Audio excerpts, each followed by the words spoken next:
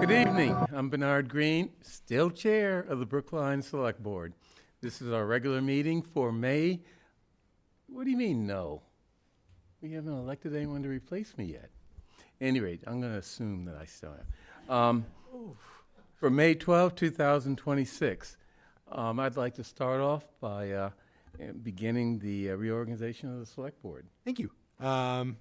So this is the organizational meeting of the board. Once again, I have the privilege to serve theoretically for a very brief period as chair pro tem while I read these cards to you.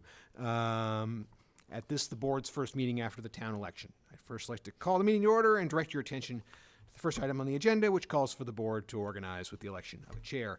I am to read the results of the election for select board. The results are John Van Scoyac, 5,864. Anthony Buono, 7,593. Amanda L. Zimmerman, 9,225. The results of which being that Dr. Zimmerman and Mr. Buono are elected select board members. We thank Mr. Van Scoyac for his service to the board. We will now proceed with the election of a chair. Nominations are in order and no seconds are required. Do I have a nomination? Yes, Mr. Green. I do. I'd like to make a nomination, but first I'd like to read a statement. I've served as chair since May 2019 until today, with a break from May 2022 to February 2023. So I've been chair of the Select Board for a total of 6 years and 3 months. They included some very, very tough times, including the pandemic and the national outrage over the killing of George Floyd in Minneapolis. The period included a time when, in my opinion, unwarranted comparisons of the Brookline Police Department with Minneapolis and other police departments where killings and abuse of black residents occurred. Unwarranted because the comparisons failed to acknowledge 30-plus years of effort of this select board under the leadership originally of Marty Rosenthal and Jeffrey Allen and others, working with former Police Chief Daniel O'Leary, to turn the Brookline Police Department into a community-oriented and highly trained department that had extensive guardrails that minimized the risk of political or police abuse. The critics of the police saw themselves as helpless and assumed that because they couldn't do it, it couldn't be done, but it was done. Among the consequences of this period was that Brookline was dangerously without a permanent police chief and top leadership of the police department for 30 months. Starting in July of 2020, when Chief Andy Lipson resigned, and continuing until March 2023, when Chief Jen Pastor was appointed permanent police chief. This includes a short, embarrassing period in 2022, when Chief Ashley Gonzalez was in command until being quickly dismissed for inappropriate conduct. In addition, the anti-police fervor resulted in the ending of the school resource officer program in the schools and the walk and talk officers in the housing authority, 2 programs that were successful in disrupting what was widely called the school to prison pipeline in Brookline by creating relationships with youth and finding alternatives to the criminal justice system when youth did what youth do, as we all did, and found themselves in trouble. John Van Scoyac and I were the 2 votes opposing that big mistake. It's been an exciting and challenging 6 years and 3 months, and I thank the Select Board and town administrators during this period for entrusting me with that leadership. I don't claim that I have been a perfect chair, but to paraphrase Grace Jones, I may not have been perfect, but I may have been perfect for Brookline. With that, I'd like to nominate as chair, new chair of the Select Board, David Perlman. Thank you, Mr. Green. Are there any other nominations? There being none, is there a motion that the nominations be closed? I move closure of the nominations. Excellent. I will take a vote on the motion that the nominations be closed, and I'll do this in order of seniority. Mr. Green? Yes. Mr. Perlman? Yes. Mr. Rubenstein? Yes. Dr. Zimmerman? Yes. Mr. Buono? Yes. All right. It has been moved that David Perlman be elected chair of the board for the ensuing year. Those in favor of the motion will say aye or yes. Those opposed, no. Mr. Green? Aye. Mr. Perlman? Aye. Mr. Rubenstein? Aye. Dr. Zimmerman? Aye. Mr. Buono. Aye. Vote carries by a vote of 5-0. Mr. Perlman has been elected chair of the board for the ensuing year and will take the chair. I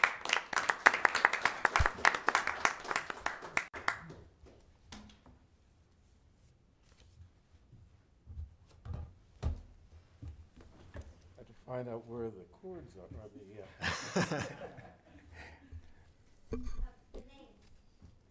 Oh, yeah, okay.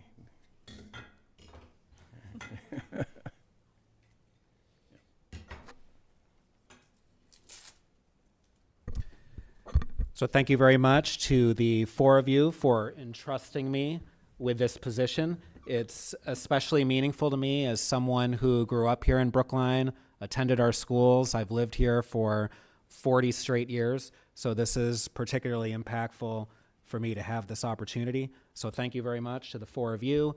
Thank you to my friends, allies, family, even frenemies who have helped make this possible. I feel humbled and I'm very grateful and look forward to serving in this position. And with that, we now will be electing a vice chair. I would like to nominate Michael Rubenstein. All right. All right, so are there any other nominations for vice chair? Seeing none, I move that we close nominations for vice chair. Bernard? Yes, Michael? close nominations, right? Yes. Amanda? Yes. Anthony? Yes. And I also vote yes.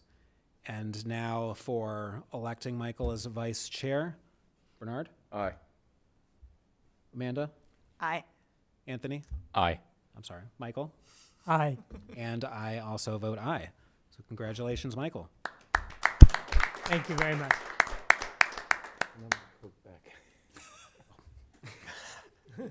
I thought that came with the chair position.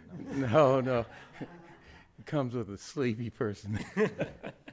With that, we will now move to announcements and updates. I would like to begin by addressing a situation that occurred at Michael's Deli. I know there's been a lot of conversation about this, both on the town meeting members listserv. There was an event at Michael's Deli on Friday afternoon that I know that many people at this table were able to attend, and some other community members, also some recent past select board members were at that. The anti-Semitic vandalism at Michael's Deli deserves unequivocal condemnation. Defacing a photograph of a Jewish family was not legitimate protest or protected political expression. It was a destructive act targeting Jewish identity in a profoundly personal and hateful way. Criticism of any government, including the government of Israel, can never justify singling out Jewish people, Jewish-owned businesses, or Jewish symbols for intimidation or harassment. To direct attacks at someone because they are Jewish is anti-Semitic, period. In a community like Brookline, where diversity and mutual respect are core values, there must be no tolerance for acts that attempt to intimidate or dehumanize members of the Jewish community. Brookline should stand firmly with Michael's Deli, its owners, staff, and patrons, and reject the normalization of anti-Semitic conduct disguised as activism. Hate directed at Jews because they are Jews is hate, regardless of the political language used to rationalize it. I want to thank the dozens of civic leaders in our community who have already denounced the anti-Semitic vandalism at Michael's Deli, including elected leaders in their individual capacities, various leaders from faith communities as well. The outpouring of support for Michael's Deli, not just from members of the Jewish community, but also from secular leaders, Christians, Muslims, and other religious groups, leaves me with optimism that we will stand together as a broader community against hatred in every form. Now, Lisa Schatz, a town meeting member in Precinct 11, has been circulating a petition on the town meeting listserv that I would like to read. Brookline condemns anti-Semitism. We, the undersigned Brookline town meeting members and town leaders, condemn the repeated targeting and intimidation of Jewish-owned businesses and Jewish residents in our community. Brookline should remain a place where residents of all backgrounds feel safe and respected. Political disagreement must never become harassment or intimidation directed at people because they are Jewish. Now, I'm not sure what the precise number is in terms of who has signed on to this so far, and obviously due to open meeting law, we as a board were not able to discuss in advance whether we too would endorse this statement or even our thoughts on this as a board. I know this leaves many in the community frustrated when sometimes select board seems a bit slow in issuing a unified statement, but we are prohibited by law from having discussions even in those situations if it's a deliberation. So that's why I prepared my individual statement. Paul Warren, who's here in the audience, was very prompt in issuing a statement of his own while he was on the board, and many others have issued statements. I would recommend that this board also endorse Lisa Schatz's statement. That's not technically before us today as a docket item, so we may need to take a little more time to approve that, but I certainly share the sentiments that she expressed in her statement. Something else I would like to bring up briefly, we had a farewell for Paul Warren in his last select board meeting, where each of us were able to speak about his contributions and what we enjoyed about working with him. We did not afford John Van Scoyoc that same farewell opportunity because we weren't 100% sure, of course, about whether he would still be here today or not. So I want to echo the town administrator's sentiments that he stated earlier in thanking John for his 6 years of service to the select board and for his decades of service to our community. I'm confident we haven't heard the last of him. I hope we haven't. He has put in a lot of effort and work into helping make Brookline what it is today, and I look forward to his continued contributions, along with those of Paul Warren, who's here today and clearly misses us already. And with that, I would like to open the floor to others who may have some updates or announcements to make. Michael? Thank you very much. I have three sets of announcements to make. The first one is on behalf of the Brookline Asian American Family Network. The BAAFN is hosting their 11th annual essay contest award ceremony. That is happening tomorrow, Wednesday, May 13th at 6:00 p.m. at the Coolidge Corner Theater. And all members of the public are warmly invited to attend. The second announcement that I have, I'd like to recognize two important observances celebrated together this month, Jewish American Heritage Month and Aaron Furstein Day. On Sunday, May 17th from 2:30 to 4:00 p.m., the community is invited to gather in room 103 at Brookline Town Hall for an afternoon of learning and music in honor of Aaron Furstein. The event will feature nationally recognized educator Yavila McCoy, who will speak about chesed, the Jewish value of loving kindness, and its importance in our lives today. The program will also include music from the Klez Encounters Band and light refreshments. Aaron Furstein, a Brookline native and CEO of Malden Mills, whose remarkable act of conscience and compassion, paying his workers' salaries and rebuilding his factory after a devastating fire, continues to inspire people well beyond Brookline. This event during Jewish American Heritage Month offers an opportunity for all of us to celebrate Aaron's legacy and the many contributions of Jewish Americans to our communities and our country. So I encourage residents to attend and join in this meaningful community celebration. And thirdly, though I know we are reading a proclamation in celebration of DPW Week shortly in our agenda, I would like to point out two specific events relating to DPW Week. The first is The DPW is holding the DPW Public Forum, an evening with the Commissioner and DPW leadership team on Wednesday, May 20th from 6 o'clock to 8 o'clock p.m. It is a Zoom meeting that you can sign up at tinyurl.com/dpw-public-forum-2026. This forum is intended to provide town meeting members, elected officials, and interested residents with an opportunity to hear directly from DPW leadership, ask questions ahead of town meeting, and learn more about current projects, services, and priorities. I know from my own experience, this has been a very valuable opportunity to ask questions and hear directly from the commissioner and her leadership team. So I invite you to join all of DPW and share this information amongst your networks. And secondly, DPW Day is on Tuesday, May 19th.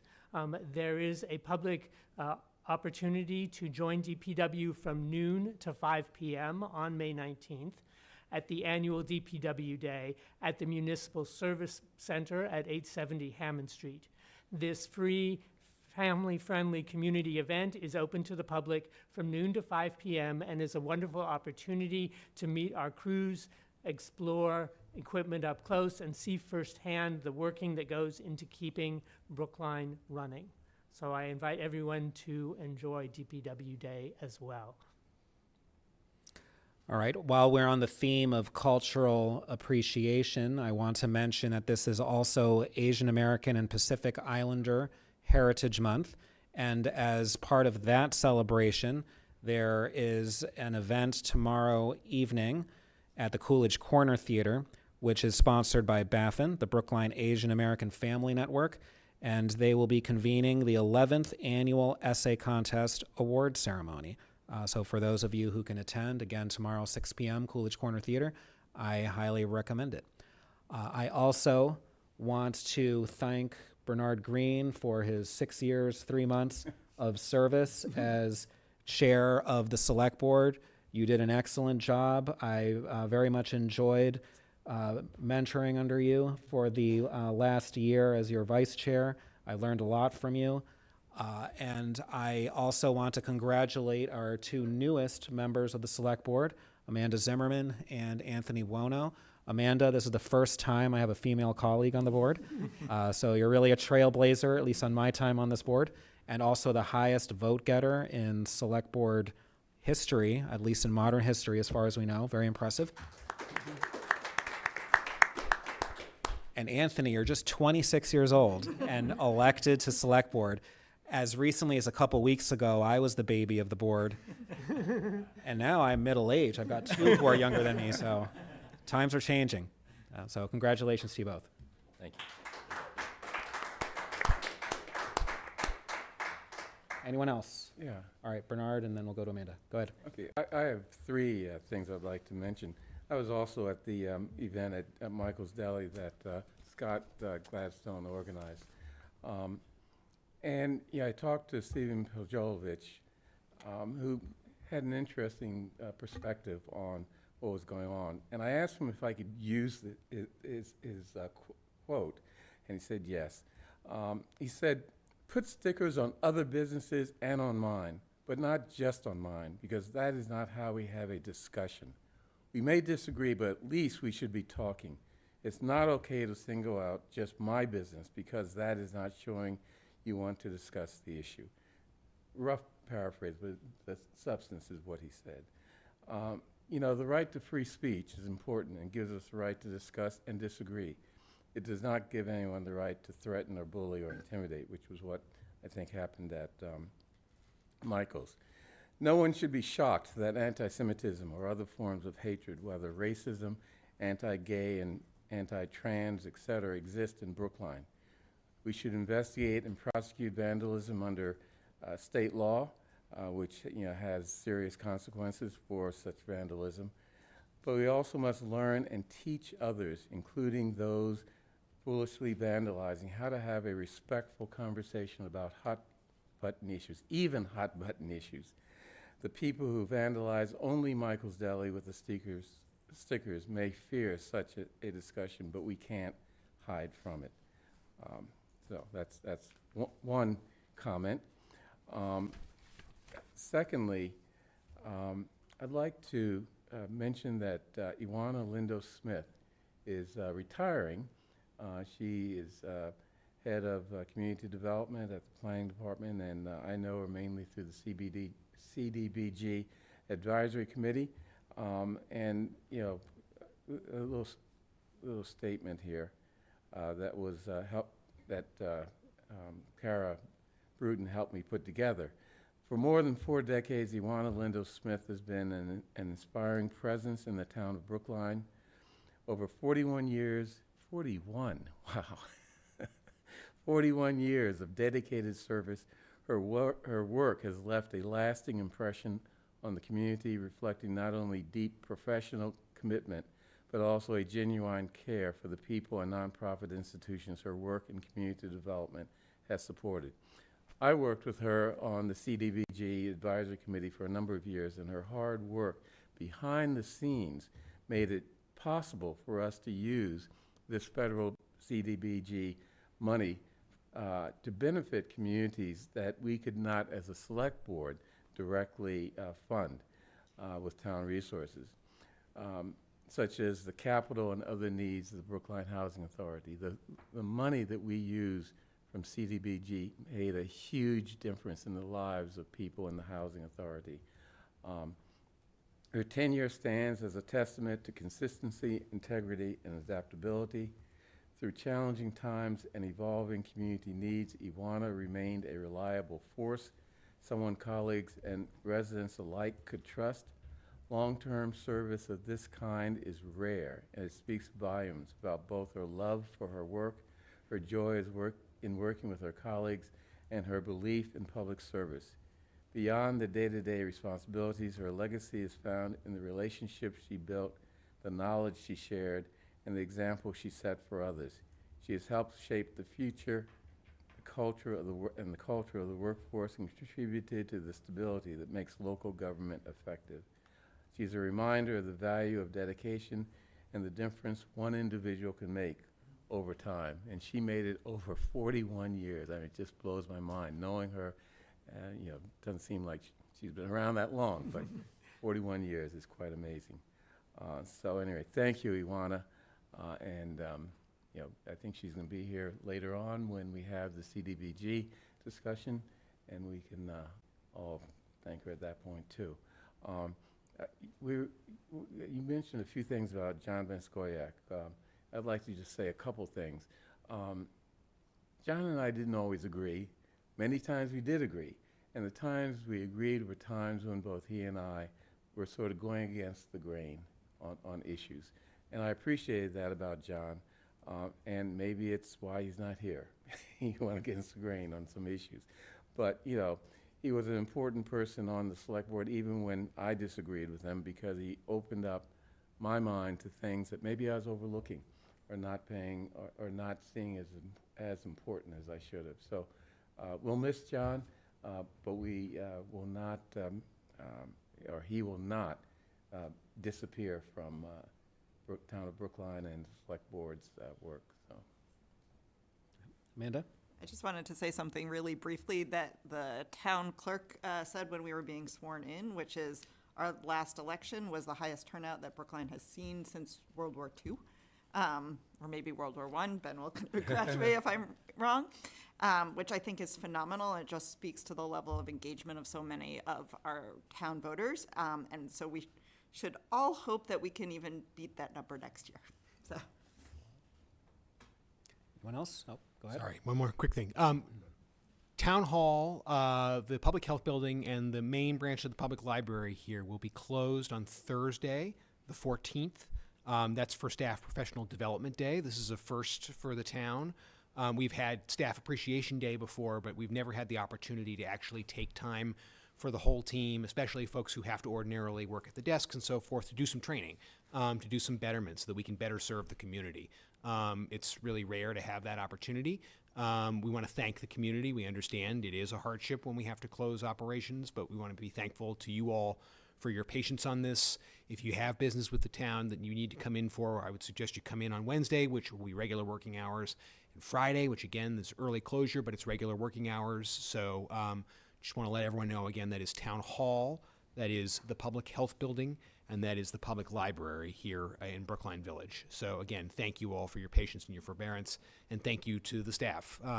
It's a real rare opportunity to be able to do this. We're very grateful for it.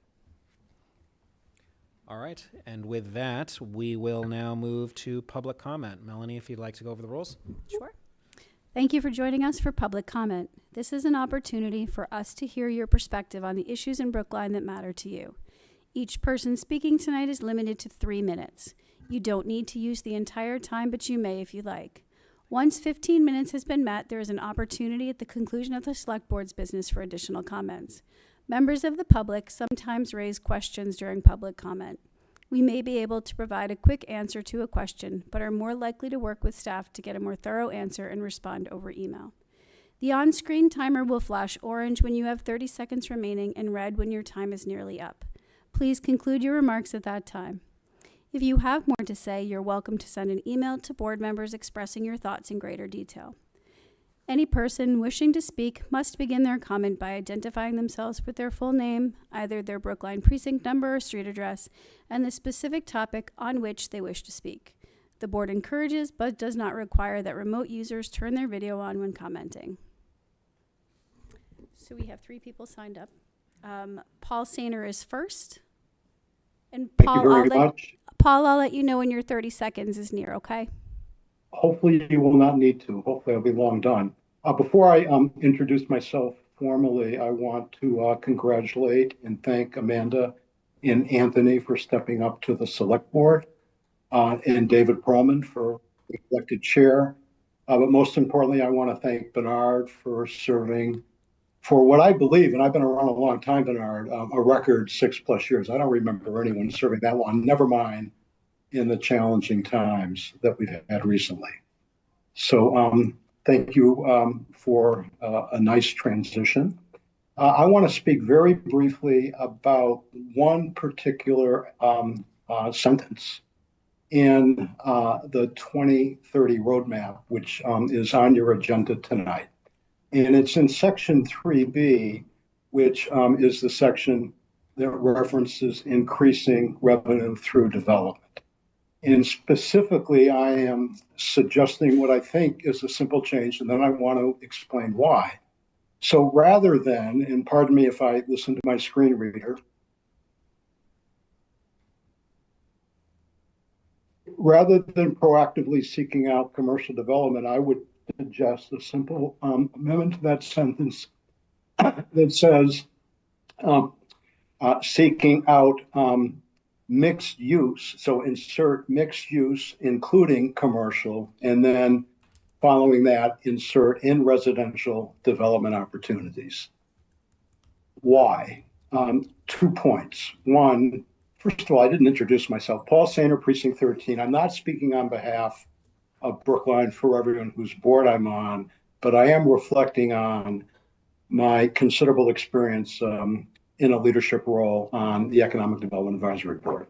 So EDAB has always prioritized achieving commercial development, but EDAB has also been practically realistic. So I'll point out that the 3 commercial property upzoning since 2016, which include Emerald Island, Waldo Durgan, and the proposal for Chestnut Hill Office Park, Chestnut Hill Commercial Area rather, those are all mixed use developments with a residential component. Those 2 phrases, mixed use and residential, don't presently appear in the draft roadmap. The second reason is that the roadmap itself says that the pending recommendations from the Expenditure and Revenue Study Committee, now having been delivered to the Select Board, should be considered. Actually should be responded to. 30 seconds, Paul. Oh my God. So they have set forth a development memo to the Select Board, which they unanimously voted. And that memo says that commercial development should be on a mixed-use basis with residential supporting commercial development, and in many cases, making it feasible. So in closing, I would like to recommend that the select board consider Your time is this up. an important amendment reflective of reality. Thank you.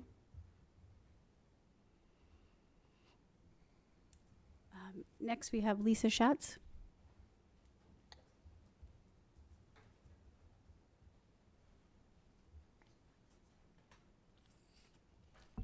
Hello, I'm Lisa Schatz, Precinct 11. Members of the Select Board, I want to speak briefly about why a strong public response to anti-Semitic incidents matters, not only morally but practically. History shows that hatred rarely begins with violence. It begins with words, intimidation, graffiti, vandalism, and the normalization of targeting a minority group. When those acts are minimized or treated as insignificant, the message received by extremists is that the community will tolerate escalation. We have seen this pattern internationally. In Bondi Beach, Australia, anti-Semitic vandalism and harassment escalated over time into increasing threatening public incidents directed at Jews and Jewish institutions. In London as well, authorities and community leaders have warned repeatedly that when anti-Semitic rhetoric and intimidation are allowed to become normalized in public life, physical violence often follows. The progression is predictable. Offensive speech becomes harassment. Harassment becomes vandalism. Vandalism becomes violence. The point at which government officials speak clearly and decisively can interrupt that progression. That is why public condemnation by elected officials is not symbolic or performative. It is preventative. It establishes community standards. It reassures targeted residents that they are protected members of the community. And it tells potential perpetrators that Brookline will not look away. A strong response does not require panic or exaggeration. It simply requires moral clarity. We do not wait for violence before we speak up against hatred. Brookline should remain a place where Jewish residents and all residents know that intimidation and anti-Semitism will be recognized early, condemned clearly, and taken seriously. Thank you. Next, we have Mike Sandman.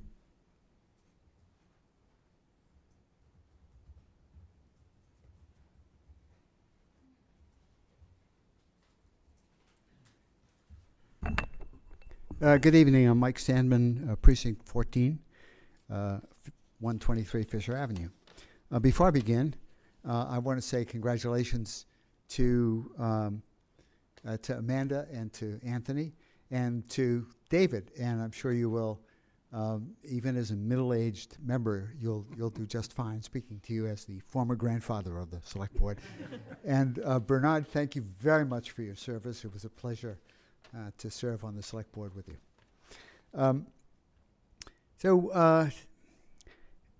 Andy Fisher and Marissa Vogt have introduced a proposed condition of appropriation for the DPW's budget that would require implementing Vision Zero designs on streets that are being repaved. And I chaired the committee that wrote the Vision Zero policy, and I understand the desire to see it implemented. Paul Warren will be offering a condition of appropriation that regards the DPW budget that I hope you will support as a substitute for Andy and Marissa's proposal. The impetus for their proposal is DPW's plan to resurface Harvard Street in the same way as Beacon was resurfaced and relined last year. The proponents want a full-scale redesign along the lines of what's been done for Washington Street, and they're hoping that that's what the consequence will be. But this is a classic example of the perfect being the enemy of the good.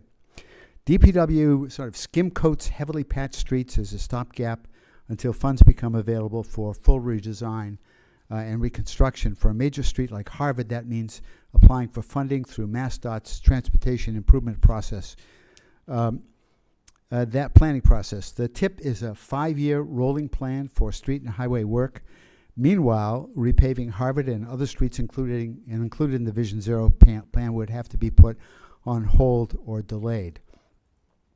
Waiting for the uncertain prospect of getting TIP funding for Harvard Street and then going through the gauntlet of redesign will delay any improvements for many years.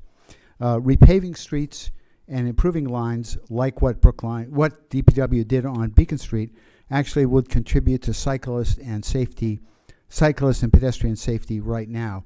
Riding on uneven streets like Harvard is uncomfortable for both drivers and cyclists, and it's actually dangerous. My business partner rode over an open seam on Babcock Street, fell off his bike, and sustained a spiral fraction of his leg, and I think of that whenever I'm biking on a rough patch street.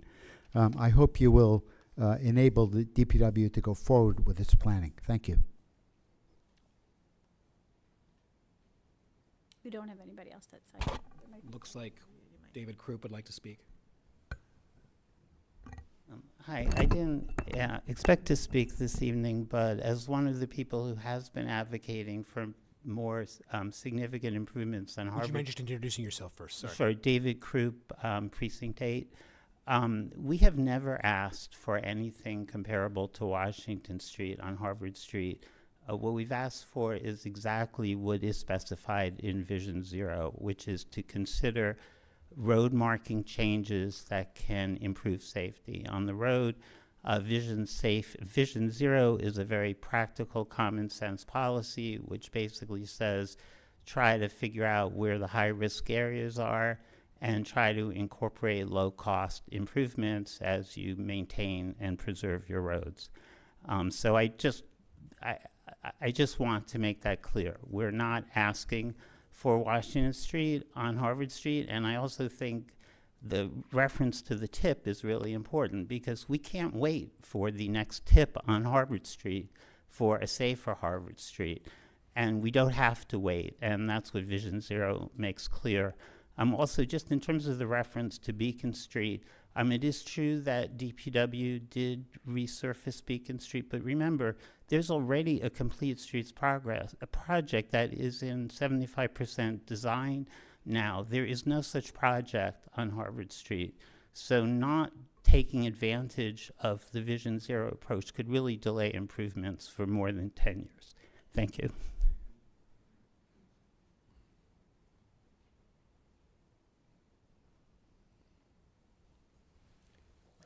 If you're online and you want to speak, you can use the raise hand feature. You don't see anyone else? Does anyone else in the room, would anyone else in the room like to speak? We have one more slot left. We have up to 15 minutes at the beginning of a meeting.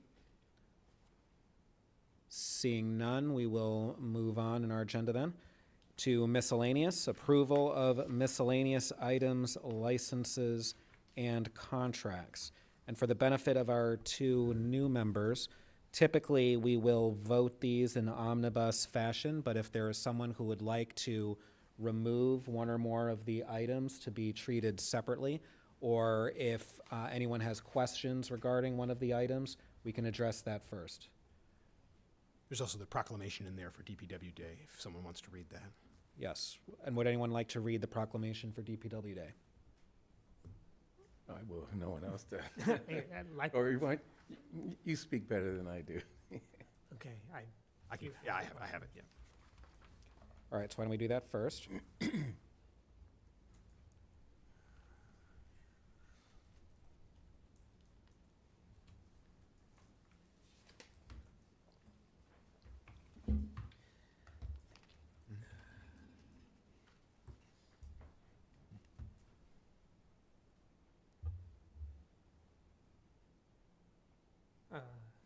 it starts here. Yep. Okay. Oh, wait a second. Yeah. Is that it, or is?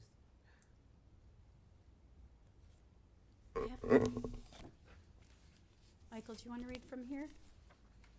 Yes. Yes. Thank you. Sorry. That's better.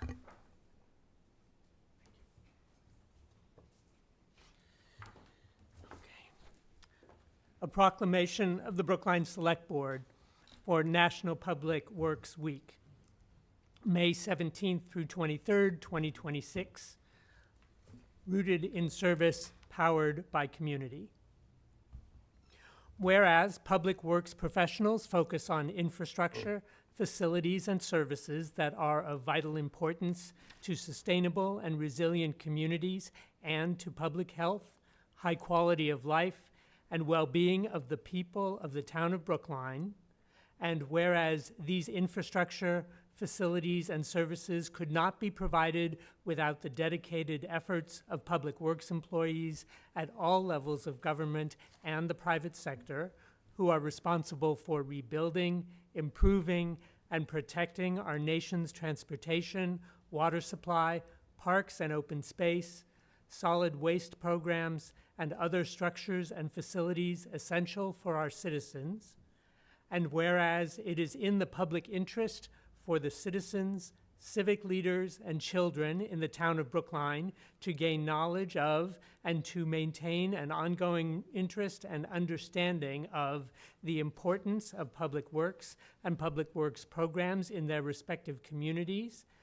And whereas the year 2026 marks the 66th annual National Public Works Week, sponsored by the American Public Works Association, be it now National Public Works Week. Resolved, we, the Select Board in the town of Brookline, do hereby designate the week May 17th through 23rd, 2026, as National Public Works Week. I urge all citizens to join with representatives of the American Public Works Association and government agencies in activities, events, and ceremonies designed to pay tribute to our public works professionals, engineers, managers, and employees, and to recognize the substantial contributions they make to protecting our national health, safety, and advancing quality of life for all. In witness thereof, we set our hands and cause the seal of the state, done in the town of Brookline, Massachusetts, this 12th day of May, 2026, by the Brookline Select Board. Thank you for reading that proclamation, Michael. And two other items I would like to highlight are 4H and 4I. Typically, when we are receiving sponsorship funds or accepting a grant, we acknowledge those who are providing it. So 4H is a question of accepting sponsorship funds from residents to the ODEICR, Office of Diversity, Equity, Inclusion, and Community Relations, and the Brookline Asian American Family Network in the amount of $1,050. These funds will be used towards the 2026 Baffin Essay Contest. And 4I is the question of accepting a grant from the Brookline Community Foundation to the ODEICR and the Brookline Asian American Family Network in the amount of $8,000. This grant will be used to build its capacity to organize and support Asian American, Native Hawaiian, Pacific Islander residents and youth through affinity groups and community events, including an annual AANPHI Heritage Month event. Now, in terms of the other items, does anyone have anything they would like to discuss further, or a question, or something you'd like to pull out? I think I have a question related to item 4.0, Okay. which is the parking fees. I just want to make sure. Oh, that shouldn't be in miscellaneous. That should be pulled out. I'm sorry. That doesn't belong in the miscellaneous agenda. I didn't realize that was off. But by all means, ask your question. But we can take that up at a later. We can take that up later in this meeting. But I didn't realize that was in miscellaneous. So we're not going to vote on this right now, though? Well, the goal would be to take a vote on it, but I think we should let the full board discuss it. So Okay. if you have questions, maybe we should, if it's okay with the chair, maybe we could just move that past the public hearings. That's fine. So that but then we can come back to that, because I do want the board to be able to talk through that. Okay. Thank you. Yeah, no worries. I have a question, Go ahead. which is on this, I don't even know which one, the sealing the cracks. Yes. It just says on locations throughout town, and I'm curious as to if you might be. You have to It just says locations throughout the town, and I'm wondering if someone here can give clarification on what cracks are being sealed where. So this is a standing, services contract to be provided as needed. So they're providing this when the need arises. So we do the public bid, and then when they quote us a price for this, and then when there are repair jobs that need to be done, they provide that service to us. Didn't we have to know the sites in order to put out a request for bids? No. Or this is just like a certain quantity of work? Yes, it's a service. Yeah, it's a services contract, not necessarily right, a project contract. Thank you. All right, so I move that we approve items 4A through 4P, excluding 4O, which we will address later. Any further discussion? Seeing none. Bernard, Yes. Michael, Yes. Amanda, Yes. Anthony, Yes. and I also vote yes. And with that, we move to Chestnut Hill West MOU. And Michael, would you like to introduce this item? I believe Meredith Mooney is online and is taking up the All right. presentation. Go ahead, Meredith.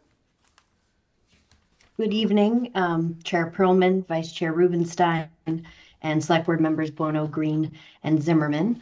I'm Meredith Mooney, Economic Development Director, and I'm here tonight to present a few recommended actions for the Select Board related to Special Town Meeting 1. And I have a slide deck here just to sort of orient everyone about tonight's agenda items. So just to recap, because it's been a few weeks since the Select Board has been discussing this set of warrant articles, I just wanted to remind the board about Special Town Meeting 1, Articles 1 and 2. Article 1 proposes to amend the zoning bylaw to incorporate the Chestnut Hill commercial area, commercial overlay zoning. And Article 2 authorizes the Select Board to enter into a memorandum of agreement and tax certainty agreement with City Realty. And sort of related to Article 2, there are two documents, the memorandum of agreement with City Realty and a tax certainty agreement regarding 1280-1330 Boylston Street, also known as the Chestnut Hill Office Park, which City Realty owns. And so tonight in your Select Board packet materials, there was a proposed amended version of Special Town Meeting 1, Article 1, and those 3 edits are intended to reflect the final language included in the Memorandum of Agreement. And then there is also a final version of the Memorandum of Agreement and attached several exhibits attached to that. The final version of the Memorandum of Agreement was sent to the Select Board earlier this afternoon, along with a complete set of exhibits. The legal descriptions of the parcels in 1280-1330 Boylston Street were not included in the packet materials on Friday, but those are now, I believe, maybe uploaded to the packet and at least in your inboxes. So tonight, and just to recap recent Select Board conversations regarding Special Town Meeting 1, in April 14th and April 28th, the Select Board held a public hearing, 2 public hearings on the proposed warrant articles. On April 28th, the Select Board voted favorable action on both articles, and the vote was for an amended version of the zoning, which incorporated a broad set of amendments that were a reflection of contributions made from Select Board member Michael Rubenstein. It included the Janice Kahn consensus amendment, several proposed amendments from Dick Benka, and a few proposed friendly amendments from staff as well. So this evening, we are recommending and have presented the Select Board a couple of actions for you to undertake. So one would be to reconsider and amend Special Town Meeting 1, Article 1, with those amendments to reflect the final MOA language and the provisions in the MOA. Excuse me, And Meredith, then- I think you yeah. mean Article 2. I'm sorry, Article 2. Thank you. The second action would be related to voting approval to execute the memorandum of agreement contingent upon town meeting's approval of the Special Town Meeting 1 articles later this month. And it is important to note that tonight's vote would be to execute the articles, but to execute the MOA, but you would not actually execute the MOA until after town meeting.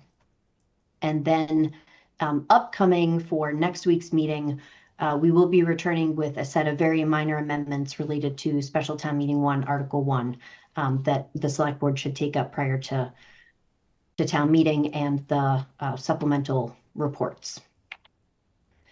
So just a quick overview, and this was also covered in the cover memo provided in your packets. The amendments to the MOA incorporated the Janus Khan amendments. There was the Janus Khan consensus amendment that was made to the proposed zoning, and there were a corresponding set of amendments specific to the MOA requirements. And so those are summarized here, and just a couple of highlights.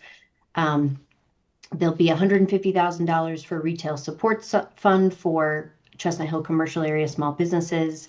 There are several incentives for expediting the completion of Building A, which is the hotel and condo building that City Realty is proposing. And then there's some recommendations about membership included in a future design advisory team for City Realty's project. Other amendments include adding some extra protections for the language regarding the requirement about 2% of the hard construction costs to go towards for infrastructure mitigation, public safety mitigation. And then the key difference and the most substantive change since the materials, the MOA was sent in your packet late last week, is that the final version of the MOA modifies and provides some clarification around the timing of when the town will receive the infrastructure and public safety mitigation funding. And then proposed vote sequence and motion language for tonight.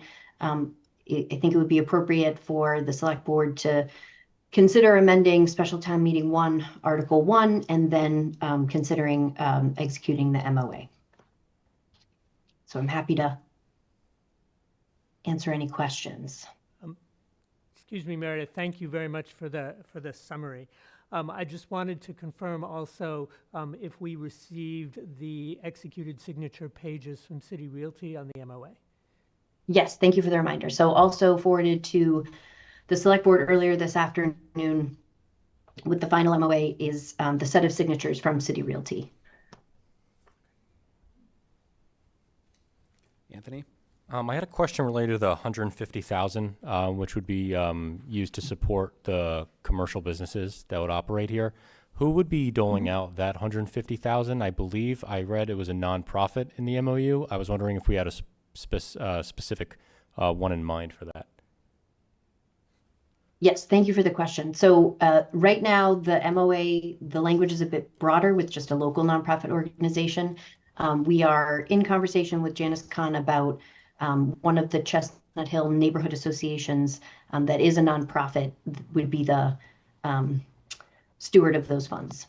Has the town put any thought into operating the fund in itself through the planning department or the economic or like EDAB or something or another town agency that could maybe do that instead of a nonprofit? So we did consider that. There's certainly sort of the administrative capacity considerations. There's also some complexity. There could be some anti-aid amendment considerations. But I think also just based on the intent of these proposed amendments to the MOA, the importance of having neighborhood input and kind of control over about how those funds are directed in support of businesses in their community is very important. So given that, I think it is more appropriate that a neighborhood-oriented local nonprofit be the steward of those funds. Okay, thanks.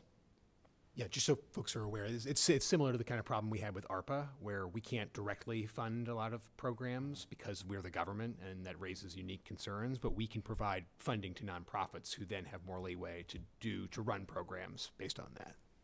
Bernard? Yeah, are there no business-oriented nonprofits that could be used for this purpose? I mean, like a local Chamber of Commerce type of organization? Great question. So we've had conversations with both the Brookline Community Foundation. They were unable to be the administrator of this program because they have to support other local nonprofit organizations, so they couldn't provide the grant funding to for-profit businesses. And then we did have a conversation with the Charles River Chamber of Commerce, who had a similar set of concerns about the complexities in terms of administering and giving out those funds. So that's sort of why we landed on local nonprofit leaning towards one of the neighborhood organizations. Is there some way to include business sort of perspectives in the local community organizations' activities? You're saying in terms of developing the grant criteria for this $150,000 program? Yes. Yeah, that's certainly something that, from the economic development staff perspective, we can try to connect that group with, local business organizations as they're finalizing the selection criteria for grant recipients. Anyone else? All right, so are we ready to vote on 6A and 6B, or any further discussion? Seeing none, I move that we execute the proposed memorandum of agreement between the town of Brookline and City Realty contingent upon passage of special town meeting 1, Articles 1 and 2 at town meeting later this month. Bernard? Yes. Michael? Yes. Amanda? Yes. Anthony? Yes. And I also vote yes. Next, I would like to move possible reconsideration of special town meeting 1, Article 2, regarding authorization of the select board to enter into a memorandum of agreement and tax certainty agreement with City Realty as amended to reflect the final language in the executed memorandum of agreement. Bernard? For reconsideration, yes. Michael? Yes. Amanda? Yes. Anthony? Yes. And I also vote yes. So Bernard, did you want further discussion, or No, you're fine? yeah. Okay. Do you want to say anything on these changes? No, I think Director Mooney summarized them very well. All right, then, Can I ask one question? sure. Okay. If I want to read the explicit on the tax certainty agreement, Michael, do you know where that is in the article? Or So the So tax, sorry. the tax certainty agreement, I believe, is an exhibit to the memorandum of agreement. okay. All right, so I move that we provide that authorization in 6B. Bernard? Yes. Michael? I'm sorry. What are we, well, Well, we voted for possible reconsideration, now voting to actually recommend favorable action? right, And I think this is about executing the agreement. right? executing the agreement. Once. Conditional on town meeting. Right. I'm Can you very say that one more time? 6B is authorization of the, so yeah, this is favorable action on STM 1, Article 2. Right, this would be authorizing the, wait, I'm sorry. Question of executing. Chaz, this is Jonathan. Hi, Jonathan. Hi, David had them take a vote to authorize the execution of the MOA already. Okay. Now you good. are voting to recommend approval, amend your approval of the special town meeting 1, Article 2. Okay, so it's favorable, a motion for favorable action then. Okay. Yeah. Sorry. Maybe we should be clear, and we glossed over this too quickly. But the changes that were made to STM1 warrant Article 2 consisted of the removal of certain conditions for the MOA, which were no longer applicable because of negotiations in the MOA. So they've been reviewed by the moderator to be within scope, and those are the changes that we are voting to recommend favorable action on. Yes. So moving favorable action on STM 1, Article 2. I'm Bernard? still yes. Michael? Yes. And thank you for that clarification. Amanda? Yes. Anthony? Yes. And I also vote yes. So thank you, Meredith. So we will now move to boards and commissions interviews. And first up is the Preservation Commission, Vasily Demenkov. He's online. All right. Yes, I'm here. Good evening, everyone.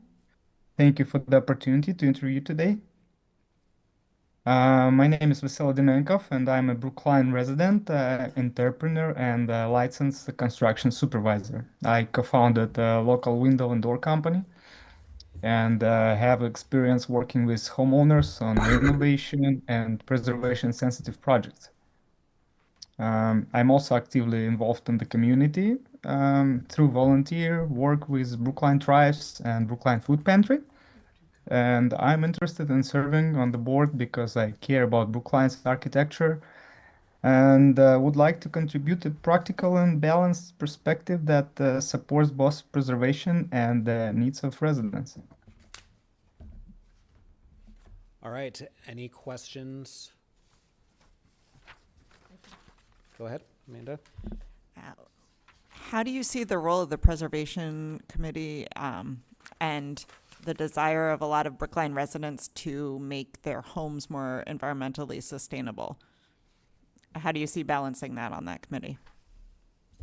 Through my experience in construction and working with homeowners, I see that the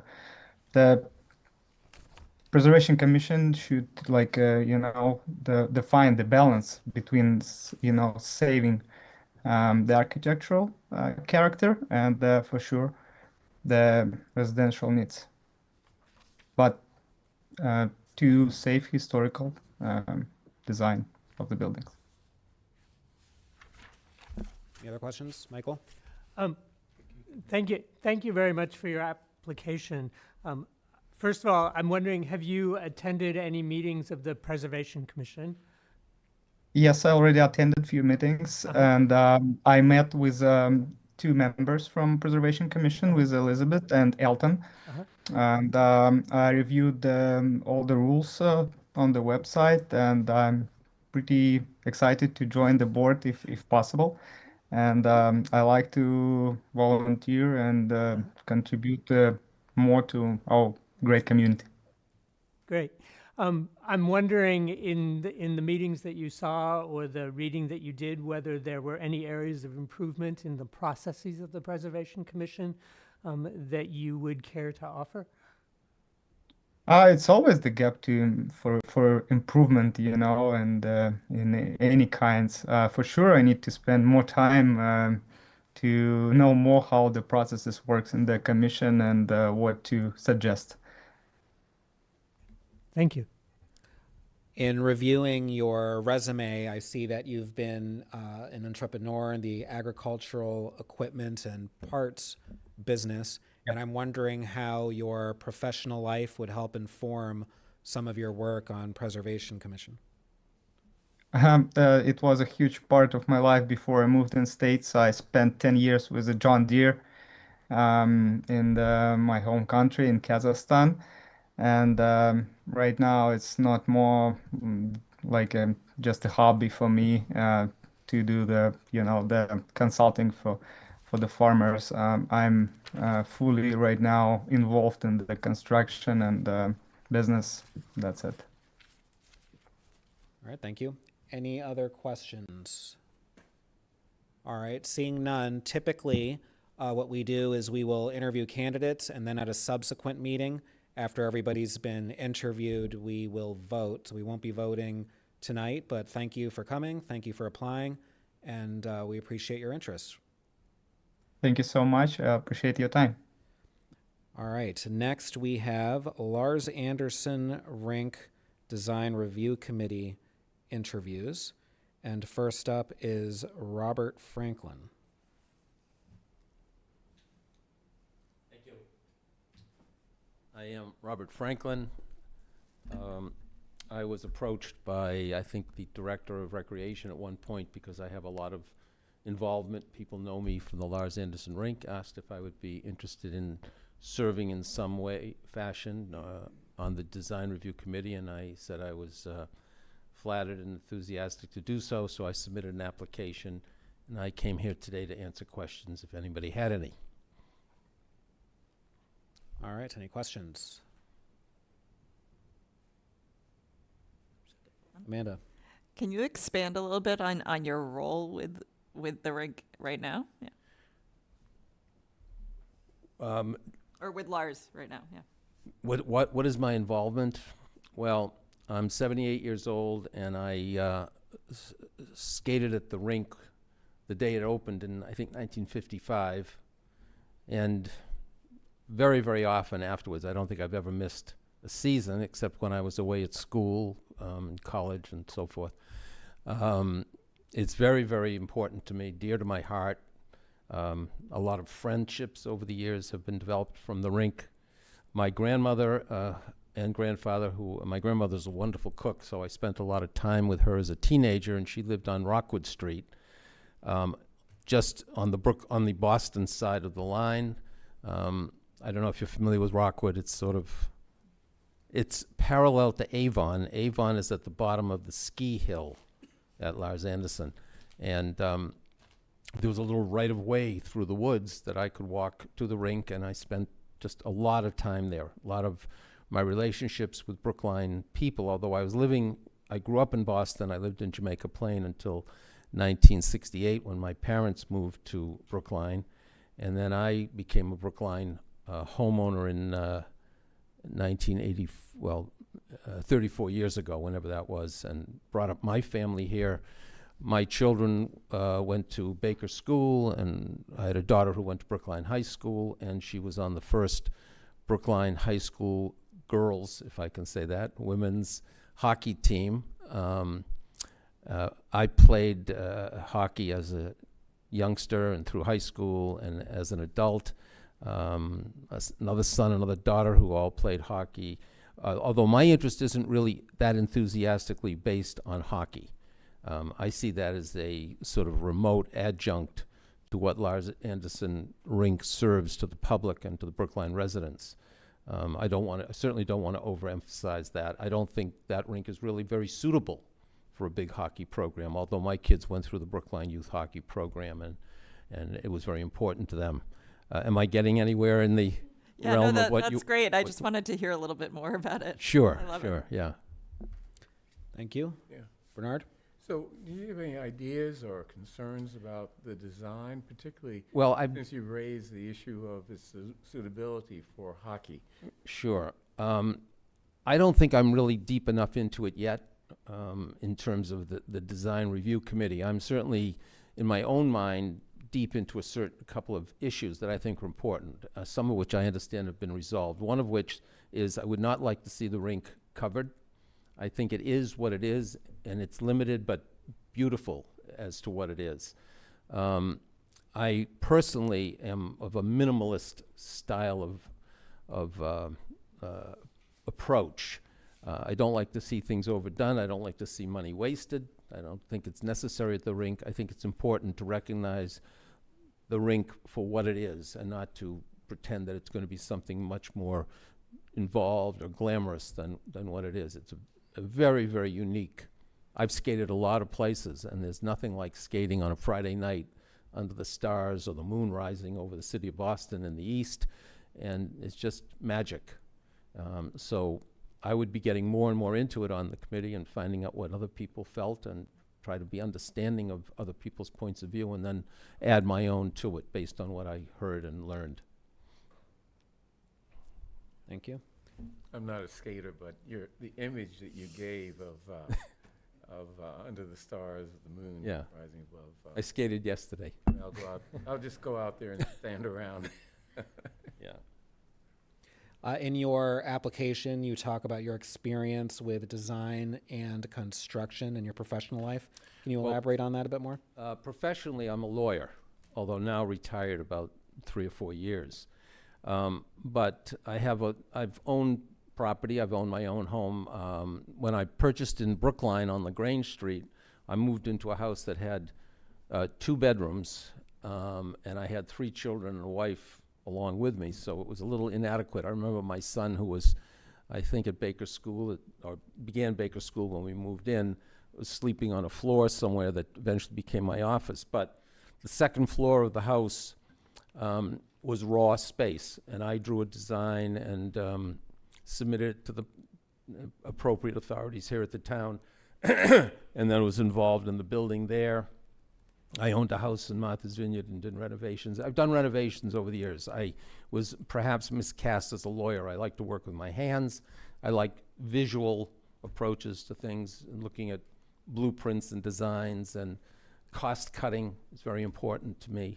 Not to be cheap, but to be sensible and thoughtful about how money is spent effectively. Anyone else? All right, well, thank you for your application and for submitting to this interview and our questions. You're welcome. Thank you for the time. Next, we have Wadner Oji.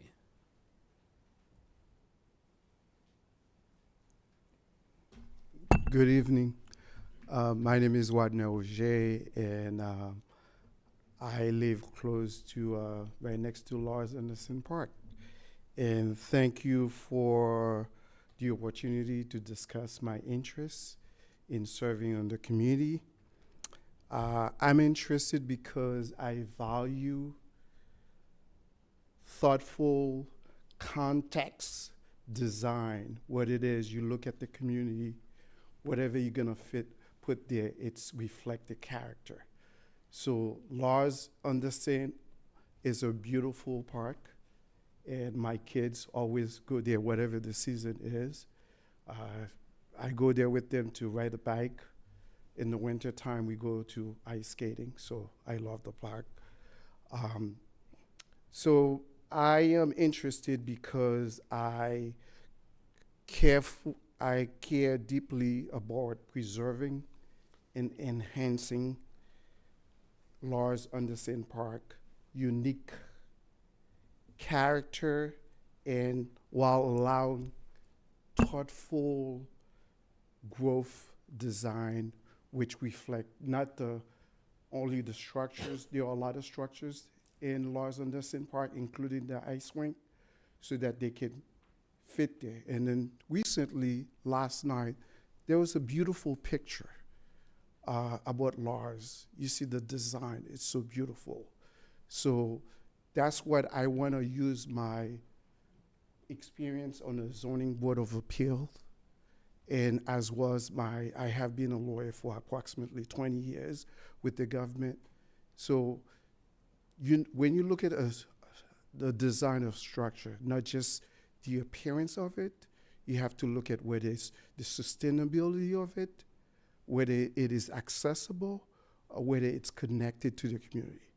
That's what I intend to do, to use my experience, to look at whatever the design, the architecture put in front of me. I have to look at whether it's gonna fit there. It's a beautiful place, and I loved it. And nobody recommended me to be here today. I received a letter that was sent to my wife. My wife looked at it and said, "You should apply for it." Mm-hmm. That was on April 16. It was dated April 6, and then later on, I received another email. They're looking for an individual to apply as a public board member. This is when I thought about it. I said, why not? I have appreciation for the park and as well as for the rink. And even though we're gonna improve it, but it has to fit within the character of Lars Anderson Park. And also we have to make sure that it is accessible, it is usability, and again, connected to the community so that we can use it. Everybody in Brookline can use it. And I will entertain any question that you guys may have. Any questions? Go ahead, Bernard. Do you have any thoughts of how the skating rink could be more accessible to a broader range of people in Brookline? I mean, it's kind of isolated down in South Brookline. Any thoughts in terms of, oh, sorry. Any thoughts in terms of ideas for making it more accessible, as you mentioned? The idea of making it more accessible would be if the town would be willing to create some kind of public transportation at a specific time, for example, in the winter time, and the town can have a special vehicle available at a specific locations that, you know, publicize so that the town, every resident of the town will know a specific location they can actually use public transportation. Initially, as a resident next to Lars Anderson Park, I was really concerned when initially they were talking about putting a ice rink all season use, because where I live on 147 Newton Street. That intersection, a lot of traffic. And I was really concerned with that. And when they had the first meeting about the rink what to do with it, and I spoke out at the first meeting. One of the suggestions is make it accessible through public transportations. And I think that that's where the town is leading toward the vision zero, net zero, toward that. If you reduce the traffic, you have public transportation available, you can reduce the traffic and increase the use of that facility. And I live in precinct 15. There's two major, there's the golf course and there's Lars Anderson Park. And the ice rink is one of the most usable facility in the town, especially by young kids. And I have a family that usually visit us. They usually come in the winter time from Canada. When they come to the winter time from Canada, I usually take them to the ice rink to skate with my daughter and my son. So it's beautiful, especially when the sunset, you can see the sunset glowing on the park, on the ice. It's a beautiful place to be in the wintertime. So I'm really connected to that project, and I would like to be part of the review committee, the design review committee, so that I can shape it, so that it can sit where it is, and it is accessible, usable, and it's connected to the community. Thank you. Now, you already mentioned this somewhat in your opening remarks, but how does your current experience on the Zoning Board of Appeals help inform how you would act as a member on this committee? Is there some specific experience that you think will be particularly useful? Yes, I have been on the Zoning Board of Appeal for approximately 4 years right now, and I have seen a lot of projects that come in before the ZBA board. And one of whenever I see a project, I usually see, is it fit and within the community, as well as it meeting the larger community goals. So you have to come in with a balanced approach to it. Statics, massing, you have to wait with the massing, whether that project, it's fit in, the massing, and then you have to look at the static, the accessibility of the project. You have to look at all those. I usually review it in a holistic approach. So I see there's a need for a certain project. Okay, it's reflect modernity, and as well as I have to preserve the character of the neighborhood. So I have to balance both. And at the end, I try to come in with a consensus that achieve the goal, the larger goal, and as well as preserving the character of the neighborhood. And that will be the character of Lars Anderson Park, and then with the larger community. Thank you. Anyone else with questions? All right, seeing none, thank you for the interview. I just want to provide some broader context for what's taking place here. So the Select Board's taking an important step forward in the replacement and upgrade of the outdoor ice skating rink at Lars Anderson Park and the supporting infrastructure around it. This project also includes the stabilization and historic restoration of the original Anderson-era elements within the project area, which are an important part of the park's history and character. This is an exciting and long-awaited project for the town. It reflects years of work by the Park and Recreation Commission, town staff, community members, and many others who have helped evaluate the future of the rink. By way of brief background, in 2020, after the refrigeration system at the Lars Anderson Park ice rink failed, the Park and Recreation Commission established an ice rink task force to evaluate future options for the facility. A preliminary feasibility study was conducted in 2022, and the ice rink programming study was completed in 2024. Based on those findings, the Park and Recreation Commission voted to advance a single open-air rink, and the Select Board supported locating the replacement rink at the existing site. In May 2025, Town Meeting approved Community Preservation Act funding to advance design work, public engagement, and the preparation of construction documents for the rink on the existing site. This project is unique because it brings together recreation, public buildings, landscape, historic preservation, park planning, and community use. For that reason, the Design Review Committee has been structured to reflect a broad and collaborative process. The Design Review Committee will include representatives from the Building Commission and the Park and Recreation Commission, who will serve as chairs along with the Select Board representative and members of the Preservation Commission and Planning Board. It will also include key stakeholders, including Friends of Lars Anderson Park, youth hockey, and 2 members of the public. And we just heard 2 members of the public interview for those spots. The role of the Design Review Committee will be to guide the concept design phase and help ensure that the project meets community needs, respects the site's historic character, and aligns with the town's broader goals. This phase will also allow the town to refine project costs and better understand potential construction funding and grant opportunities. The Design Review Committee will serve in an advisory role. It will make concept design recommendations to the Building Commission, Park and Recreation Commission, Preservation Commission, and Planning Board. The design will ultimately be reviewed and approved by the Select Board.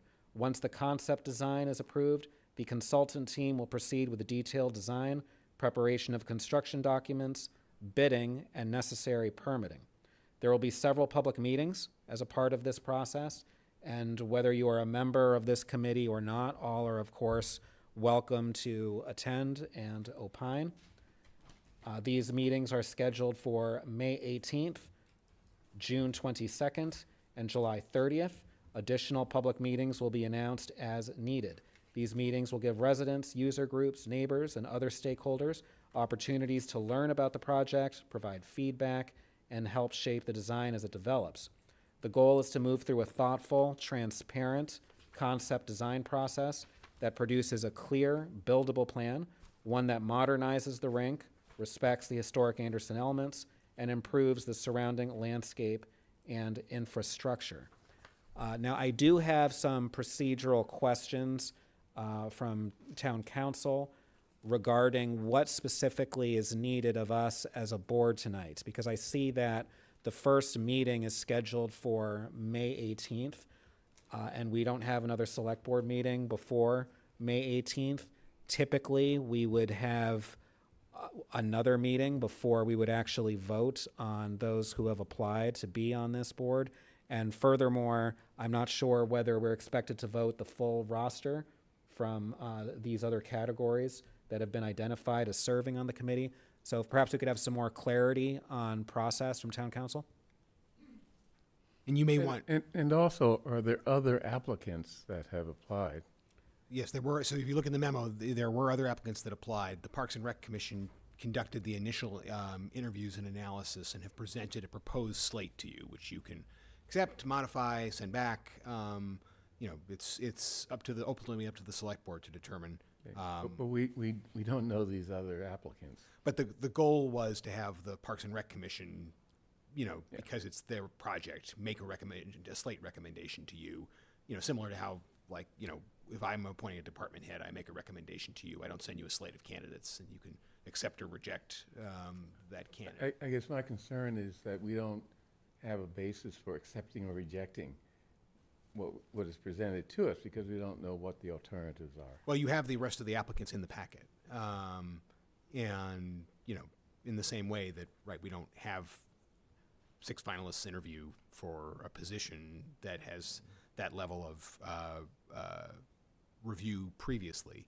The process here was to have the Parks and Rec Commission review a slate and present it to you, obviously, which with, you know, but it is ultimately your call as to, you know, how to move forward on this. But Tim Davis, the rec director, is online. I believe, as is Joe Callahan, Town Council. So perhaps if we could hear from Town Council about the legal aspects of who will be appointed, why, when, the timing, and the process. So Joe Callahan, Town Council, but if Tim is able to answer those or start to answer those questions, I defer to him, but if he's unable to, then I'm happy to. Thanks, Joe. Good evening, everybody. Tim Davis, Director of Recreation for the town. So the hope tonight was that the full slate of individuals that were included in the memo to you would be appointed to the DRC this evening. Mr. Perlman, as you mentioned, the first DRC meeting is next week, so we are on a tight timeline with this. So there were the two members of the public that you interviewed tonight, two members at large who applied for the seats as mentioned for the youth hockey representative, as well as Friends of Lars Anderson Park, and then the four committee commission chairs that are filling those seats as well. Park and Rec Commission chair, Building Commission co-chair, Preservation and Planning Board representatives. So all those names in front of you tonight in hopes to be approved to serve so that we can begin the process with the hired architect as early as next week. So I understand the ask, but I'm a little concerned that technically we don't have an item on our agenda to appoint the full roster or even their names. I know that it's in our memo, but all we have on our agenda is interviewing two candidates.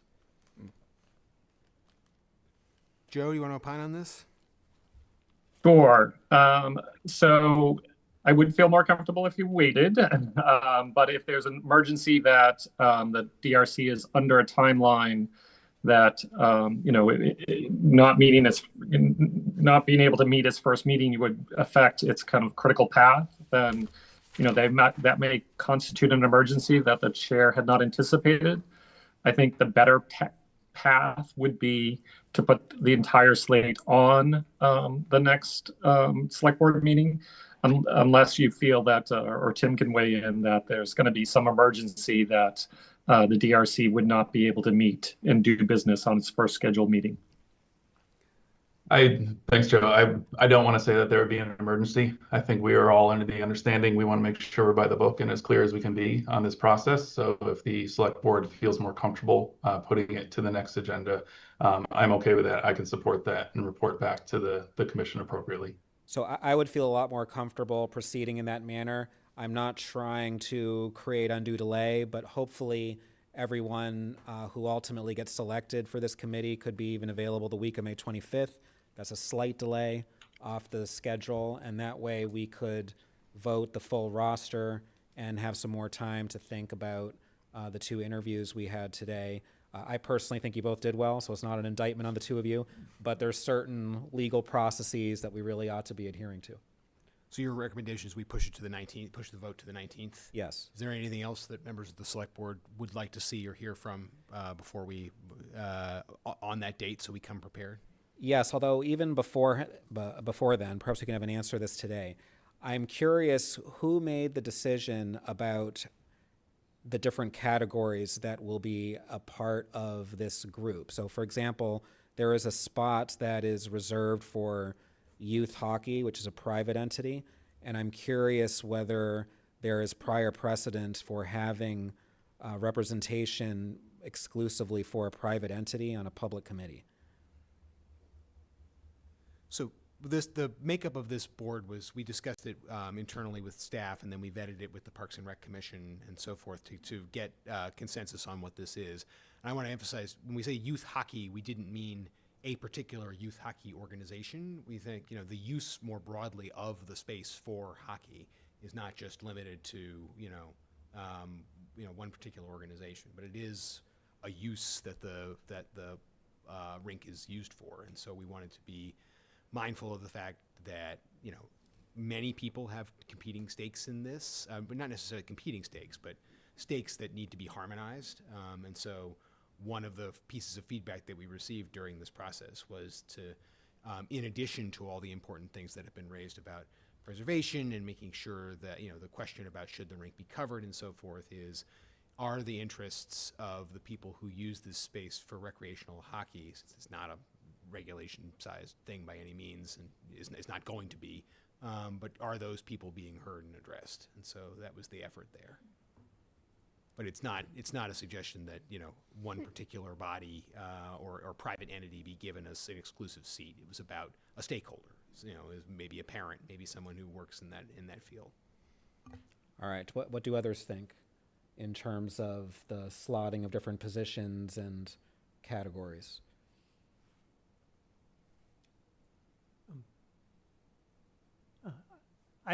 I guess my thinking is that, there is a broad set of staff. It's like half the commission, right? And, for outside voices. And, I think that balance is reason. I think that balance is reasonable. Anthony? I agree, but I think the point that David, you're trying to get at is like, why were these parameters around the makeup of the board not previously voted on by the select board? Is that kind of where you're going? Is like, why didn't the select board have a say into what the makeup of the board would look like? Yes. And I think I agree with your kind of formulation of that's not really how we should be doing business, I don't think. But I think we should take the staff recommendations extremely seriously. But I don't think it's best practice. And I think I agree with you, David. All right. So in this case, this is a little. Ordinarily, yes, I 100% agree with that. We usually present draft charges to you and suggestions on who should the board be made up with, and you then vote those. I think the difference here is that the Parks and Rec Commission is a statutory body. It has authority over this stuff. Even though on the park side of it, it is still largely advisory.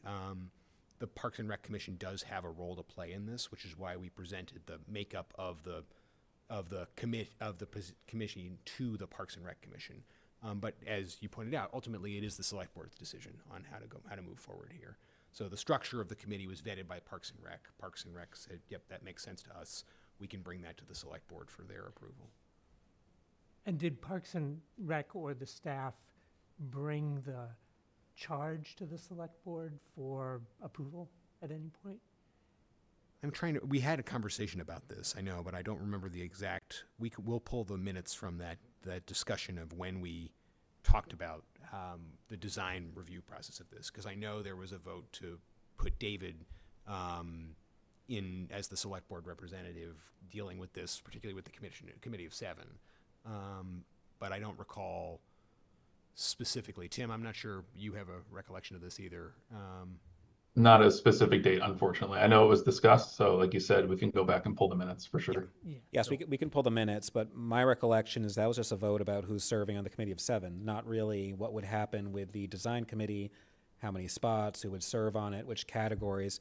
And I'm not sure that we typically reserve a spot for a certain viewpoint. So maybe it's not explicit to youth hockey as a private entity, but to a specific viewpoint. I find it a little curious. Of course, when trying to balance different interests, we would take into consideration making sure that all stakeholders are being represented. So I understand it there, but having an explicit carve-out seems a bit different, and I'm not sure that's how we typically comprise our boards. Yeah, and by the way, the other thing is that typically the microphone.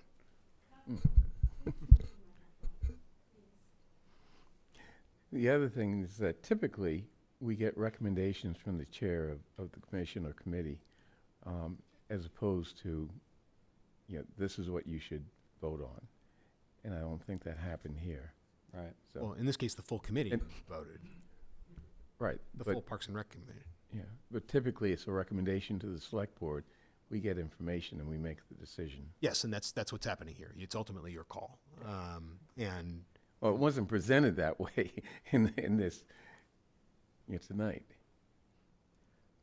Well, it looks like we're going to be taking this up again at May 19th. Yep. So there will be Plenty of time further to figure discussions that out. with staff to try to sort this out. But I mean, I think the one last thing I'd say about the viewpoint issue is there's also a space reserved for the Friends of Lars Anderson Park, which I Yes. think, frankly, is not just a viewpoint. It is an organization, right?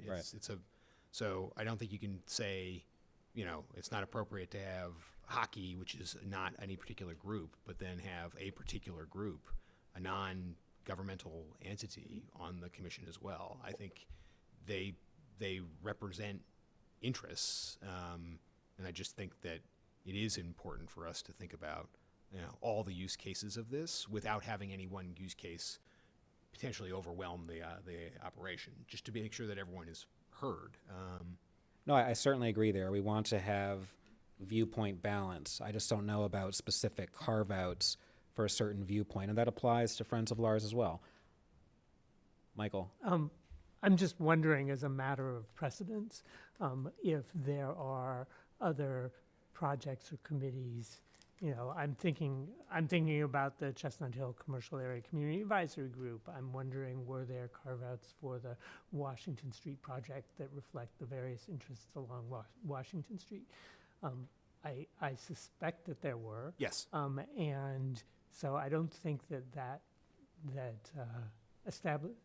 having people representing specific viewpoints on a larger committee is something unique to this particular process. All right. So we'll bring this back, and obviously, if individual members of the board have questions in the interim, or if there's anything that we can give you to update this, or if there's specific materials or comment you want to see at the next meeting, let us know, and we'll bring it to you. Okay, thank you. May I dismiss? Yes, thank you. Thank you. Sorry for keeping you Thank up you. at the lectern so long, but thank you. All right, that brings us to our next agenda item, 2030 roadmap update and possible vote on the 2030 roadmap. Abby, if you'd like to come up.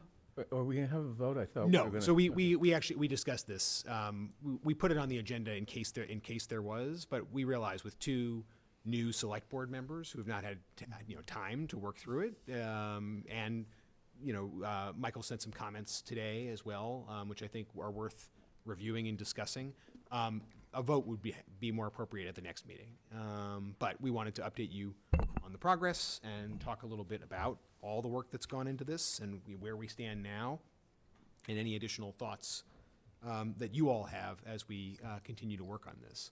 So this is the 2030 roadmap presentation, and just a reminder, the goal of this is to develop a means for the select board and staff to be proactive and not just reactive in determining what our mid-range goals are as a community.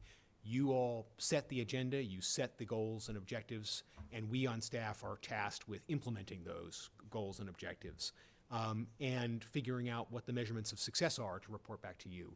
So we want to capture those shared priority areas of yours in this document and guide us, all both members of staff, but also the select board itself as it continues to have policy discussions in their work. And to do that through changing environments, which can be tough. But we want to come up with guiding principles and metrics that we can use to measure those guiding principles so that there's the opportunity for staff to focus on longer range projects and be confident that they are in alignment with the community's priorities. I think a lot of this stemmed out of these, conversations that were had about projects that were longer range. Folks coming in, at with a project that was like an 18-month to 2-year horizon, coming to the select board, maybe a year into it, and having the select board's priorities have changed in that period of time. And again, there's no fault of the board for that, but trying to figure out where the kind of lodestar priorities are so that we can follow those and not run afoul of what you want from us on those longer range projects is really an aim of this process. So we hired Abby to facilitate the development, and Abby has been is now more than familiar with the Brookline process of doing business and has really just been a remarkable partner in this. We want to thank her and CBI for all the work they've done. It started with brainstorming and idea generation way back in the fall, interviews with the select board office and department heads, a review of all of our existing goals and plans. Some departments have very detailed goals and objectives. DPW is an example. Planning is an example. Some do not, and that's okay. It's just some of the processes that they follow. We tried to use that to develop values, goals, and strategies.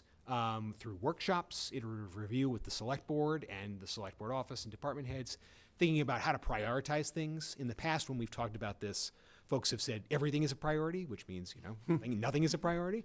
And so we try very hard to figure out what needs to be done now versus what needs to be done in the long term. And you can see that in the roadmap tracker, talking about what needs to be done when. And then decisions on implementation and update processes. Who's responsible for the things that you put into the roadmap, and what are the metrics that we are going to use to measure that success, and when are we going to update you about them? So here are some of the key elements. You have to have values to inform goals and decision making. What do we believe in? We have to have actual goals. We need to think about strategies to operationalize those goals. Then we need to actually come up with actions to meet those strategies. Actions are the most likely thing to change over the 5-year timeline. And those are the things that are actually assigned out. Okay, Department A, you're going to handle this. Select Board, as our elected representatives, you're going to handle this. But those things can change, and that's okay. That's why we have these regular touch points for feedback and thinking about how best to implement them. But as you get higher up in that hierarchy, we want to try and think of ways, things that are foundational, things that can continue to guide the town regardless of kind of where things wind up in terms of how votes are taken and so forth. That's not to say that priorities can't change. Priorities can change, and they should change in response to the community's voice. But we want to think of that in terms of practical things, like how do we get the work done? How do we get the basic work done of running a community? What are those sort of lodestar guiding lights that we need to follow? And then you have these key performance indicators. How do we measure success? KPIs. It's consultant lingo. So this is the expanded sort of framework here. You can see here, this is a sample of what the document looks like. Here's a goal. Here are the strategies. And here are the actions. And you can see where they're assigned and where in the timeline they fall. So you have, for example, there's this goal of deliver core services reliably and efficiently within the limits of available resources. Pretty broad, pretty agreeable. But okay, how do we do that? One of the strategies is to document and communicate to residents the strength of town services and improve transparency on our performance. Do people know what it is that we're doing? Do people know that how those things are going for them? Can they see where things are good and where things need improvement? So you can see then the actual actions down here are, for example, document the required base services that each department provides, the level of service, the enforcement requirements, and so forth. And then you see the KPIs down there. The KPIs are department set service goals by the end of FY27, a dashboard developed to track service provision by the end of FY29, and then the reporting dashboard is published at least annually. So those are your KPIs and the targets there.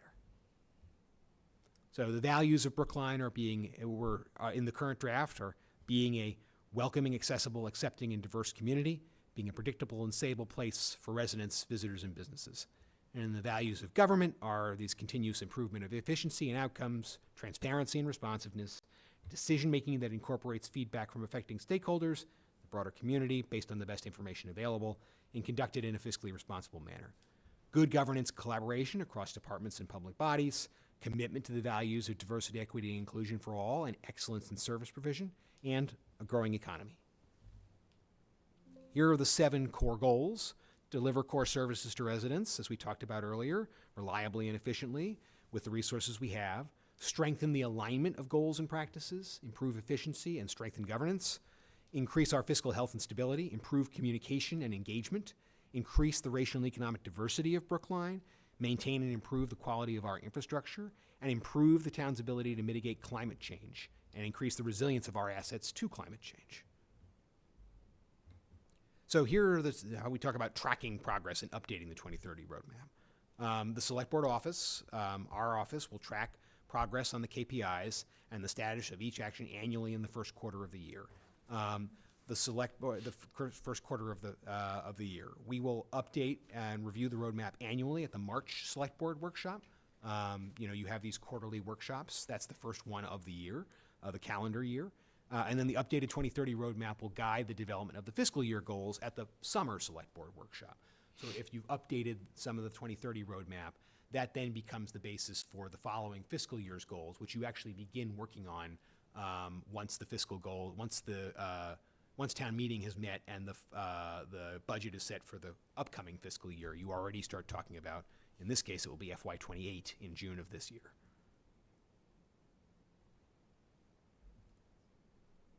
Here's a sample of the roadmap tracker. Right now, everything says not yet started because we haven't started.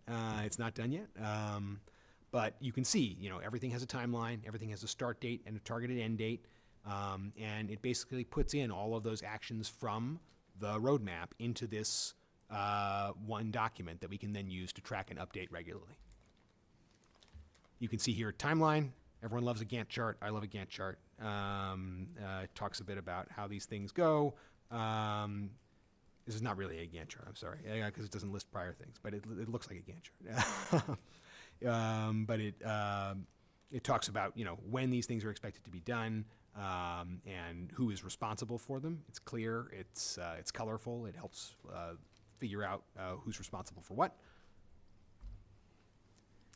And that's where we are currently. And I think as we talk about this, we welcome input from the board and continue to work through it. Abby, do you have anything you want to add? Yeah, could I maybe set this up a little bit? Yes, please. Hi, everyone. Abby Fulham with the Consensus Building Institute. I'm a facilitator and a mediator there. We're a nonprofit based in Cambridge. It's nice to be with you this evening. I've had the pleasure of working with the Select Board over the last year or so and some of the department staff and heads. And to the new Select Board members, hello. It's great to meet you. We are at the point with this document where we're trying to tie it up. Like, we've done a lot of work on it. As Chaz mentioned, it is intended to withstand some turnover as much as it can. This is a great case example for us to try. That said, it seems very important for you both to get a chance to weigh in on it at this point. I think, and David, tell me what you want in terms of timing for this, but I'd love to hear, I don't know, Anthony or Amanda, if you've had a chance to look through, if you have big thoughts that you want to share that you think would be useful for discussion. Otherwise, I invite you to meet with me over the next week and we can see what we can tweak in here. And if it's a bigger conversation that I think other Select Board members might want to discuss, maybe we bring that to the May 19th meeting. I know Michael sent some thoughts today. I don't know if people have had a chance to review those. I have a sense of I think 3 of them might warrant some conversation, but at least in others I think are small ones that we can just incorporate. And then I want to hear also from Bernard and David if you have any main thoughts. So I'm hopeful for tonight we can kind of stay at the big level reactions that need discussion, and then if there are more specific edit tweaks, we can meet and email over the next week. Yes, please do. So it looks like Anthony's chomping at the bit to go first. Sorry. Go right ahead. No, I agree with all the values of the document. I think a lot of the KPI metrics that you've included on here are really good. I like that we've included KPI metrics from the housing production plan. They have some pretty hard quantitative metrics in there. So I like seeing that as a measure for success. But there are just 2 things that I think could be helpful additions, and this might be too much minutia for now, but I'm seeing this for the first time this week, so just getting at it. One thing that I noticed in Part 6 when it says maintain and improve infrastructure quality, when I served on the capital subcommittee in the advisory committee, one of the big issues that the Department of Public Works faced was their currently high amount of empty positions. And so I think one of the actions that I would like to see, or even a KPI metric maybe, would filling those empty positions in the highway department. The commissioner highlighted that a lot of the reduction in sidewalk and concrete laying and blacktop going down is due to those open positions. So I would like to see those filled. And we could develop strategies on how to accomplish that. I have some ideas, but we don't got to go into them now. And then also the Expenditure and Revenue Study Committee highlighted some areas for cost saving, both related to green energy, one of which I think is super interesting that I think can be added to an action in Section 7 when we're talking about improve the town's ability to mitigate climate change. In the Expenditure Revenue Study Committee, they highlighted battery storage for a demand charge, and I think that is something that we should be looking into. I think that we'll be able to handle peaks and valleys of electricity demand, and so I think that belongs in that section too. But I'll stop there. Thank you. Yeah, I have a few points, but I'll try to lump them into general categories, and some of them I saw that Michael already highlighted.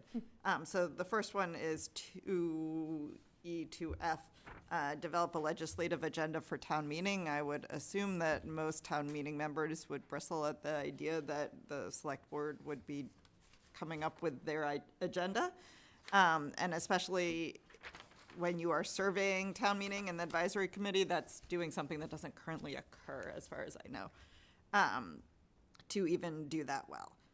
The second piece that I will highlight is in goal 3. Actually, Paul Sainer hit on this, and I had already made notes on it, which is for 90% of the time, 95% of the time, the way you get commercial development is through mixed-use development. And so I think it is misleading to say, seek out commercial development. You will seek out mixed-use development with a focus on enhancing the ability to create commercial development. But I think in and of itself, housing will be a part of it because that's what usually makes it pencil out. Then I'm going down to goal 6 on infrastructure, quality. Hidden in there, we discussed roadway safety and Vision Zero. None of our metrics are actually tracking it other than no fatalities. The Vision Zero plan has a pretty clear action plan associated with it, and I think if we actually want to make progress on increasing the safety of our roadways, we need to make real changes to infrastructure. And we will not know how far we get if we don't track it. So both tracking Vision Zero, but also acknowledging the fact that we need to figure this out, and this will come up with the budget and other things when people are trying to get at this. How do we fund infrastructure improvements that lead to increased safety, especially for those who are pedestrians and on bikes, and even those who are driving the cars, to make our roadways safer at the same time. And then the last piece that I will add, I believe it was also Michael's point, which is the CARP on environmental policy. Again, that literally makes an action plan. So we don't need the roadmap to recreate our environmental milestones. We can use the ones that are highlighted as priorities to then track progress against. And so I think you could clean it up and use those as the focal points to actually make real progress on the goals that we have expressed interest in as a town. I can send more detailed things to you because I have a bunch of notes on here, but it falls in those categories. Perfect. Yeah, please do. Anyone else? Michael? So there's an interesting part of this conversation with regard to the Vision Zero comments. And so I will note in one of the points that I made in my feedback document with regard to the strategy around improving road safety was to mirror the select board goal that was related to infrastructure work, which currently reads establish and fund an accelerated target for roadway maintenance, and have a similar goal with regard to roadway safety. And I realize that just as the first strategy doesn't reference the RAMPP, the roadway asset maintenance management and maintenance program. Neither does Section B, where it says improve roadway safety, necessarily reference Vision Zero directly. So I guess one of the questions that I have for you, Abby, and would be interested in your feedback on, is whether in situations like this, whether it's in the infrastructure work or the roadway safety work or in goal number 7, whether it is worth referencing those plans directly as the blueprint for our action items and therefore our dashboards, et cetera. And I guess the comprehensive plan is probably referenced elsewhere in here and would fall into the same bucket once it comes to the select board, or whether we should be actually looking at specific actions that the select board should be taking relative to those plans, like establish and fund an accelerated target for roadway maintenance, which is something that is a particular role of the select board relative to those plans. Because, for example, the CARP, the CARP has, it's a 10-year plan, as it's going to be presented here next week. And Vision Zero, I believe, is a plan that runs through 2035. So these plans have sort of implicit funding goals, but if the select board doesn't also step up and take on those goals as well, then it's going to be really hard for those plans within those departments to be driven. And I think that we have both an obligation and an opportunity to align our actions and the financing and budgeting with those plans in the context of this roadmap. Yeah, I would just on that, and then maybe go to David and Bernard. I would, like we did for the comp plan and the housing production, thank you, and the comprehensive plan and the housing production plan, I'd try to reference existing plans that you've already approved or likely will approve very soon, rather than recreating it here. We want it to be pretty streamlined. And so maybe we need to add something on the CARP and then the RAM. The RAMMP yeah. and the Vision Zero. Yeah, okay. David or Bernard, curious if you have any, in your kind of review of this final-ish document, if anything stood out that you want to see changed. I think what Amanda said about setting up a... Speak into the microphone, please. Oh, I'm sorry. I think Amanda's comment about telling town meeting about what the legislative agenda should be is a good comment. And I thought we had addressed that in the last go-round. So, I mean, just look and see if we had already addressed that issue and made it a little more clear as to what we're talking about. If I can Go ahead. If I can add to that, I think, I mean, I raised the question, and I'm not sure if you're also raising the question whether our roadmap whether our legislative agenda, the select board's legislative agenda, should actually involve surveying advisory committee and town meeting members, given that they are the legislative body, as opposed to the select board sort of presenting for their consideration the legislative agenda that we developed in concert with, whether it's public surveys or our department heads or, our Vision Zero climate plans, et cetera. I do think there's almost two questions here that are being raised. One is, should town meeting members and advisor committees be surveyed when developing your own? And I think per Michael's comments and yours, Amanda, no. So we should take that out as an example. There's like a number of plans you should consult and whatnot, so we can remove that. And then the second question is, should you have your own legislative agenda of what you want to see happen each year? And that, I think, is still on the table. Chaz? Yeah, I would just say that mirrors some, what goes on at the state level, right? The governor has an agenda, requires the legislature to say yes, and so the governor will present an agenda to the legislature. The legislature will look at it, poke holes in it, move it around, modify it, pass it as they see fit, and then the governor has to say, well, I agree with this or veto it, except you don't even have a veto, so there you go. But the thing that I think is important, I agree that surveying maybe not be the right term, but one of the things that I think is actually we've done better over the last couple of years is be more connected to the leadership of the advisory committee, and I think that really has made a difference in terms of building a better, functioning town government when it comes to being in alignment early. And I think examples where there have been hiccups in that have been where either through timing issues or what have you, we haven't been on the same page because then they feel like, oh, well, we didn't get any notice about this. And that's, they're the finance committee, and town meeting relies on that. And so I do think it is important to keep them engaged in the process, especially if there are things coming up that are of major importance to you, the select board, that we can continue to have those kind of conversations early and often. We can say, look, this is really a priority of the board.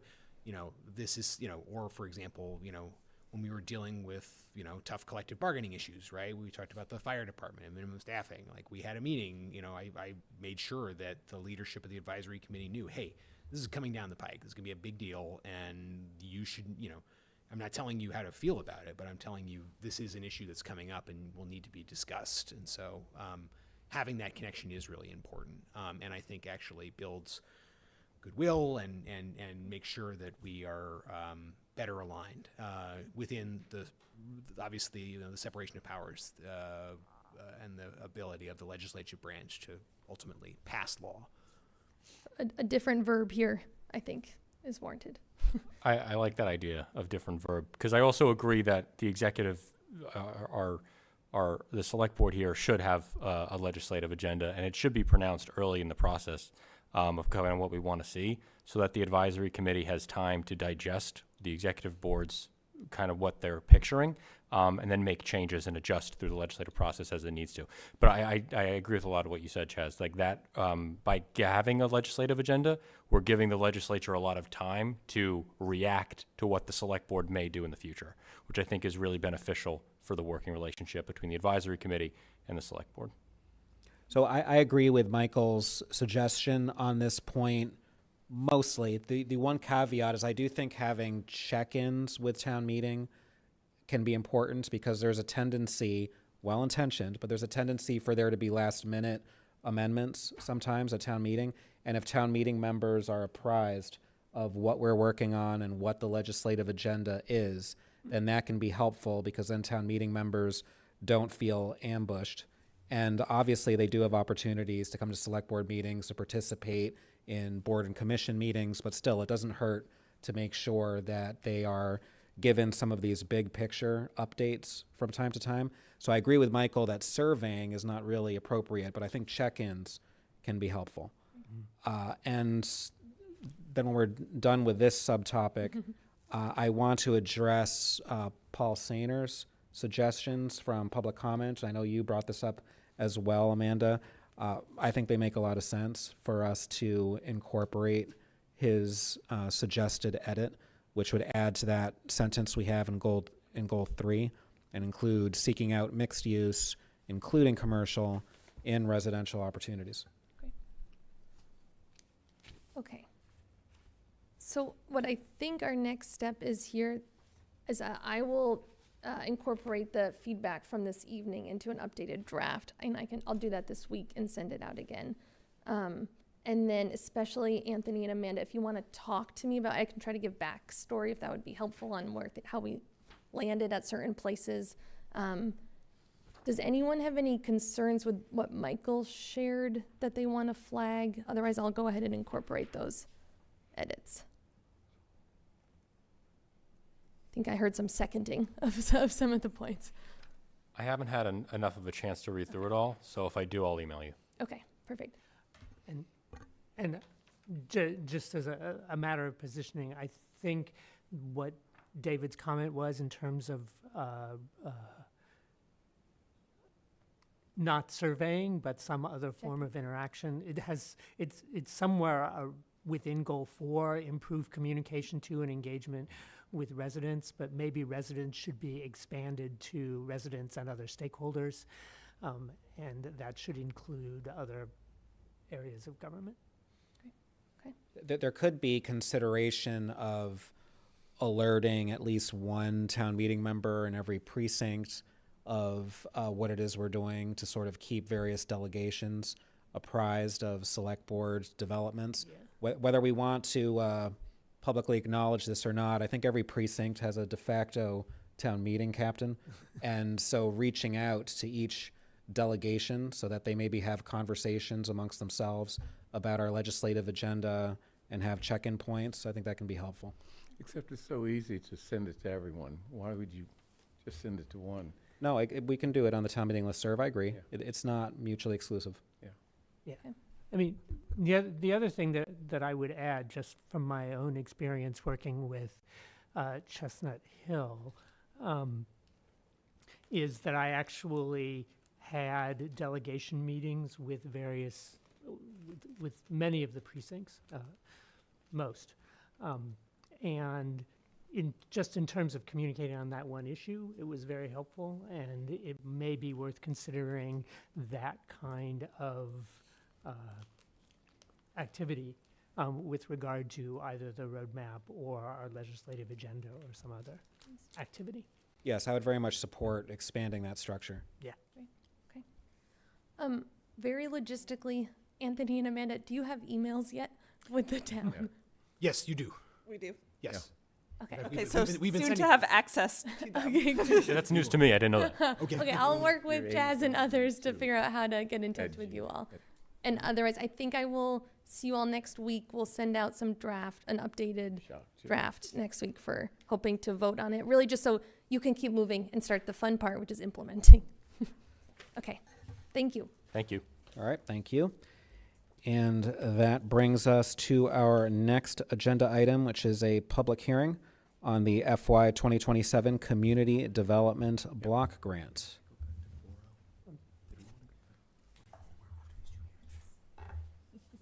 Okay. Can you hear me? Great, okay. So I am going to share my screen quickly.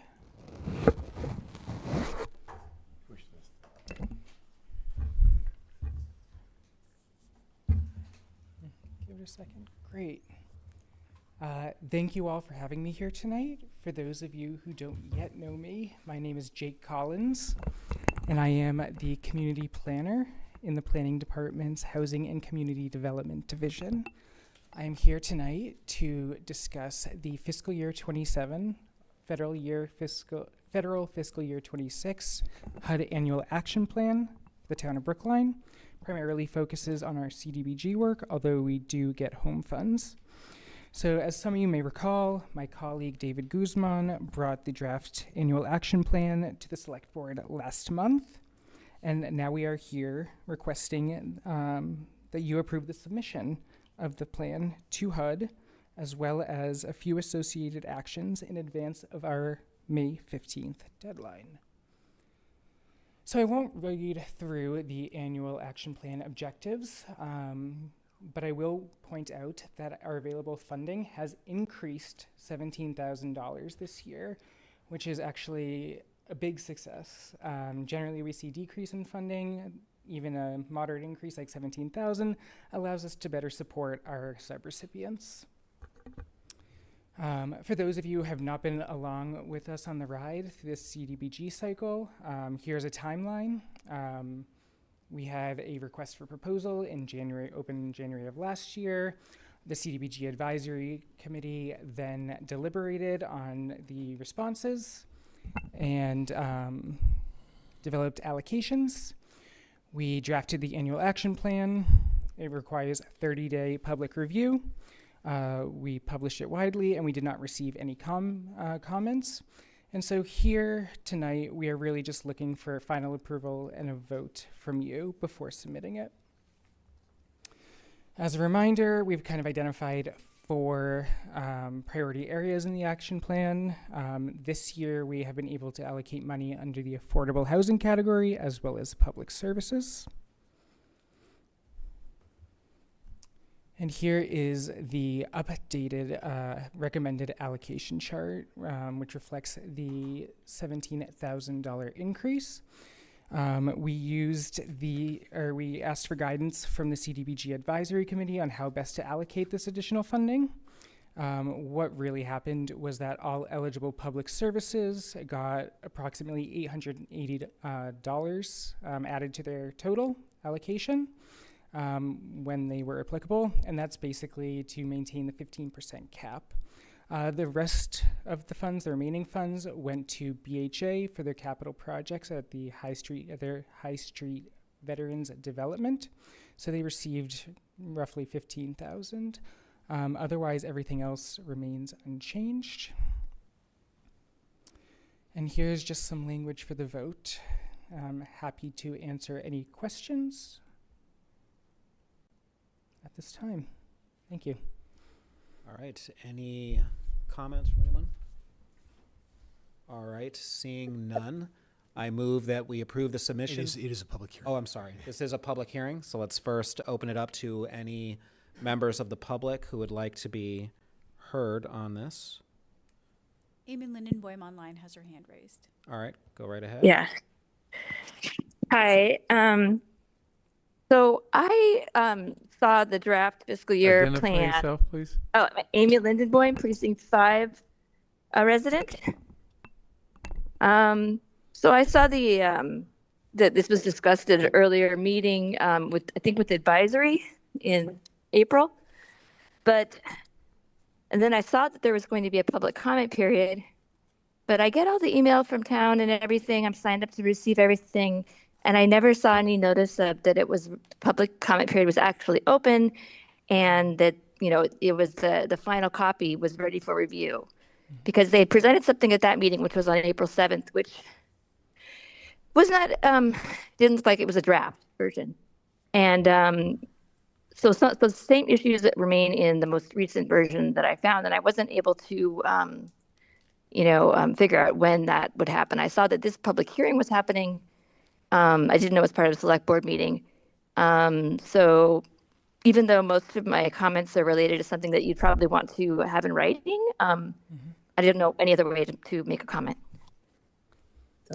Yes, we published in a local newspaper as well as on social media, and I believe through our community development listserv. I'm happy to accept your comments and discuss them with you either now or offline. Awana, did you have something to add? Hi, good evening. I'm Iwana Lindo Smith. I'm the Housing and Community Planning Director, and I would like to address your question. When we were at the Select Board on April 7th, we did state that it is being published for 30 days in the newspaper. So, and we have had it on our website for the longest time, all of April. So there was plenty of time. You could have, we've said you could have reached out to us when David made his presentation on April 7th.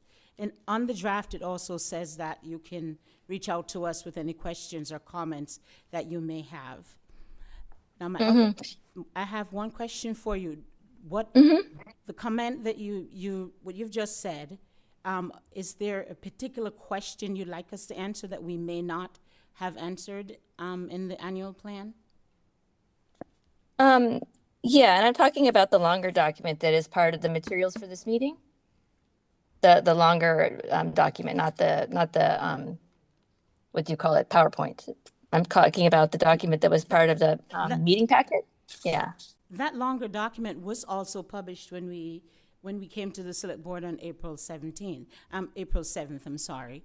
That it was also, the shorter document was just for presentation purposes to the Select Board. The longer one was available. We made that available from the day we published it. And unfortunately, you hadn't seen it, but it was there. No, I did see it, but I didn't think it was, since it was draft, I thought there was some point where there was going to be another version that would come out and I would comment on that, but it's okay. No. So, so I didn't know that because it said draft, but anyway, so I did have a question on something on the page of that draft. The thing about the draft that we posted, that draft, it's the same thing that we have. We haven't had any changes except the dollar amount, because when we did that on last year's allocation that we got, because we hadn't received our new allocation. So the only thing that actually changed in that draft is the amount of money for each activity that we're going to be that we're funding. All right. The purpose of this public hearing is not to have a dialogue. We appreciate your question. We understand your point. But if the individual has a specific, I think she's trying to get to a specific question that she has. If you have a specific question, go right ahead. Okay, so well, I have two questions. Well, one is a question, and one is just to clarify. I have to give you some time to get over there, but I think it's on page 58. It's right underneath the list. It's right underneath table 6 in the document where it has a list of the project information. So there's a list there, 1 through 13 in the draft anyway. And then it has a little paragraph under it that says, describe the reasons for the allocation priorities and any obstacles to addressing underserved needs. And I just have a question about, for this thing, I just have a question about the math. Because it says staff recommended the allocation maximum amount of public services, for public services, 15%, or $205,237 after subtracting $429,293 for staffing and administrative costs, blah, blah, blah, an estimated $733,720 is available. So it looks like I get a negative number there, so I'm confused. I think it might just be trying to say that we need $733,720, but I'm not sure. Oh, all right. Let me explain this really quickly. The public services does get 15% of the $1.3 million that we do get. So we allocated it as best we could among the four public services that had applied. We gave them as much as we could. The admin part of it, to run the program, 429, that stayed, that didn't change. The 733,000 that you're referring to, that goes for housing projects, capital needs projects, and these are what they are. The BHA 2 Life had something. Everyone that submitted an application did get funded. They pretty much, the only person that didn't get, well, two of them didn't get 100% funded, and that was the BHA, because their need is like over $1 million, so we don't have that much, so we gave them as much as we could. And the 2 Life had asked for 40,000, is it? Yes, and the board, when they went through all the stuff that needed to be done, the board decided that 29,000 would be best suited for a particular thing. The Brookline elevators, Brookline Community Mental Health, they need an elevator in there because they serve a lot of underserved folks. And Yeah. Right, so they got the maximum. Whatever they asked for, that's what we have there. Okay, I guess I'm trying to understand, the purpose of the report is something that the action plan is something that you have to submit to HUD? Yes, we're telling that this plan tell HUD what we are going to be doing this year with the funds that they have allocated to us. That's what the plan is about. We have to tell them what we're going to do with it. If we don't, they won't give it to us. And you're going to have to turn that to them on the 15th? Yes, we have to submit it by the 15th. Okay, I think that's sufficient. Thank you for the information. Now, I have one quick thing. If you'd like to know more on how the CDBG program runs, we're very happy to help you. You can come. We're in the planning department, and you can ask for David, Jake, or Iwana. We'll be happy to sit with you and go through in detail so you can better understand, because this is something that happens pretty much every year. I don't know when the federal government will say they're not giving us any more money, but for now, we're getting it. So if you need more information, please stop by and see us, call. We're happy to sit and talk with you. Okay, thank you. All righty. Thank you so much. What? One quick thing. Oh, go ahead, please. No, go ahead. No, this is something besides this. Go ahead. Right. I just wanted to check, would anyone else like to be heard while we still have the public hearing open? There's no one online. There's no one online with their hand raised, no one in the room who would like to participate, so I'll now close the public hearing. Go ahead. I just want to say thank you very much for the nice words that were said earlier. I do appreciate it. It makes me feel good. Thank you so much. Very welcome. 40 plus years, was it, of service at the town? I started when I was age 22. Oh, you're telling us your age now. Yes, and I've stayed since then. Awesome. Well, thank you very much for the 40 plus years you've put in serving the town of Brookline. It was my pleasure. Really. Thank you. All right. And with that, if we can return to the slide with the question. All right, so I move that we approve the submission to the FY 2027 CDBG Annual Action Plan to the U.S. Department of Housing and Urban Development. We authorize the chair to execute the application for federal assistance SF 424 and other certifications required for submission of the annual action plan, and authorize the Director of Planning and Community Development to execute environmental review or other programmatic documents required for federally funded projects on behalf of the town. Can I ask a question? Go ahead. The SF 424 has attachments in terms of required certifications. Have those changed to include some of the crazy stuff that's coming out of the administration? It didn't, not this year. It Okay. didn't change. Okay, good. Looking That's forward. the actual application. The 424 is the actual application to HUD. Right, okay. All right, Bernard, your vote. Yes. Michael. Yes. Amanda. Yes. Anthony. Yes. And I also vote yes. So thank you very much. Thank you all. You're welcome. Have a good night. You too. Thank you for 41 years. You're most welcome. So now we will move to our next agenda item, which is a continuation of violation hearings for Category 3, lodging houses. So I'll reopen the public hearing specific to the possible vote on consequences for a lodging house license at 1459 Beacon Street. Yes, and I know we have the owner here as well. Thank you for coming back. I know it's not easy to come into these evening meetings, so we appreciate you coming. At this juncture, the building department, why don't we have an update? Is there any update from you? Of course there is, yeah. Good evening. First, I'd like to say congratulations to Amanda and Anthony for your new positions on the Select Board. And good evening to the panel of the Select Board. Sorry to see you go, Mr. Green. Pardon me? Sorry to see you go, Mr. Green. Oh, I'm still here. But you're still here. Okay, good to know. And he has the burden. I know. Well, is it a burden? Sometimes. Yeah. They're all doing a great job, I think, anyway. So, yes, since the last time we met, I contacted several. I'm sorry, could you please introduce yourself for the record? I'm sorry. Cynthia Pappas, Precinct 17. Can you hear me? Yes. Oh, beautiful.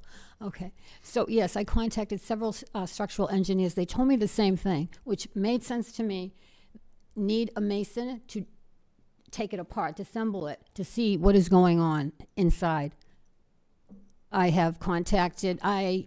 spoke to, before I decided, I spoke to some not so great. And I did get I'm going to read this, but I guess I don't have to.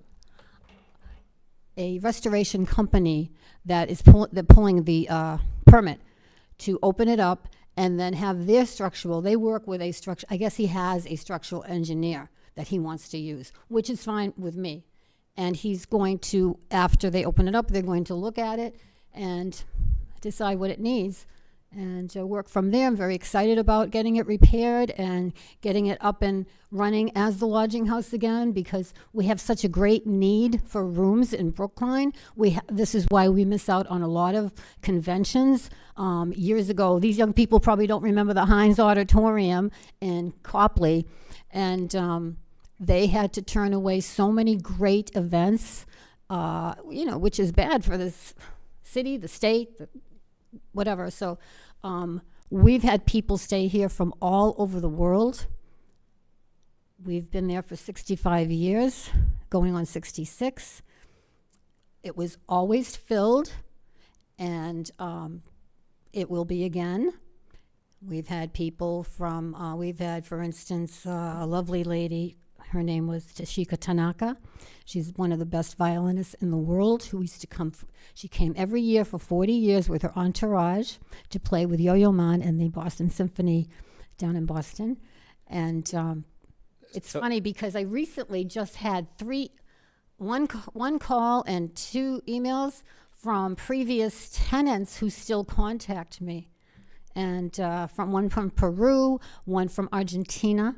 So just with respect to what you were referencing at the outset about disassembly and possible repairs, do you have an update on a timeline for when you might make such repairs? That's my contractors, you have to kind of put the kid gloves on, because if you rub them the wrong way, they will hang up on you and say, find somebody else. So I can only push it so far. I kind of asked, like, oh, he says, well, I'm working on a project right now, but it's almost over, and he's blah, blah, blah. And I said, what do you think? Maybe like 2 weeks. So that's where we're at right now. I don't want to lose him. So you feel that you have someone who could take care of this within 2 weeks? I didn't say that they can fix it in 2 weeks, but they get started within 2 weeks. Yes, I'm hoping between 2 and 3. Yes, yes. And as part of that mitigation, you're saying they're going to open it up, which means presumably they'll put netting up. They'll make it safe. Oh yes. Oh, it's That's- safe right now. that's the To be honest with you, it is. It is. It is stabilized very well with the. I'm not saying it doesn't need to be repaired. I'm not arguing that at all. I'm just saying that it is safe. I wouldn't stay there. I wouldn't have my tenants stay there if it wasn't. I hear you, but the building department doesn't agree. I know, but they should have, okay, whatever. Yes, I understand. What is the building department's recommendation at this time? So the building department has recommended that she take the action that she's taking, which is bring in a structural engineer, do this work. We understand that it takes time to get an engineer on the premises, but it sounds like you're moving forward. I don't think it's so much the engineer. I think it's the masons, because as you know, and if anybody doesn't know this, that contractors that work exterior buildings, they book people in the winter. They line up their projects in the winter, which makes sense. They don't want to wait for someone to call them in the spring when the time is going by, because we have such short summers, springs, and spring, if you want to call this spring. Yeah, summers. So, all right, so limited time to work outside.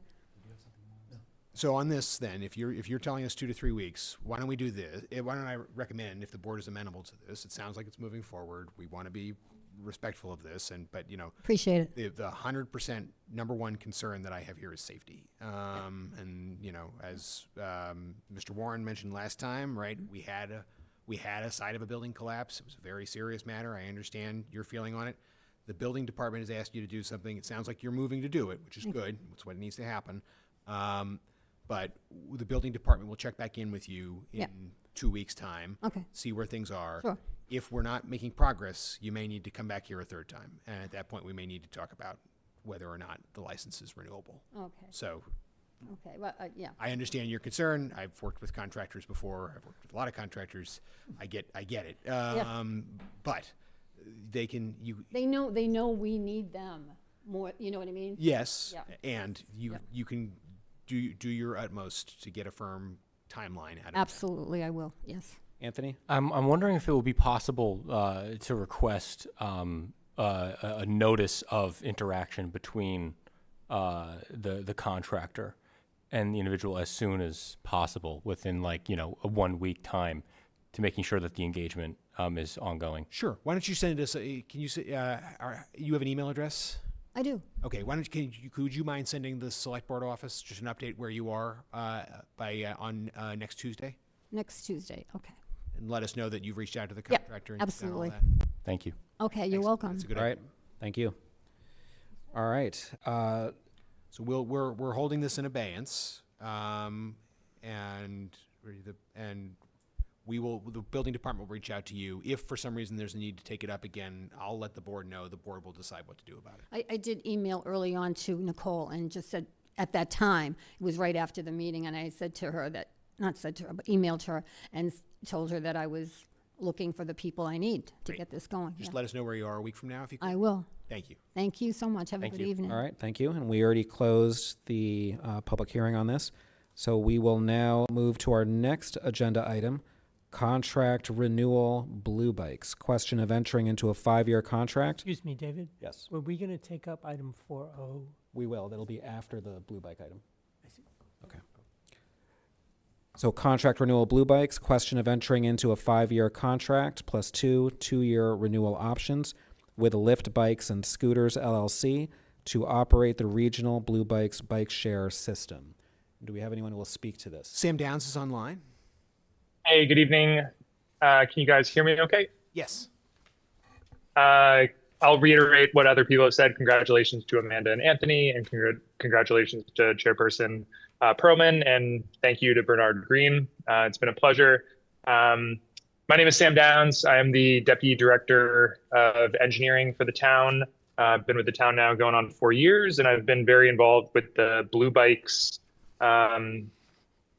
system as a proud owner and original member. Brookline was one of the 4 original municipalities who started the bike share system back in 2012 with Cambridge, Somerville, and Boston. And tonight I am here. I'm happy to give the board a quick overview of Blue Bikes before we dive into the contract request.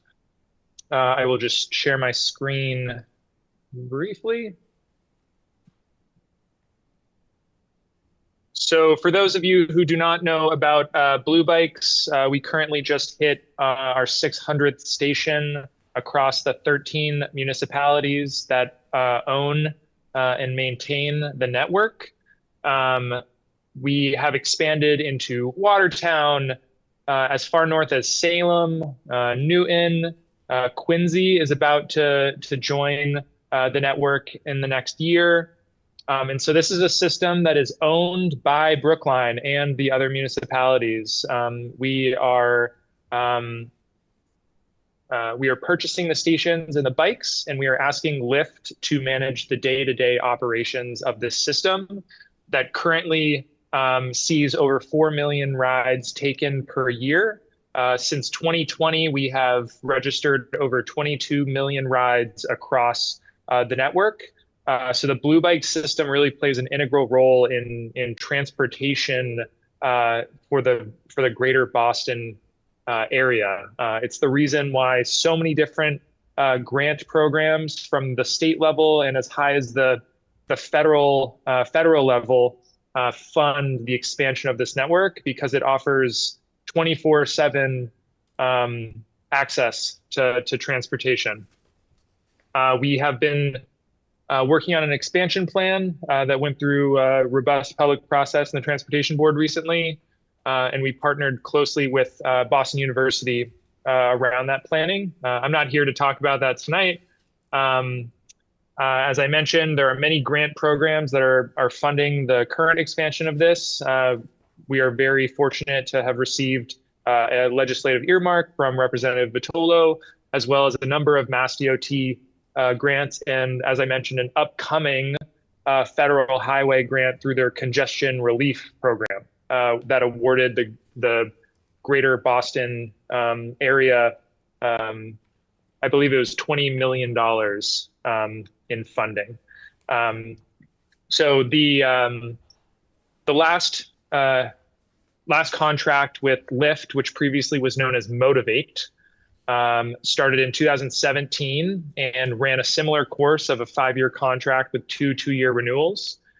We went through a very robust RFP process and a blind evaluation for proposals to operate the Blue Bikes network.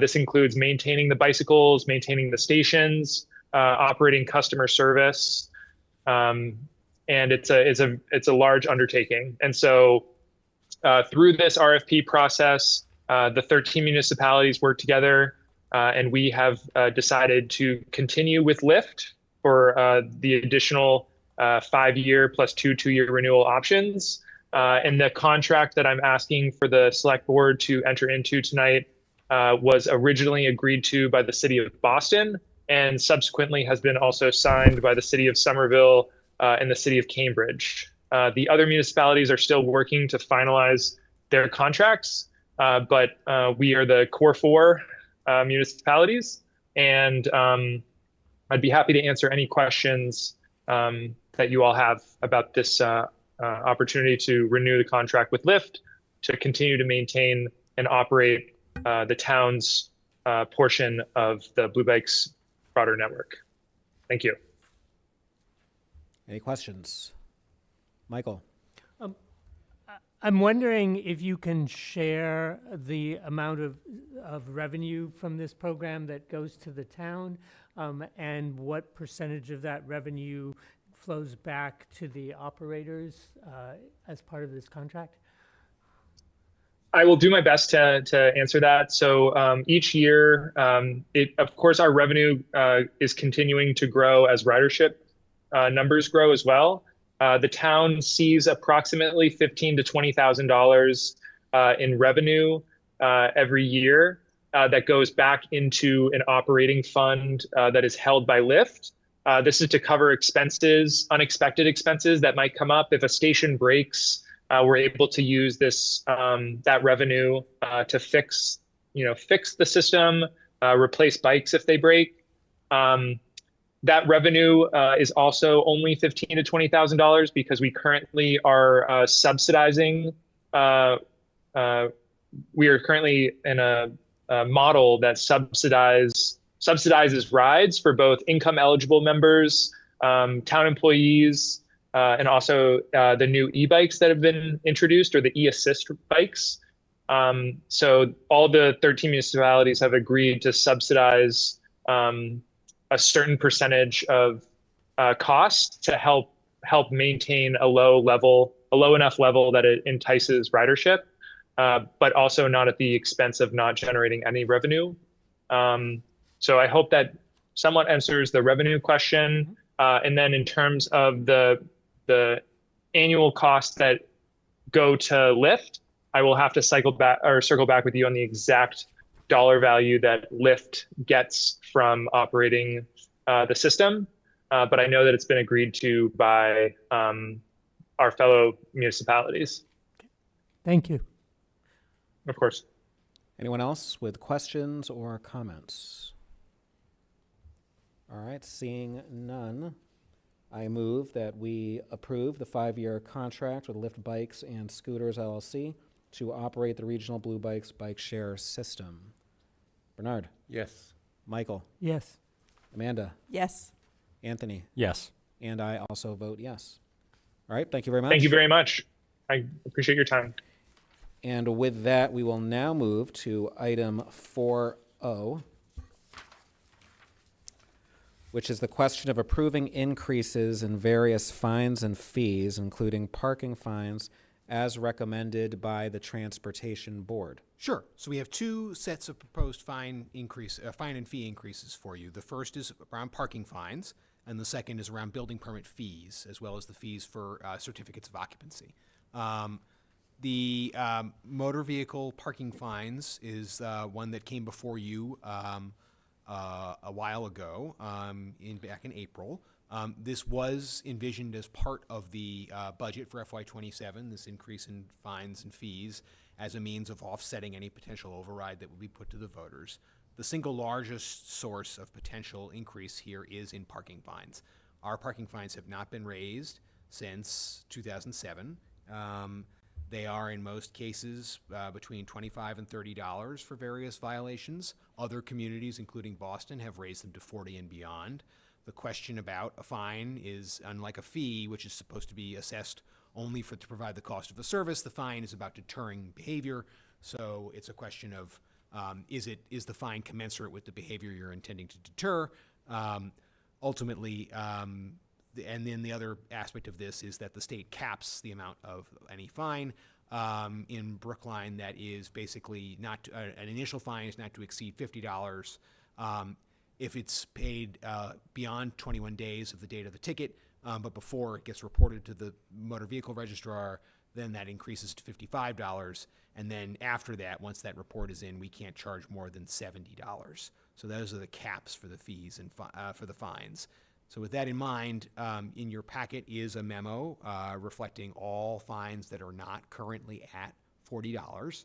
And we are recommending that you increase those fines to $40 in all instances except for parking on a sidewalk or parking in a crosswalk. There, the Transportation Board recommended, and we on staff agreed, that given the severity of that and the desire to deter that behavior, that an increase to $50 would be more appropriate under those circumstances. So that would be the maximum potential fine that we could levy. The Transportation Board, Transportation Board is also a creature of special act, a special statute.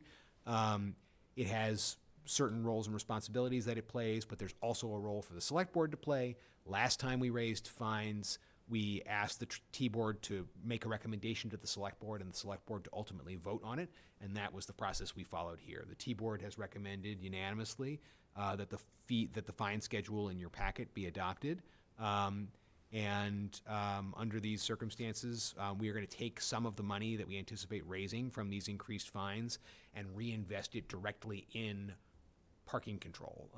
You know, the work that needs to be done to ensure that we are doing better at collecting fees appropriately, assessing fines appropriately, not losing out when someone successfully appeals a ticket because a meter is broken, et cetera. Trying to build a better process around ensuring that our parking structure is appropriately managed and maintained.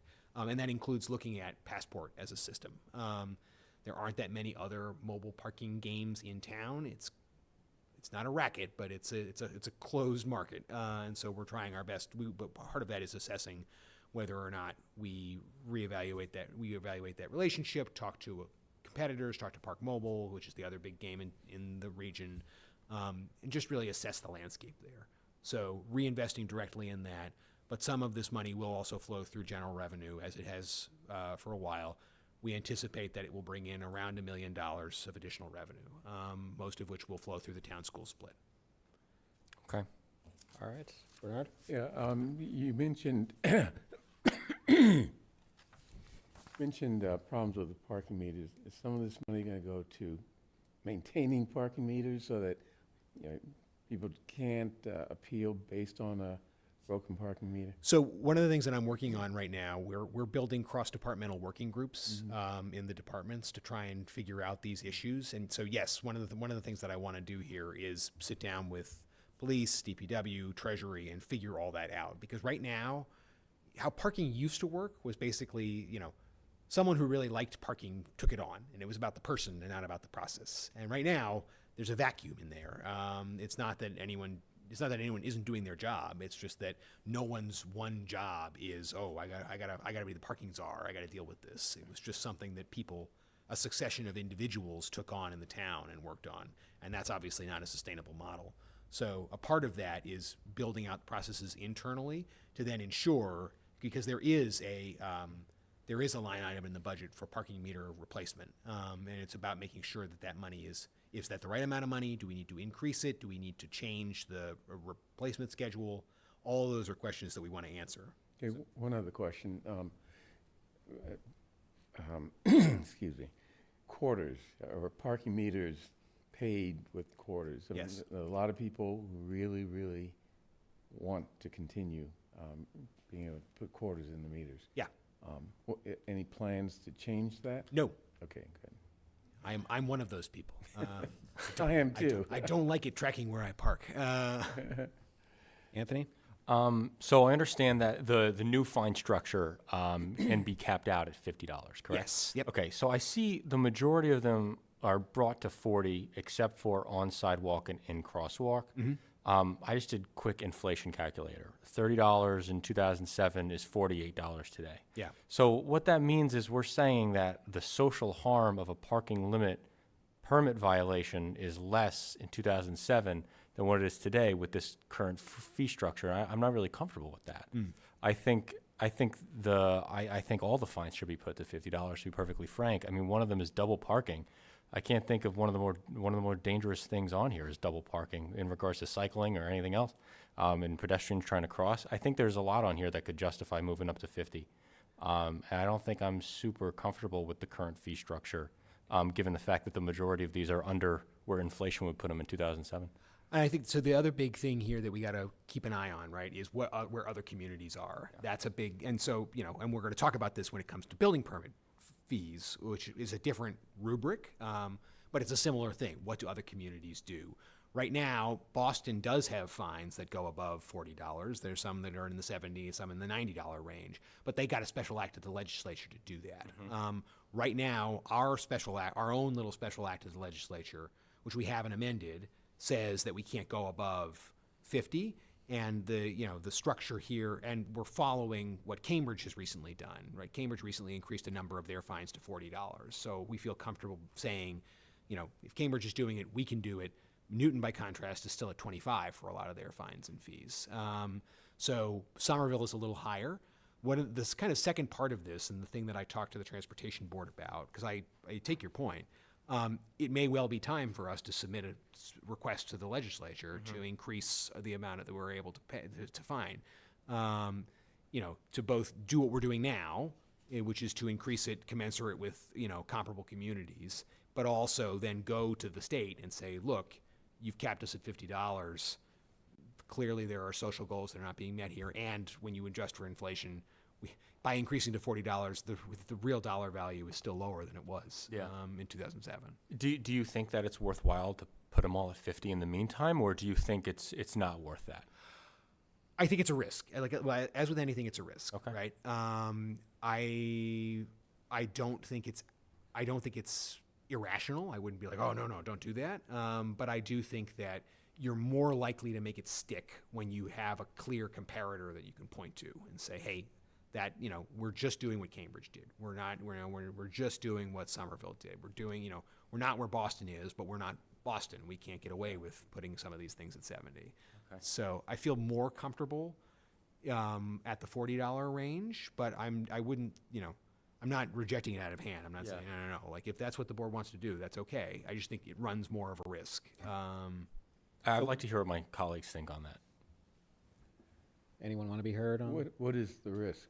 Well, that someone will, for one thing, as someone pointed out, I don't think this is the transportation board. I think it was here. Someone pointed out, people are more likely to appeal a ticket that is of a higher dollar value.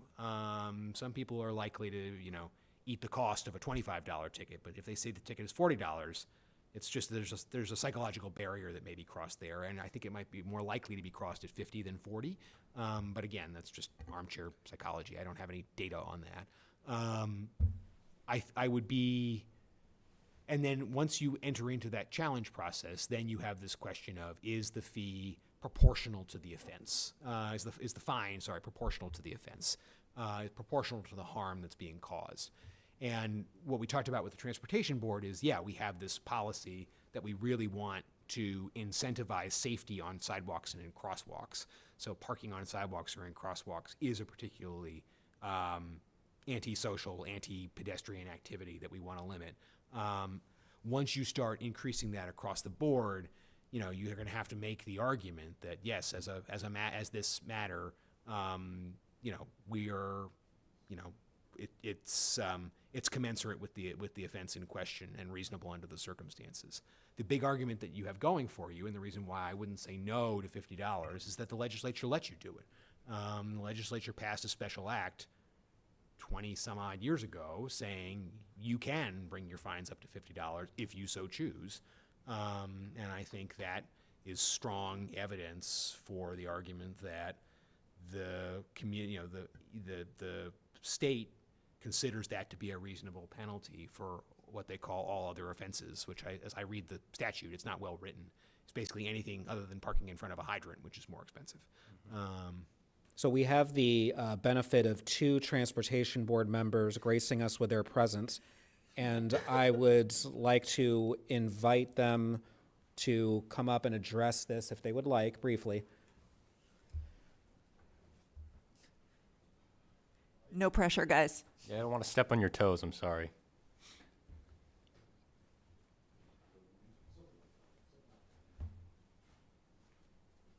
So, question on. So go ahead, introduce yourself, and Richard also Murphy, Transportation Board member, also town meeting member in 16.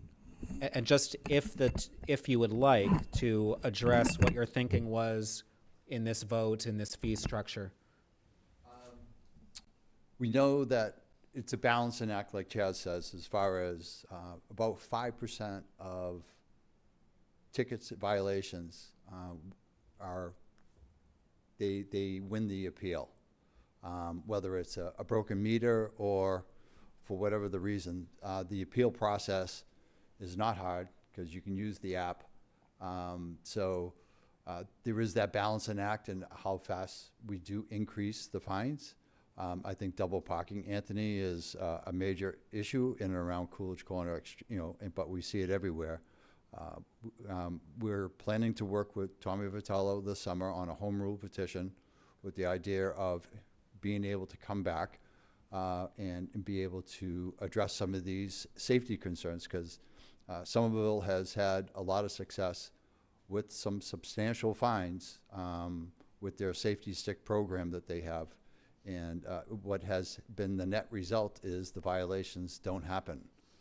So people quickly learn, with the stick, that, safety is above all what we're trying to achieve here with the violations. So anyways, Brian? Evening, Brian Kane. I have the great honor to chair the Transportation Board. Congratulations all, first of all, or condolences, as the case may be. Seriously. Anthony, we also wanted to go to 50. There was a lot of discussion about that at the Transportation Board for everything. Where we sort of came down was a couple of things. One is we thought there was wisdom in having somewhere to go. 40 to 50, assuming the home rule doesn't pass. We've had various luck with home rules in the past. So we thought it was important to have somewhere to go. Chaz, I'm going to also ask you, I think there was also something about there was a limit as to the amount of a surcharge that could be added if someone didn't pay. Right. And that was a big reason why I think we wanted to stay at 40. Yeah, it's this issue of you can't put on the surcharge. The surcharges under this structure are kind of follow the logical pattern: $15 after 21 days, $15 after it gets reported to the registrar. If you go up to 50, you have less room to go up after 21 days. Right. So there's less of an incentive for them to pay on time because it's like, what's $5? As long as I get it in before the state gets it, I don't have to pay $70. So we sort of felt that plus having the need for some room to grow made sense to go to 40, except for those two areas which we felt were particularly egregious. But yeah, very much agree. And the legislation, as the town administrator said, is pretty terribly written. So we got to definitely clean that up. So thank you. All right, thank you. Any further input, questions, Amanda? I would say if anyone is thinking of not going with Anthony's suggestion of raising it to 50 across the way, adding double parking to the higher value, I would certainly get behind.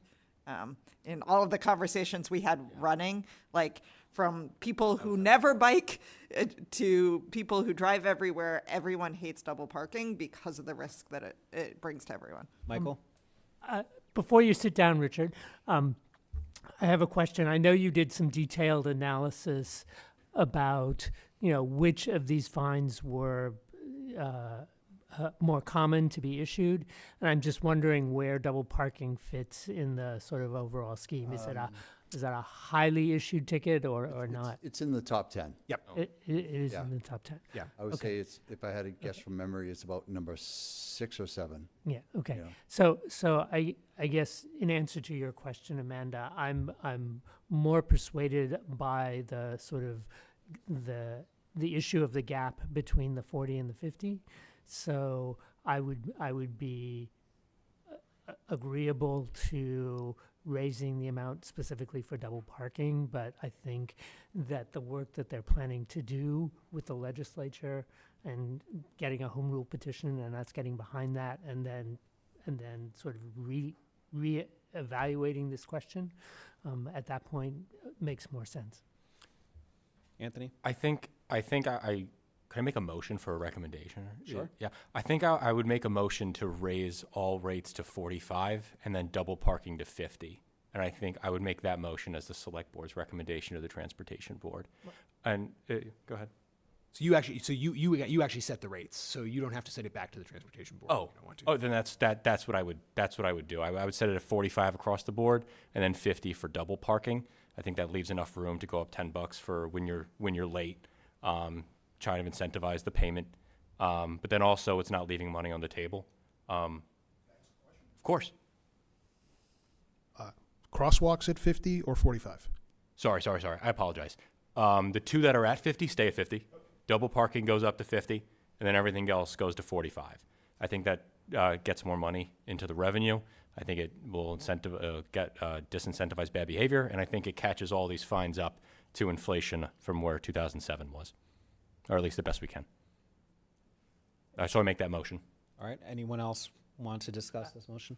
I just Michael? want to ask Chaz whether what he thinks the impact of just nudging us a little higher than Cambridge would be in terms of our ability to collect. Yeah, I think it makes sense. I think it's, I think it's doable. I think it's worth doing.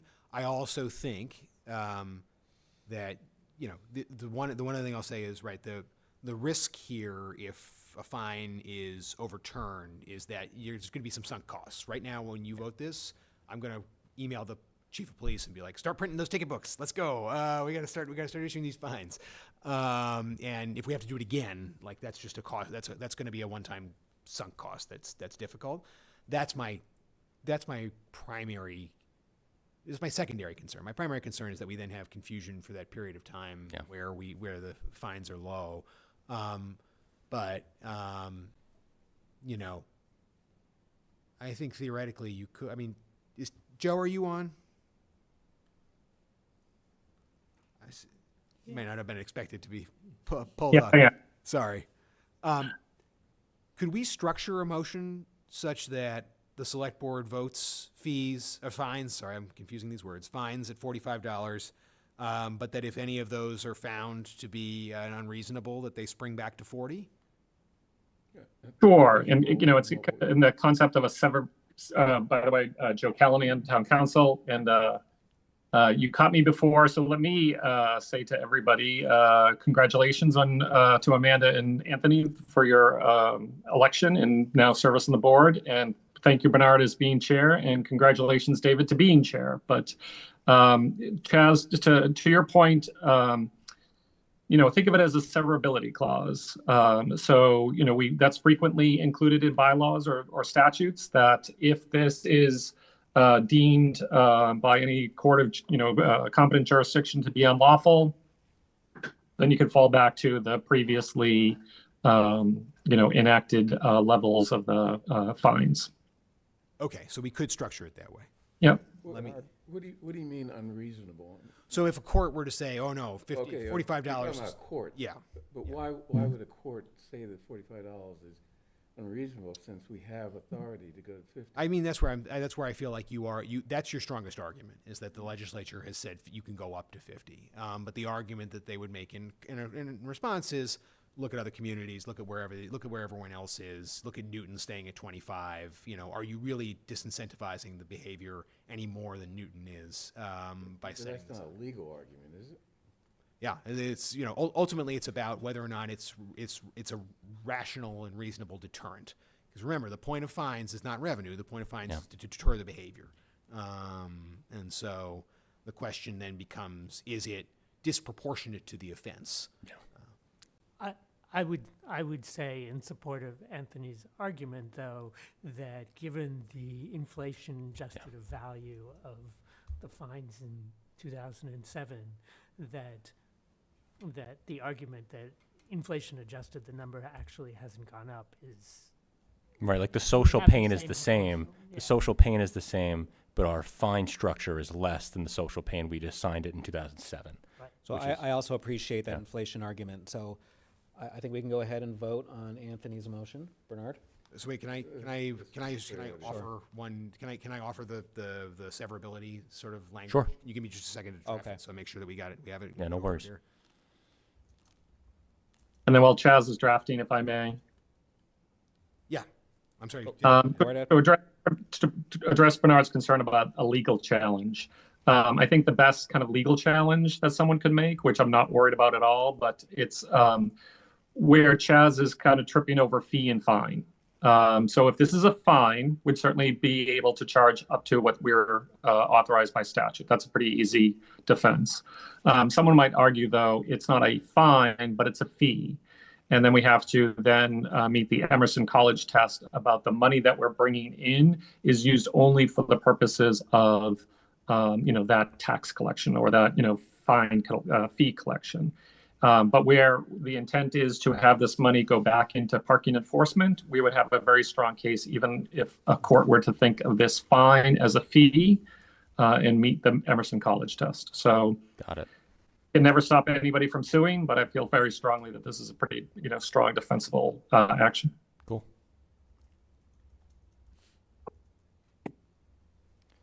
Bernard, I'm getting really jealous of that Coke you have, man. Pardon me? Getting really jealous of that Coke you have, man. Keeps me awake. Experience. I love it. It's my first lesson. All right, we have Chaz working on the wording of the vote, and then we will make it momentarily. Yep, sorry. It's okay. Oh, good.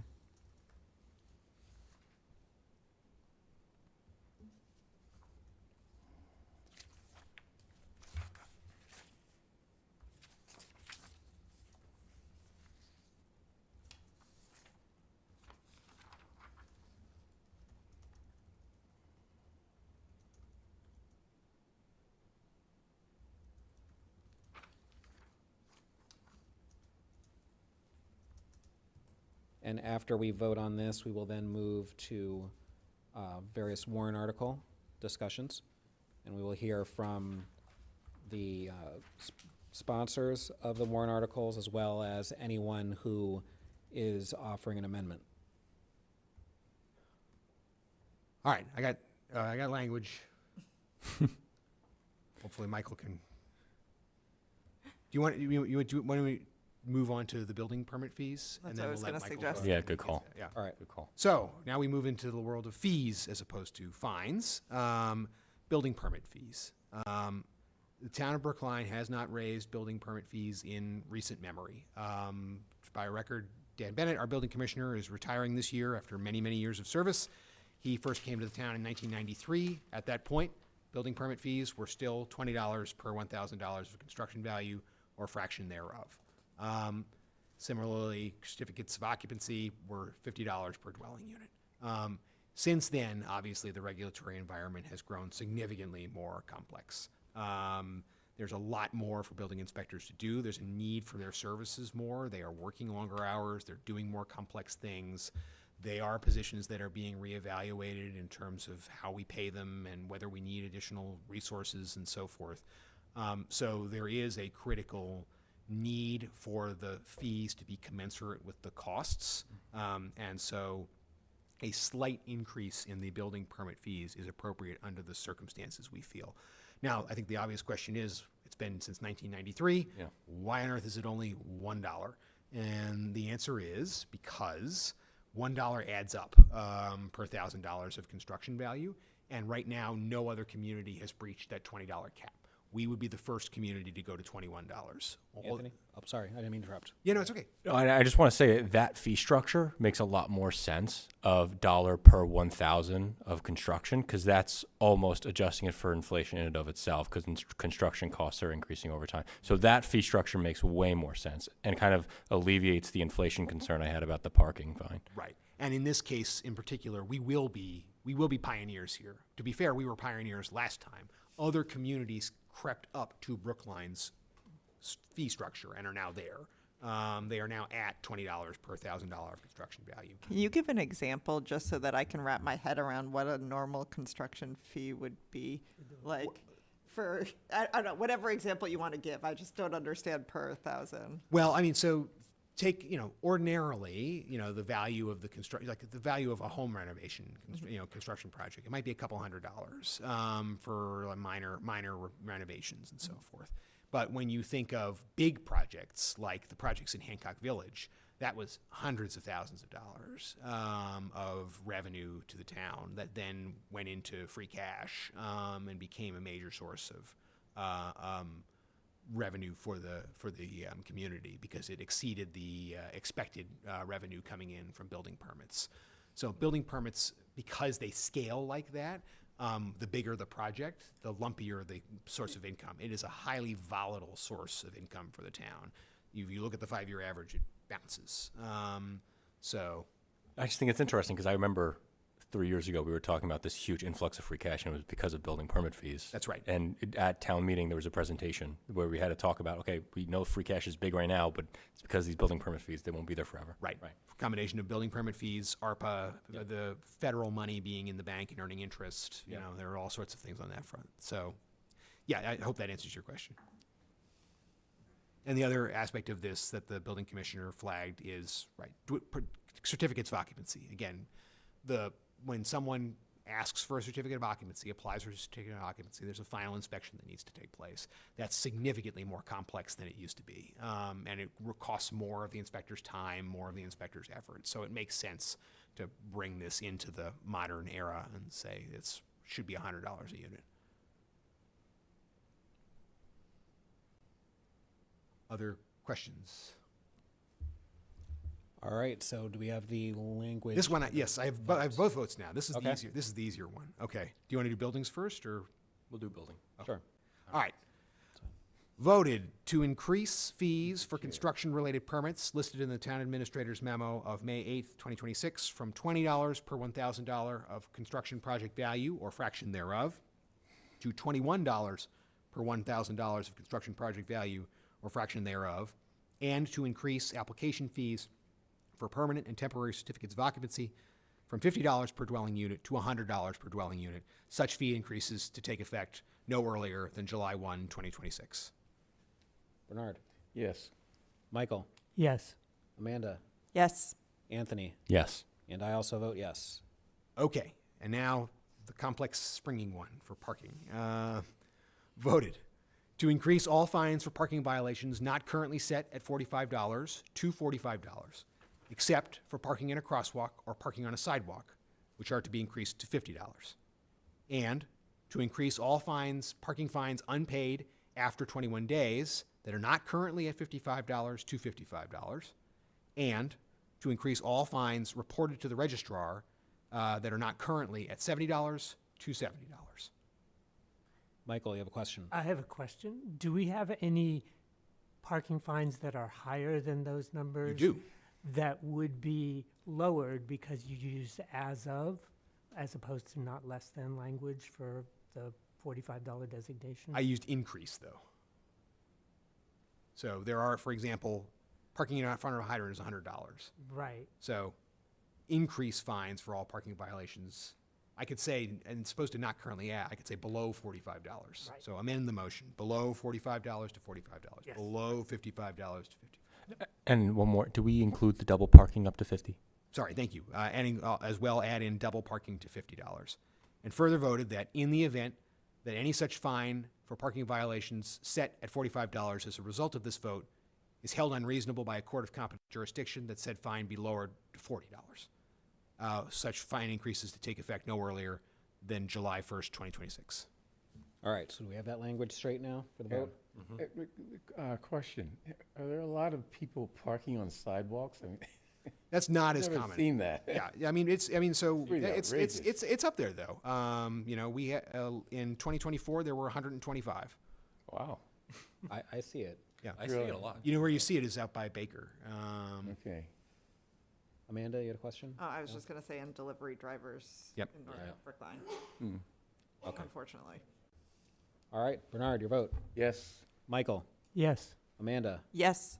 Anthony. Yes. And I also vote yes. Thank you very much. We'll be back with a couple more fines and fees over the next couple of weeks, but they're less complicated than this. So we get the big ones out of the way. So thank you. All right, and with that, we will now move to warrant articles. So first up is Article 8, the FY27 budget. Melissa Goff is online, I believe. Good evening. So the last time the board took up Article 8, you did not have the advisory committee motion under this article. You do have that now, and that is in your packet. A few things have changed since the last time you took this up. We have a final free cash number, so there are revised recommendations that are articulated in the AC report. I'm happy to go through those with the board if you want more particulars about that particular item. They also had not voted yet on the CIP, but we had a sense of where they were going with that, and some of the adjustments that they did make to the CIP allowed us to deal with the reduced free cash estimate that we had. Then you also should have in your packet a memo from me outlining some of the language changes that the advisory committee made and some recommended motions around those changes as well. And then you also, under conditions of appropriation, have two motions that have come in this week, one from Andrew Fisher and Marissa Vogt, which should be in your packet. Another one today from Paul Warren, Mike Sandman, and Brian Kane. That should also be in your packet. And then after we deal with the conditions of appropriation, we do have an item that the board would need to weigh in on. One of the things that the advisory committee also did was to reduce the town council budget by $31,000 and take that money and add it to the council on aging budget. So that's kind of the brief overview. And if you want to kind of, ask questions or, go into this further, I'm happy to answer any other questions you might have. So one And of the I should just also mention that one of the language changes that they did take was to strike an appropriation that we had for lighting at the golf course. You should also have materials in there from advisory committee member Murphy, and then also a memo from the recreation director as well. And I believe that they are both here in this meeting as well. Thank you. I was just about to ask about the amendments for lighting at the golf course. Thank you for bringing that up. All right, so regarding the condition of appropriation, since we have some of the petitioners of those amendments here, perhaps we can invite them up to speak to them. So Marissa, are you going to be speaking as to the Fisher amendment, Fisher vote amendment?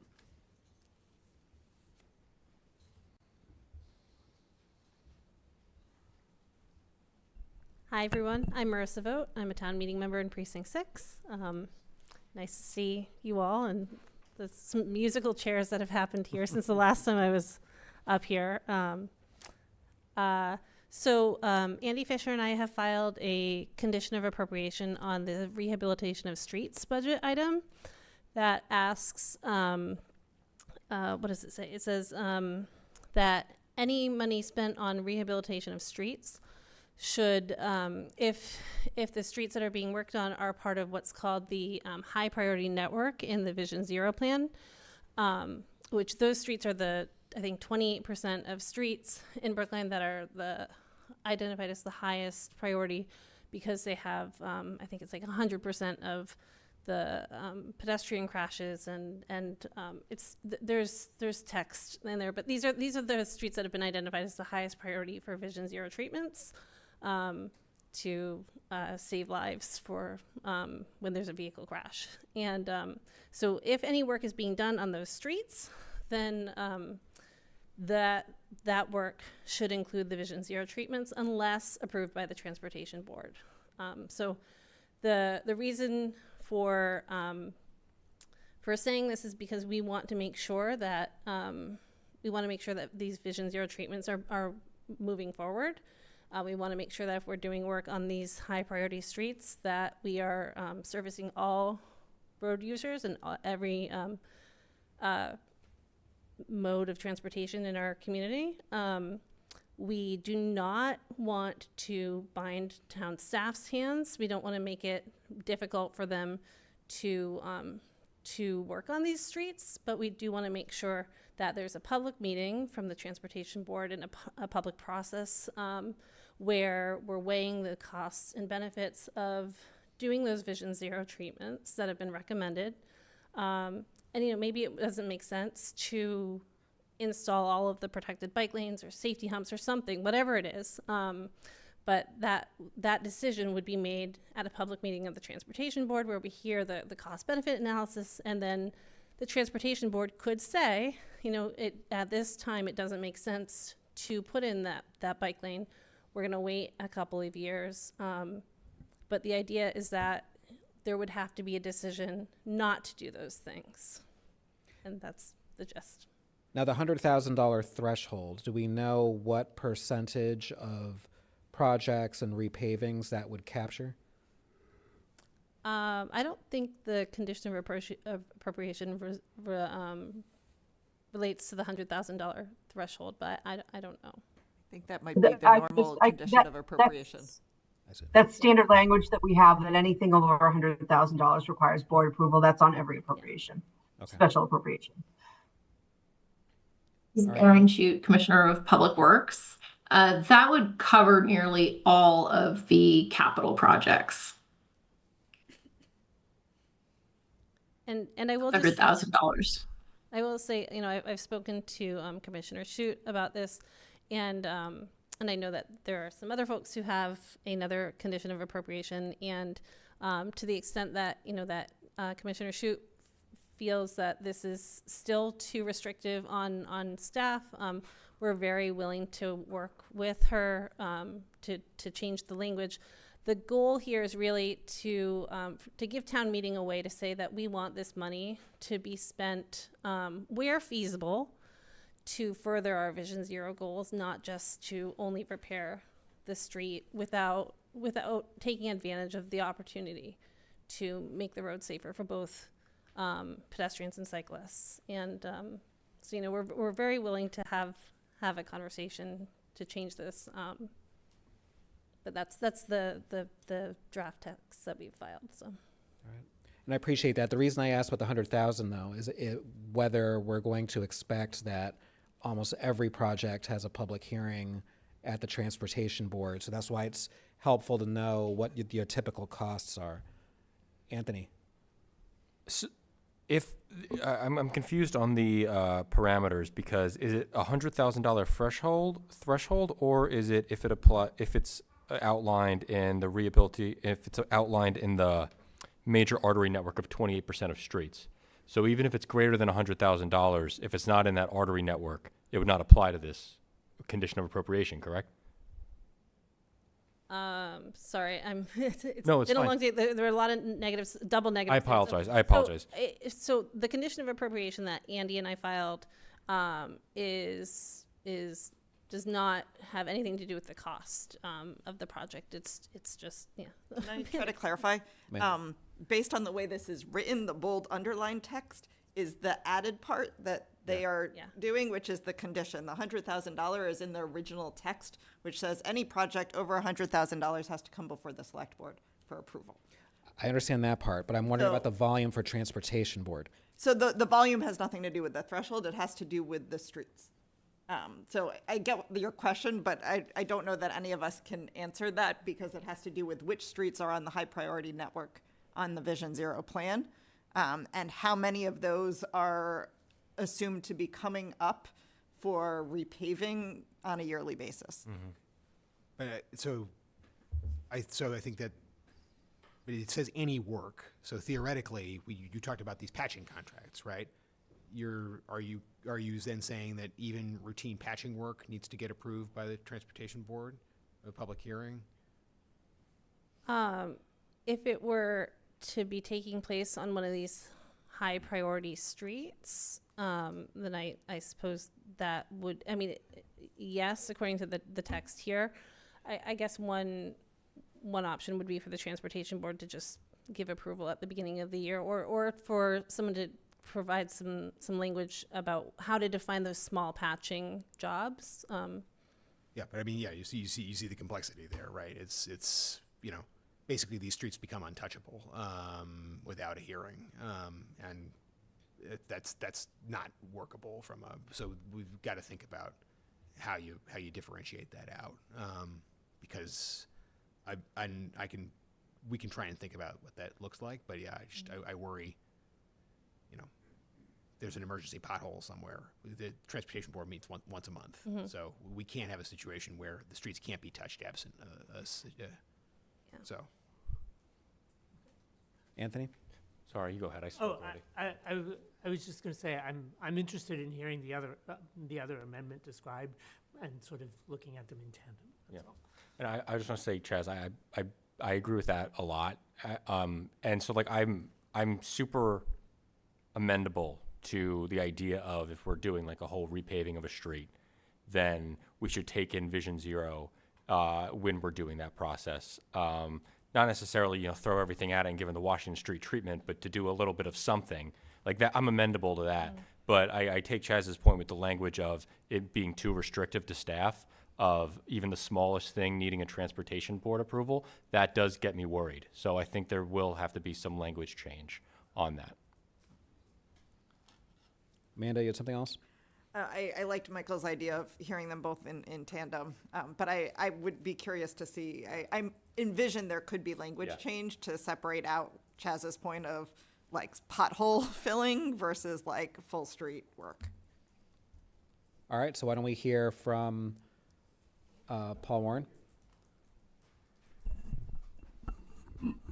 Paul Warren, town meeting member from Precinct 1. First, I do want to congratulate Amanda and Anthony on their election. Welcome to the Select Board. And Bernard, for your service and your work and partnership over the years, and David and Michael for your leadership roles. Amy's wondering where I am tonight. I thought you were done. It's not true.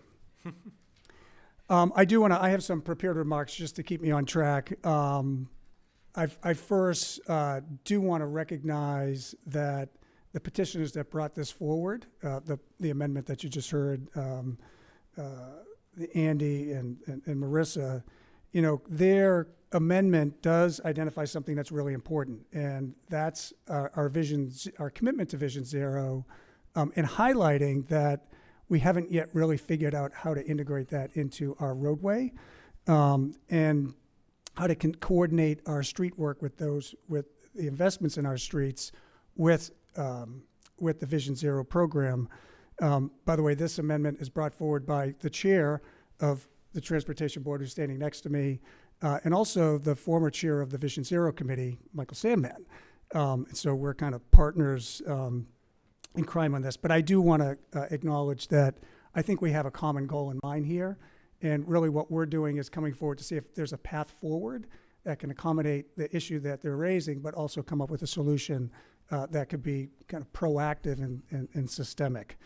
I do want to highlight that Brian, Michael, Simon, and I, 2.5 years ago, met with Commissioner Shute, our transportation engineers, our consultants, and we spent a lot of time looking at complete streets and the various set of policies that affect our roadways with the intention of figuring out how to rationalize our investments. And over the past 18 months, the Select Board and the Transportation Board has adopted 4 policies related to this and governing how our streets are planned, maintained, and made safer. They include the traffic calming policy, the roadway asset management, maintenance, and preservation policy, otherwise known as the ARP. The RAMP. The RAMP is the acronym for that. Our complete streets policy and our Vision Zero action plan. Together, they represent a genuine commitment for safer streets. But these 4 policies don't currently work together in a systemic way. Vision Zero calls for safety treatments on up to 28% of our streets, and this is defined, we've heard about, as the high priority network. The traffic calming policy prioritizes streets using crash data and vulnerable road user exposure, yet the RAMP and complete streets explicitly require that safety and calming investments be funded and designed on separate tracks from pavement rehabilitation. So the traffic calming policy even acknowledges this tension, noting that its own procedures do not apply when large, complex, complete street projects are involved. The result is a gap, and there's no owner for that gap. A corridor can be repaved, and the safety investments Vision Zero calls for on the same street can be left behind, and that's a problem. Not because anyone chose to ignore them, but because there's really no process in place to connect the two. And I think that's what the petitioners of the other amendment are trying to do. They're trying to do it through funneling everything through the Transportation Board. So this amendment that we're bringing forward, the amendment doesn't slow down paving or restrict how this appropriation is spent. The $5.2 million still proceeds in full under the authority of the Commissioner of Public Works. But what it does add is one condition, that the DPW and the Transportation Board form a working group. That would be the trigger, that's the condition, to develop a prioritization and communication process that integrates all 4 policies into a coherent framework. One that identifies priorities, aligns expectations, supports public engagement, and allows rehabilitation work to proceed in a timely and cost-effective manner.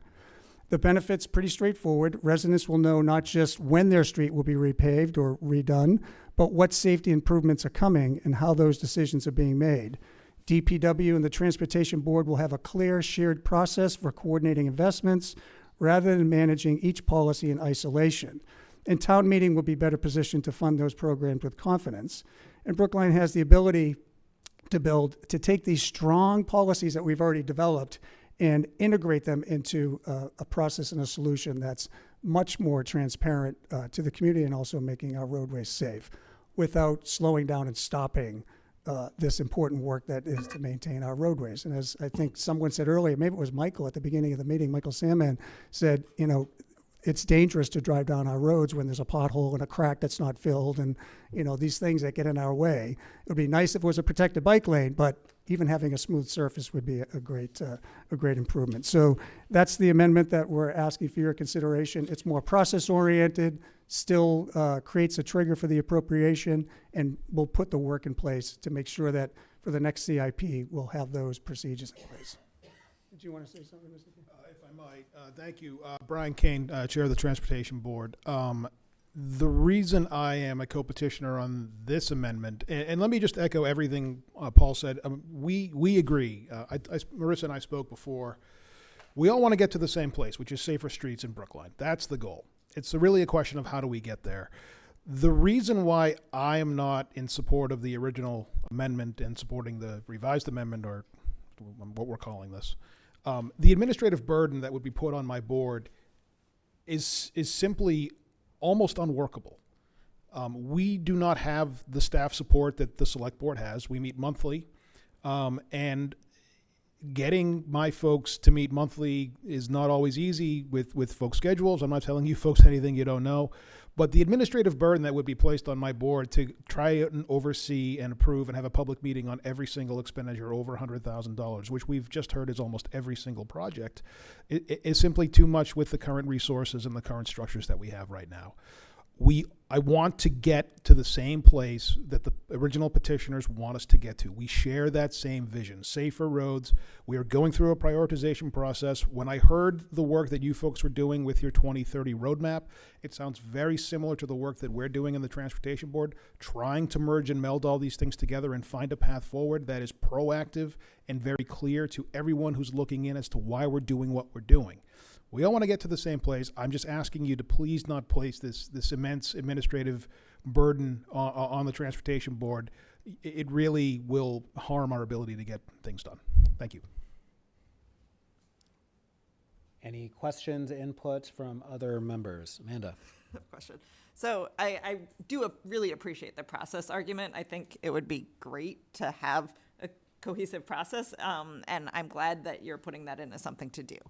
My worry is that if the version that Marissa and Andy didn't put forward doesn't pass, there's nothing that influences the road work that's happening in the next year, and there's nothing time-bound that says when this process will finish, when that will influence the next decisions on CIP funding for roads.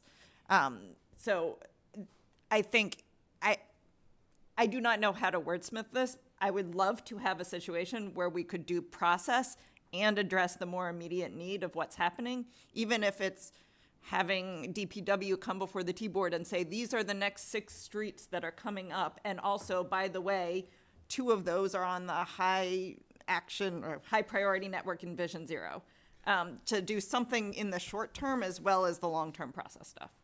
So if I might, Mr. Chairman, I agree 100%. We will be done with our prioritization work this summer. We've begun we started this in January. We are 100% in agreement that this has to happen fast. There are and there have been some projects that have fallen between the 2 processes. We all know what I'm talking about, Harvard Street. And that's unfortunate, and I take responsibility for that. Put that on me. I don't want that to happen again. I don't think any of us want that to happen again. What we will have, what will come out of this prioritization process based on the scoring and the rubric that has been created, by the way, which I want to come and explain to you folks and have a whole presentation about, will absolutely seemingly put most of the high priority streets that are on the Vision Zero network, which, by the way, we all spearheaded here and I think we all agree with. Those will be the priorities that I believe will come out of our prioritization scoring process, which means we will be coming to you folks and to town meetings starting in September. For the first time, the Transportation Board will weigh in on DPW CIP requests through this process, by the way. And I imagine that a lot of what we will be asking for, we don't know, but I imagine will be those high priority corridors. I agree with you, and as I said, I think we all want to get to the same place. It's really just a question of how do we get there. And Amanda, I would add one thing. Thanks, Brian. That again, this work has been uncovered, that it's ongoing, right? It's already started. But I take your comment seriously. That the way this was originally written, it was saying that it needed to be done before the CIP was submitted for the next year. And then I got feedback from the moderator that it had to be a gate. And so I've rephrased it as a gate, which was you had to have appoint a committee before the money could be released.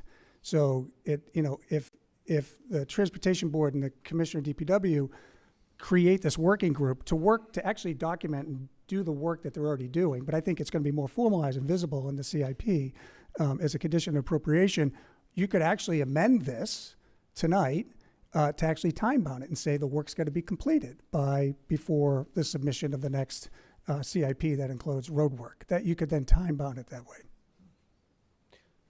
Michael? I'm wondering if the commissioner can speak to Amanda's question about what are the roadways that are upcoming, just in terms of management, maintenance, and preservation. I believe that there is a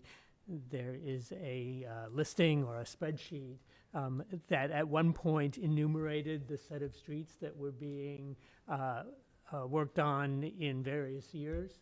And I'm wondering whether that list is being maintained and has been updated and is available for review and incorporation into this process.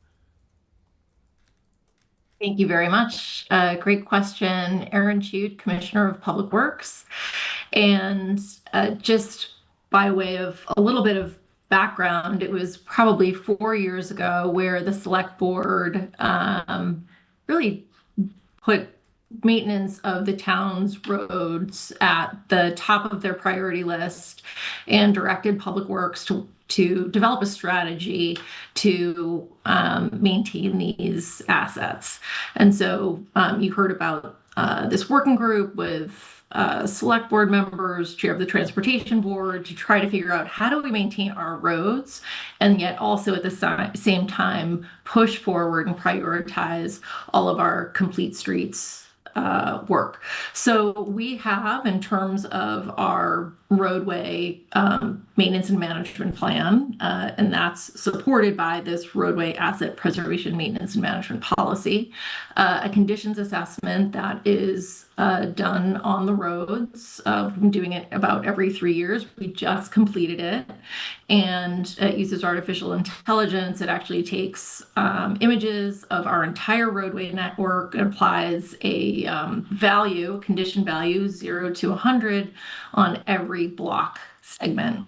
That's all been mapped, and we're presenting all of that at the Transportation Board tomorrow evening, so I welcome you to attend. We also presented this information to the advisory committee during our budgeting process this year. We presented it last year to the select board. There have been some modifications and updates with the new data that we have, but every year we've been presenting that through the budget process to show what that 5-year plan looks like and what the conditions analysis looks like. And we have a dashboard on our webpage where you can actually see the map with those segments.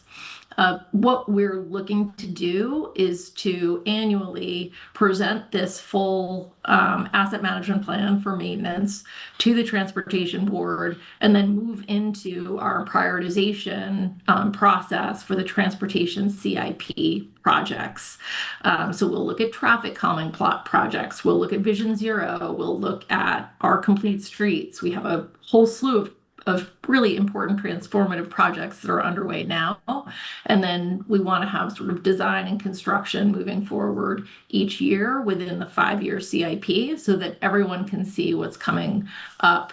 We also have developed guidelines for community engagement. So all of this needs to come together. It is going to be a new way for the Transportation Board and transportation staff to approach and communicate all of these projects proactively. I want to thank Marissa, who reached out to me with the amendment and wanted to talk about how do we do this. You know, DPW understands the goals behind this amendment: Vision Zero, complete streets, our bike safety accommodations, all of that. They're not only town goals, but many of this, DPW led the way and partnered with the community in terms of writing, managing, and leading these policies. So we're very much on board. I think it's really not an issue of where we're trying to go. We agree on the destination. The issue is how we realistically get there.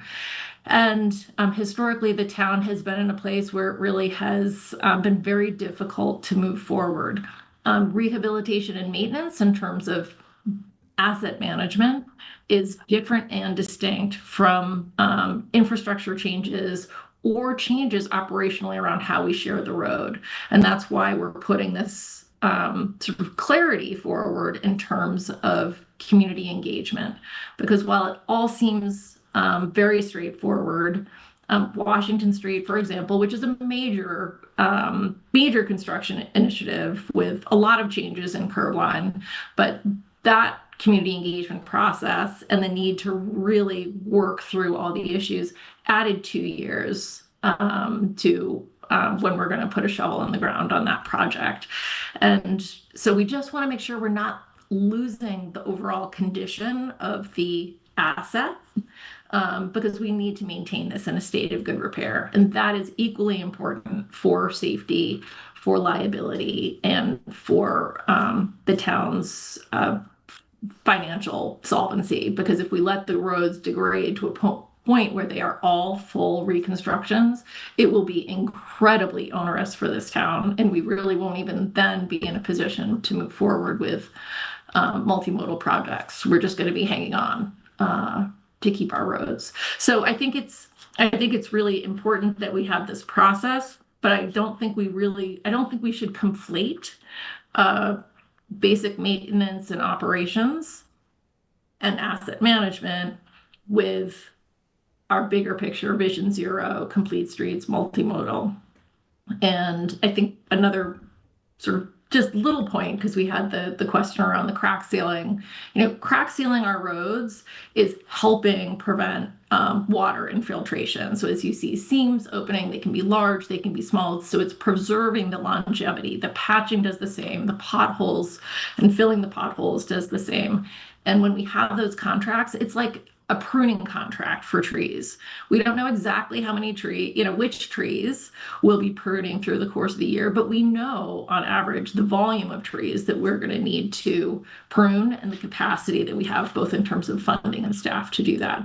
So it's similar in terms of preventative maintenance and best practices. Michael? First of all, thank you very much. And this is obviously a lot of thought has been put into how to improve our processes and also how to communicate them. I think that one of the challenges that was uncovered in the Harvard Street process was the fact that the timing of the maintenance work relative to the community's understanding of that timing and their ability to identify, I mean, as you say, not necessarily large changes, but I know that there are some small safety improvements that are incorporated into that project. That there was a challenge within the community of understanding that timing and understanding the capacity to impact, to make changes along the lines of to meet our Vision Zero goals. And so the thing that I'm trying to establish is that moving forward, Harvard Street has been contracted and its design has been voted on by the T-Board and is set. I'm just trying to establish that moving forward that the projects for 27, the projects for 28 have also been established and are accessible by the public, so that to the extent that whether it's curb extensions or bollards or other improvements to the existing infrastructure, that those can be well understood within the context of the RAMMP. And I just want to make sure that that gets communicated to the public, so that people can understand that and weigh in appropriately through the Transportation Board processes that are already in place and are being developed in the course of this prioritization.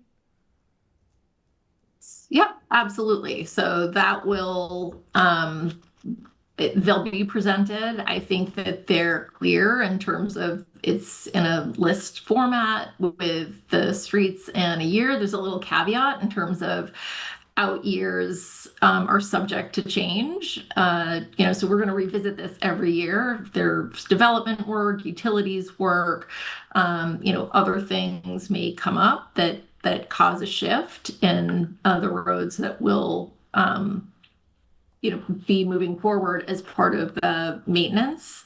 And as you mentioned, there are, we think, a lot of safety improvements that are happening as part of the Harvard Street rehabilitation project that don't change the way people share the road, but puts more protections in place in terms of the better striping and bollards and daylighting intersections and rapid flashing beacons and improvements in terms of bus stops and greater visibility overall. So we see those as opportunities with these maintenance projects that are pretty easy for us to apply and move forward. When we get into projects that require community process, then we're going to have to build in time. And those projects and initiatives, we also want to build in a supplemental funding source to be able to fund those other improvements that we're looking to build. So that's something that's why we're working to develop this CIP together with the T-Board. So not only is it transparent, but we're understanding the time it's going to take and the dollars it's going to take to implement. Thank you. Any other questions, comments from board members? All right, Let me Amanda. just make a quick one. I don't think I will finish having this conversation now, so I just want to plant the idea, and not apart from the budget amendments, but I want to plant the idea that we should be thinking creatively of when we spend money, how we can utilize some of these smaller scale changes so that not every improvement goes to sort of the Washington Street way of 2-hour process or two-year process. And so I think even if we end up supporting Paul Warren's amendment, that should be looking at how to speed this up and make it a much more transparent process, so that we can actually move forward on these things and not get into this separate pools of money discussion because we think everything has to be huge and really expensive to make safety improvements. I agree. Can I just add one more thing? The proposals that are in front of you tonight for the budget, I would like you to take a position on. I know that there's talk about potential language changes for these particular items, but we are running out of time in terms of the deadline in order to file an amendment to the budget. So I would want to be able to transmit something to the advisory committee so that when they take this up, they understand how the board feels about it. All right, so given that constraint, I'll take that recommendation. I think that both amendments are very well intentioned, to have the same goal in mind, just different paths on how to get there. I found Brian Kane's remarks as transportation share quite compelling, that this would be a tremendous administrative burden on his board to have essentially everything road related funneled through the transportation board. By no means is that an indictment on this vote, Mr. Fisher, who again have the same goal in mind as Paul Warren, Brian Kane, and Mike Sandman, who used to chair the Vision Zero committee. So obviously this is a shared goal by all. So I would like us to support the amendment brought to us by Paul Warren, Brian Kane, and Mike Sandman. And certainly I agree with you, Amanda, that we want to make sure that this isn't just talk, but that there's action that goes along with it And the way it's structured, there is that trigger as a condition of appropriation that at a minimum, this working group is created and gets started on work they've already done informally to an extent. But this would formalize that process, and I think that's a good approach to take. There is also nothing that would preclude further conversations between the petitioners of the Fisher vote amendment and the Warren Kane Sandman amendment from perhaps further refinement as we approach town meeting. As even our two new members well know, even on the day of town meeting, sometimes we have additional votes and changes if those become necessary. So I would like to move the favorable action on the Warren Kane Sandman amendment. Before we do, I'm Sure. so sorry. Just a quick, I have like a legal question. Is it possible for us to put a timeline on how long that committee can stand for before? Because I'm afraid of just creating a process that just drags everything out way too long with too many more meetings. And so I'm wondering if the select board can say, we approve of this, but we want to say like you get 4 meetings. I don't know if that's. I think we would do that by amending the amendment to include Okay. some language. I also think too there you want to be careful about setting that an end date or at a number of meetings in particular. Okay. And I think that's something that you as a board can do via executive action. That Got I think it. is actually winds up being both more flexible in the long run, but also then like you can ask us, for example, Right. like, hey, it's been 3 months. What is the progress? As of long as we this? have that tool. Yes, That makes sense. you're the executive. You run the show. So you Okay. tell I us- still would I'm still love new to to that. have with the goal to have the process done by the next CIP planning Yeah. process. I don't know how you wordsmith that, but like instead of a time bound, it's a milestone bound Yeah. constraint. Yeah. So it looks like Paul might have some suggested language. As I think I'd mentioned earlier, thank you, Amanda, that I had original language which said that this would be done in time for the submission of what would be the next year, the 2027? 28. The annual 27.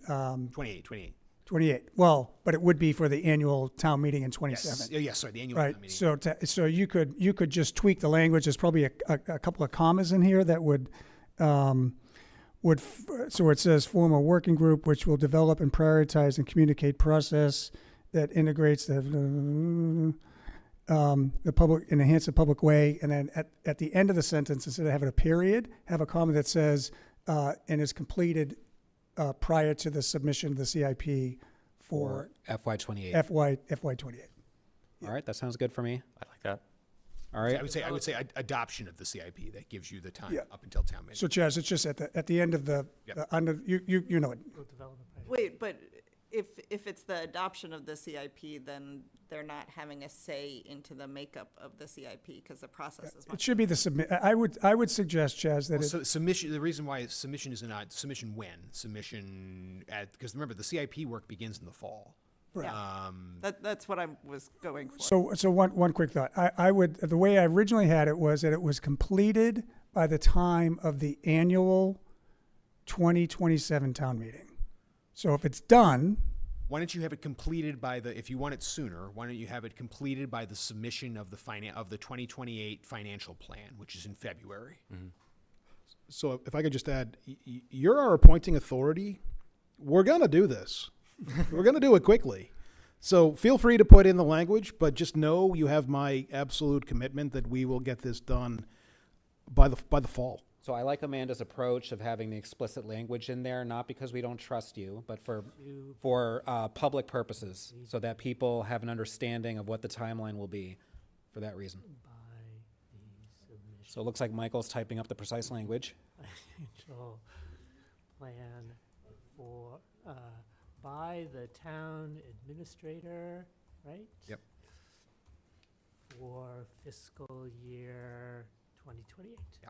Okay, so the proposal is to amend after the words governing the maintenance and enhancement of the public way, which previously ended with a period, to add the phrase to be completed before the submission of the financial plan by the town administrator, spelled correctly, for fiscal year '28. All right, so moved. Any further discussion? All right, Bernard, Yes. Michael, Yes. Amanda, Yes. Anthony, Yes. and I also vote yes. Will the petitioners of that amendment take that language and resubmit it to the, accept it as a friendly amendment and resubmit to the moderator? So I will they, send it I to can you. submit that. This is now the board's motion, so I can submit that to the moderator. Okay. If the petitioners are okay with that, then they can just support the select board's motion under this particular item. Is the We've got it. amended language. Thanks Thank to you. everyone on this. Thank you to Andrew and Marissa and to the team over there and the group. Very helpful. All right, so next up, related to Article 8, the $31,000 reduction. Chair, can we take a break? Sure. We're going to be here into the next day, as it's going right now. All right, why don't we take a 5 minutes. 5-minute break is fine. All right. You want to be real.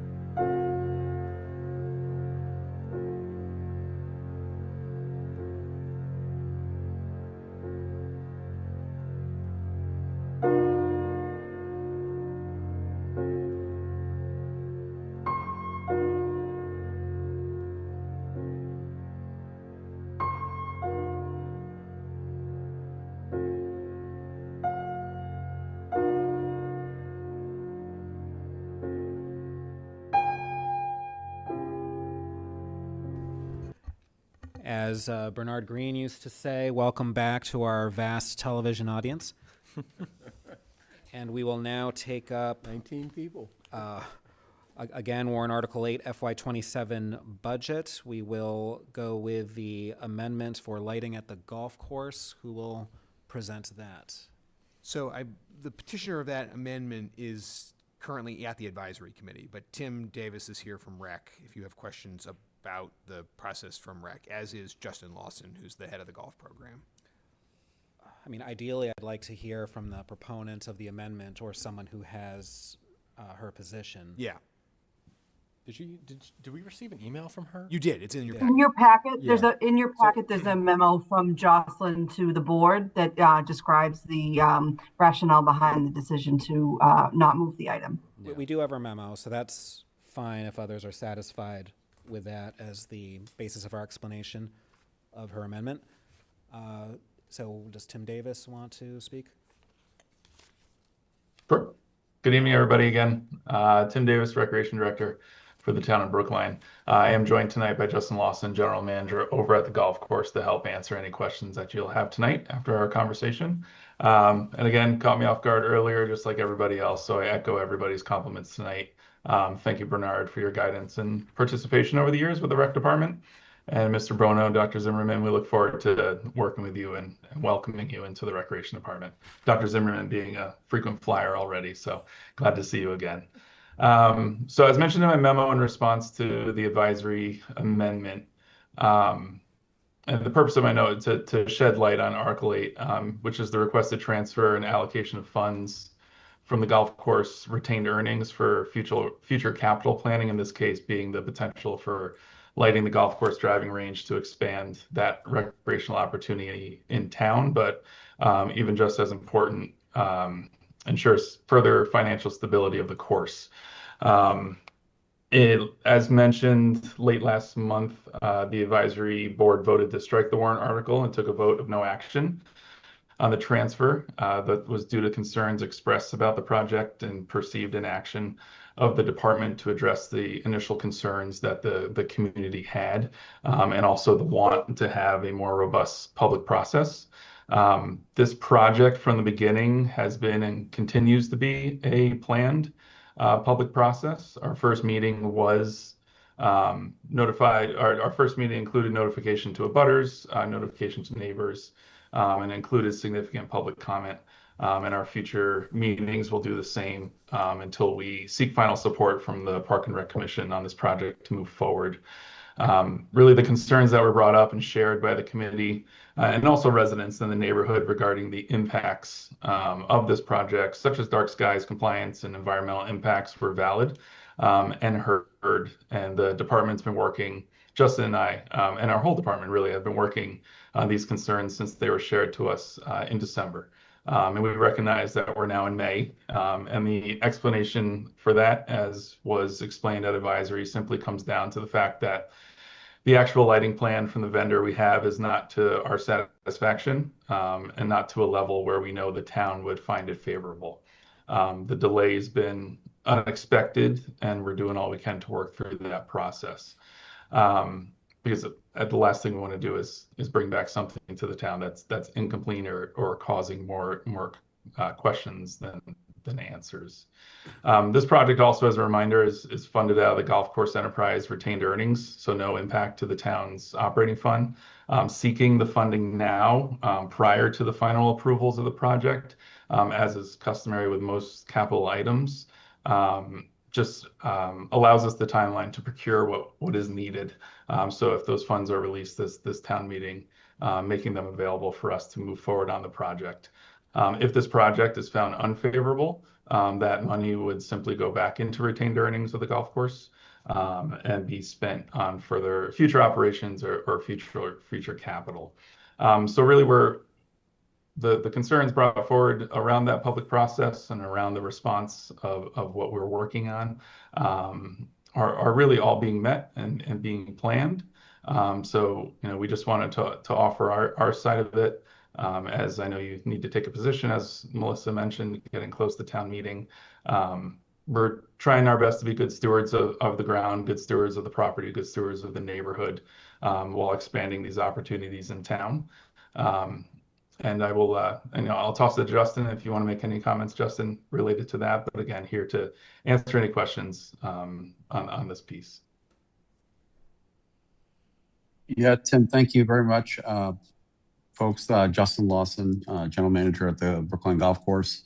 As Tim alluded to, and I'll keep my comments brief and short, we've been learning and responding to a lot of the feedback that we've received during our public process. And we just haven't found the solution yet to come back to the Park and Recreation Commission and continue that public process with the modifications and that sort of stuff that we felt would be warranted to present. So thanks for the opportunity to be with you all, and appreciate what you do.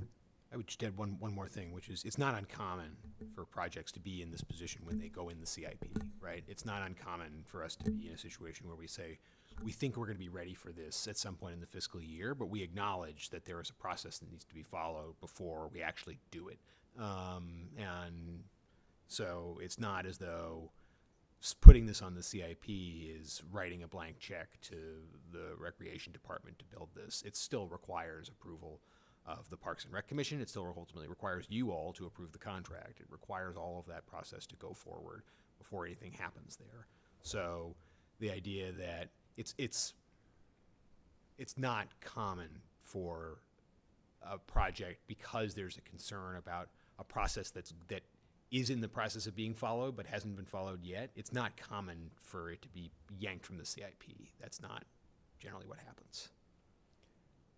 Michael, you had a question or some comment? Yeah, I just wanted to clarify, sort of to Chaz's point. There's something in this appropriation. It's like a $300,000 amount that says it's if for any contracts more than $100,000, it will come before the select board. And I just wanted to confirm that there will be there will be a contract that's over $100,000. Yeah. In terms of fulfilling this project. Yes. Okay. Yes. Okay.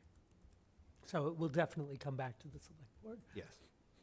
So I appreciate that it'll come back to the select board and the acknowledgement that the issues raised in the Murphy amendment are valid, that still need further vetting and analysis.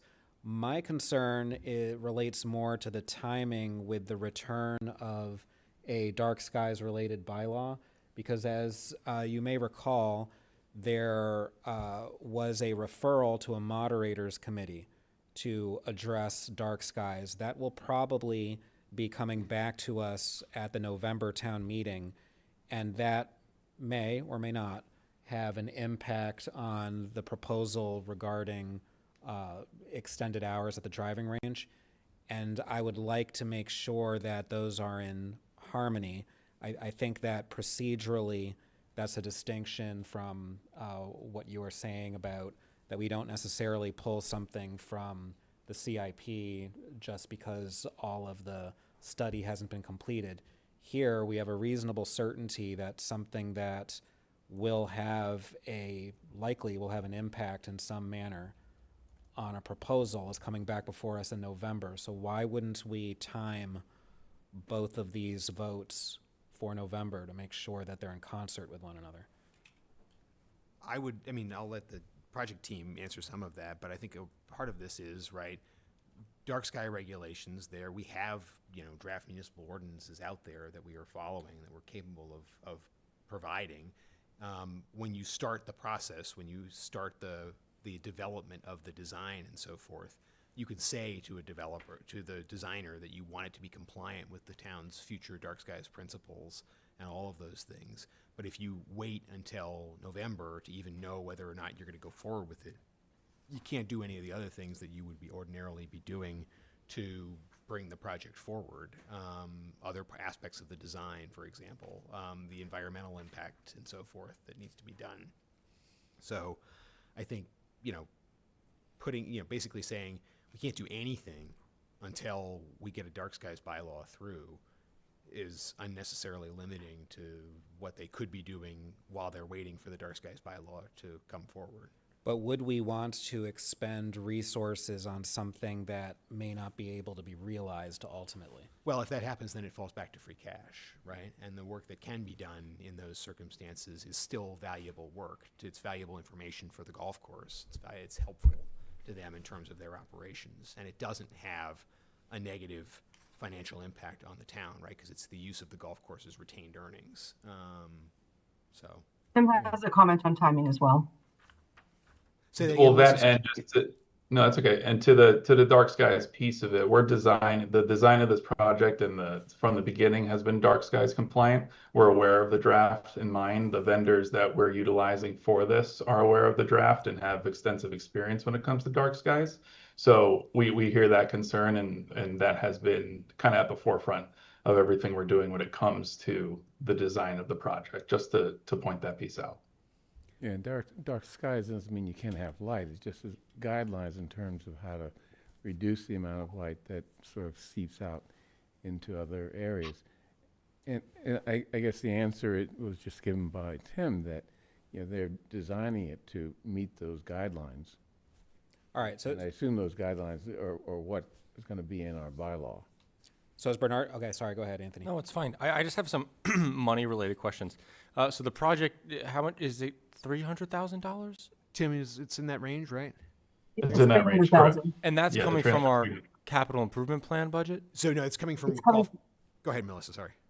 It's coming from the Golf Enterprise Fund. So they're using their retained earnings to fund the project, but it will be transferred out of the golf budget to a special appropriation. I understand. So this isn't touching town money? No. Okay, that changes my calculus. Okay, noted. Thanks. I was just going to ask a logistics question. The only reason in my head that you would not move this article is if there was a chance that lighting would not occur. And it seems like whoever is making, I don't know who's making the decision. I guess that's the question as to whether lighting is possible. Because if lighting is going to happen and they are going to try to do it in a dark skies compliant manner already, then I don't understand the weight on releasing money. Yeah. But is the thought that the select board could just say no lights on the golf course? I think it's more, right. It's a question of where are the checks on the process, right? I think that's really what it is. It's less, do you think there's a risk, and more, who controls when a project gets to start. I understand the concern here because there is this uncertainty about, dark skies, but I would hope that, the assurance of REC and the fact that there are checks on this, right? If it doesn't check out, right? If we come back to you and we're like, we know we said we'd be dark skies compliant, but just kidding, here are floodlights, that wouldn't fly, right? Parks and Rec wouldn't approve it, and you wouldn't approve it. So I think that's the kind of comfort in terms of the control over the appropriation that we're talking about. And I think that's really what, I don't want to speak for the petitioner, but I feel like that's what kind of motivates this concern is once you put it in the CIP, do you lose all control over it? And is it possible that they're going to pull a fast one and install floodlights on the golf course and we won't have any opportunity to say anything about it? And I think I would hope that in this conversation, the answer to that is no. We are making a firm commitment that we're not going to do that. Michael? In fairness, and I spoke with the petitioner today and yesterday on this and other matters. In fairness, I think there's a larger concern about things other than just the lighting and things that the lighting would engender in terms of more activity at the golf course at later hours in a residential neighborhood, et cetera, et cetera. Sure.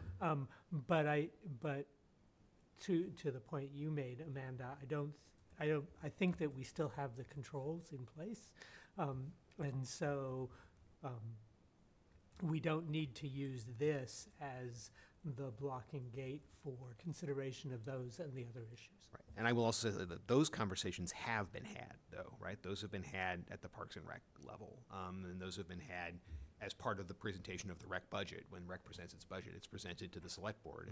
It's been talked about now for 2 years, this idea of if we put lights on the course, on the driving range, it is a major benefit. It's a major boon. we understand that there are drawbacks, there are potential things that need to be considered. We need to take the neighbors into consideration and make sure that we're not shining lights in their houses and all of those things that are critically important to being, a good neighbor in that neighborhood. And we have to deal with the impact on, bird migration, all of that stuff, which is what the dark skies compliance is. But those are discussions that have happened. And I do think that the will currently, at least at the Parks and Rec level and in prior iterations of the select board, has been, we should go forward with this. Now, if that changes, that changes. That's okay. But I don't think we're in a position now where there's disagreement over should the project go forward. I think the Parks and Rec Commission, and Tim, you can correct me if I'm wrong, the Parks and Rec Commission has heard the concerns, expressed that they are valid concerns, but still feels comfortable moving along with the project at this stage with the idea that those concerns will be addressed. So the petitioner's amendment in her memo, she states that the Parks and Recreation never explicitly voted on lighting at the golf course at any point as part of the master plan. Is that inaccurate? That's not inaccurate. No, that's not inaccurate. This project is in response to demand and, again, looking for other avenues on the golf course to be financially stable, as the needs and the course and the site itself has progressed.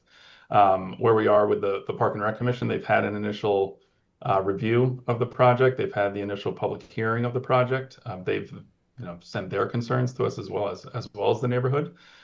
So they haven't given their official stamp of approval to move forward, but that will be, hopefully the next public meeting that we have to address their concerns as well as everybody else to get the project going. So I just think we're putting the proverbial cart before the horse if Park and Rec hasn't even opined on something that is in their jurisdiction, essentially. Why would we move ahead of them? Isn't this in the mini CIP, though? Tim, did they vote to support this as part of the overall review of the CIP programs? Overall review of the CIP, correct? Yes. Yeah. So this was included in the CIP for this year. For last fall. We call it the mini CIP. Parks and Rec does an evaluation of all the projects under its purview that included this. So this was part of the Parks and Rec mini CIP moving forward. They also hold a public hearing on all their CIP requests. This is the same process that Erin is trying to replicate with the Transportation Board, but it's been in place for Park and Rec for decades. Could you detail the opportunity cost of not being able to proceed right away and taking steps toward having nighttime lighting? Justin, go ahead. Go ahead. I just want to touch on why there's kind of urgency with the vote now. It has to do with construction timeline. If we have to wait till November town meeting for funds to be appropriated, then we can go out to bid after the funds are appropriated. If there's no funding, we really can't go out to bid until that takes place. And then in terms of snowfall and that sort of stuff, the construction window then would go into the golf season to put lights up. And looking at, based on what we're hearing from the manufacturer, it's about a month worth of work to do lights. And that would be financially very detrimental to our current daytime operations to do this project. So it's ideally, slated to do October to November when we're, the least busiest during the current golf season, the way the calendar year works out. So that's kind of also, a big reason why we would like to have the vote and then let Park and Rec make their decision ultimately. Anthony? Do you have an expectation on revenue generation yearly after this investment? Yeah, so conservatively, we looked at it very conservatively. And right now we calculated about $157,000 annually in additional revenue that would be realized. Is that net after cost of operation during the hours?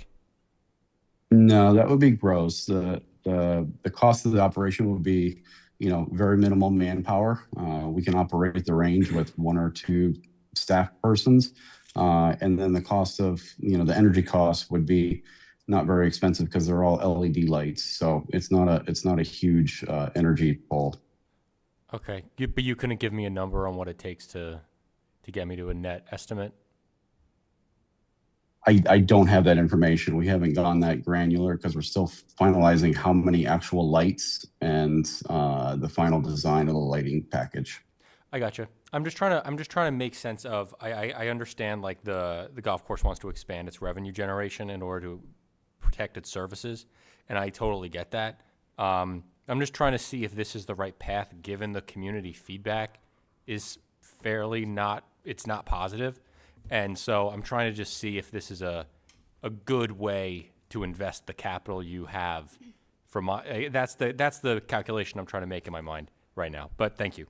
And I see Anthony's point, but I add to that just the procedural order we're going in. It sounds like the reason you want this vote now is so you can begin construction to make the lighting happen, and we don't even have direction from Park and Recreation yet that they even want to go in this direction specific to lights. There was sort of a broader increased revenue, but not necessarily the how to do it. And if the very next meeting, it sounds like, or very soon, Park and Rec is going to take this up, I would prefer that we wait for their specific recommendation on this.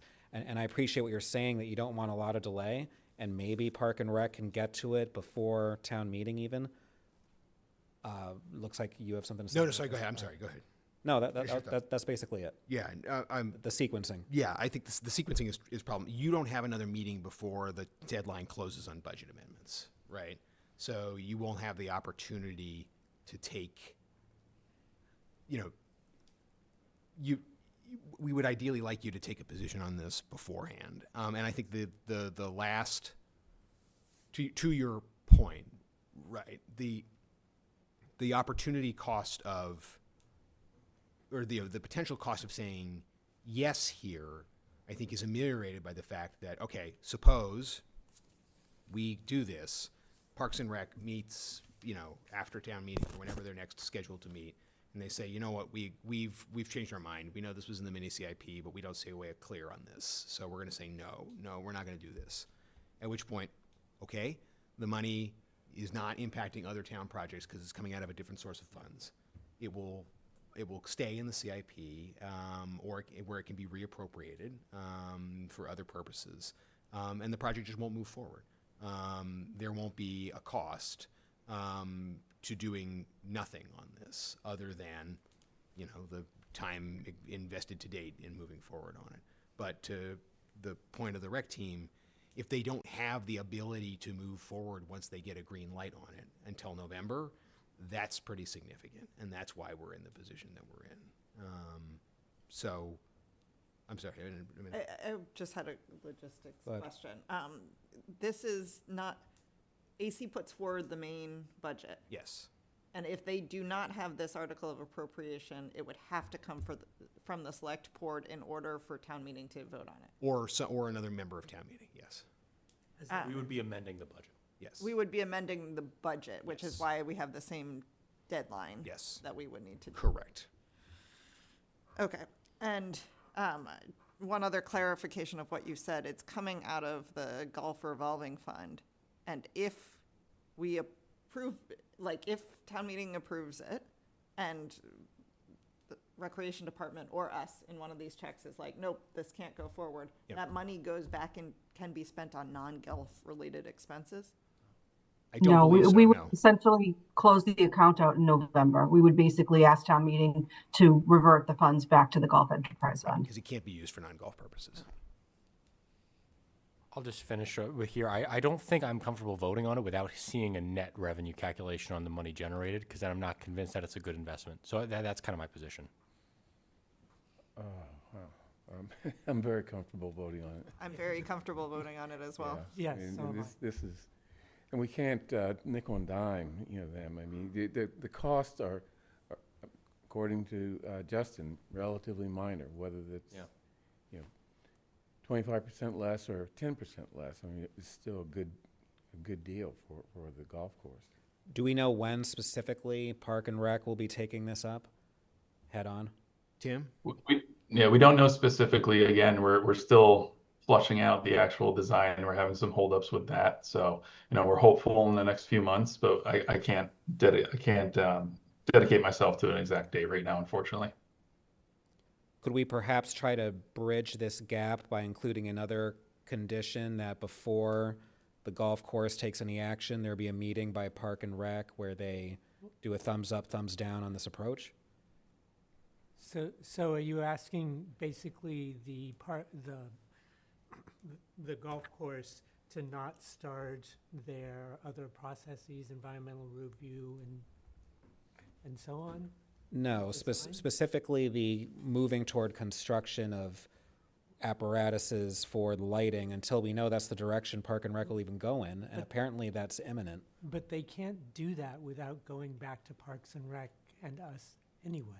Right. There's an easier way to solve this is if you take the language and instead of having the $100,000 threshold, just have any contracts to be approved by the Park and Rec Commission and the Select Board. That way, anything that is related to this project would need to go through them. All right, I think that can work. I just don't want staff time to be wasted if Parks and Rec shoots this down in 2 weeks. I know, but at the same time, I appreciate that the golf course would like to be able to move sooner if they do get that approval. I just don't want them wasting resources if this is going to be completely blocked off to them as a path. I know, but I think you can hear in Justin's, Justin is being modest, I think, but like from an operations perspective, this means a lot to the golf course. It's a priority for them. But with that said, if it's not a priority for the community, then it won't happen. And that's the breaks. What the community wants goes. But I think Melissa just suggested wording that would be this except getting rid of over $100,000. Yep. Yeah. And that basically means, right, before anything moves forward, Parks and Rec has to give a sign off. That's the other thing too. This is now we're getting into like budget 301, but when it comes to Rec's budget, Parks and Rec actually has a lot of control over it, in a way it doesn't over the Parks Department. So that there is enforceable action there because it's a rec project. Okay, can we have a motion? Yeah, I can make the motion to appropriate $300,000 or any other sum to be expended under the direction of the Recreation Director with any necessary contracts to be approved by the Select Board and Parks and Rec Commission for lighting at the golf course driving range. If I could just amend that slightly, the or any other sum gets struck when we have an actual budget motion, so that language would just be, you just need to strike or any other sum. It's $300,000. Appropriate $300,000 to be expended under the direction of the Recreation Director with any necessary contracts to be approved by the Select Board and Parks and Rec Commission for lighting at the golf course driving range. Okay. I'll make that. Motion. All right. Bernard? Yes. Michael? Yes. Amanda? Yes. Anthony? No. You can vote no. I mean, Yeah, I think go fast. I think I'll go no. I appreciate the direction this went, but still, I prefer sequencing wise that we would have heard from Parks and Rec first, and I don't know why they haven't voted on this yet. But the yeses have it. All right. Okay, so with that, the final piece in the budget that I'd like the board to weigh in on is the change in town council's budget. The advisory committee has reduced their budget by $31,000 and added that to the Council on Aging. If you have the combined reports in front of you, you would want to look on page 8-18 where they provide some narrative that talks about what led to that decision. And I can, I'll copy the link for the combined reports in case you need to access it and put that in the chat. Does the Council of Aging, did they request more of a budget? No, they actually don't. That's not what they want. What the did Council on Aging doesn't want the additional money. The director, so the Council on Aging thinks that the Council on Aging is very supportive of additional funding for transportation, and members of the Council on Aging are also advisory committee members. When they made the motion, the intent was to fund for transportation. They did not talk to the director in advance of that making that motion to understand what the priorities of the department might be. I believe if Emily was given the chance to formulate a budget proposal, it likely would be to help with some administrative burdens that they have at the Council on Aging. But I believe that the council is, supportive of this. But obviously, I always, when people are making budget motions, it's always good to talk with the department head in advance so that you can understand how the realities of how this would be implemented. Right. So the senior center, the director of the senior center is not supportive of this. She would rather, if you're going to give her extra money, she'd rather it go somewhere else. But this is also not, we haven't had this happen before for obvious reasons. We haven't had a situation where someone has said, we're going to take money from one department and give it to another department. Not for any specific project, but because we don't think that department is spending its money wisely. And can someone answer to the risk of taking money from town council's budget?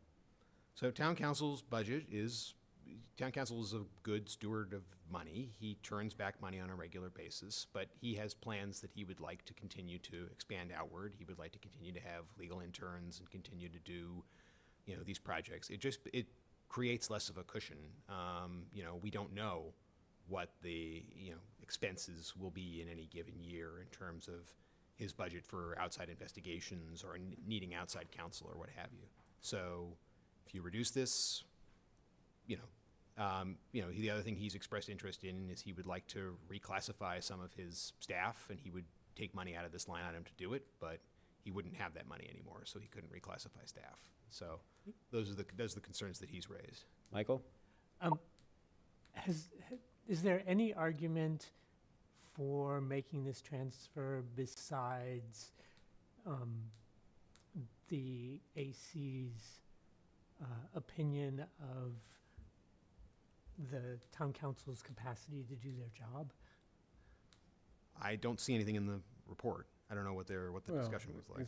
It's just retaliation. Yeah.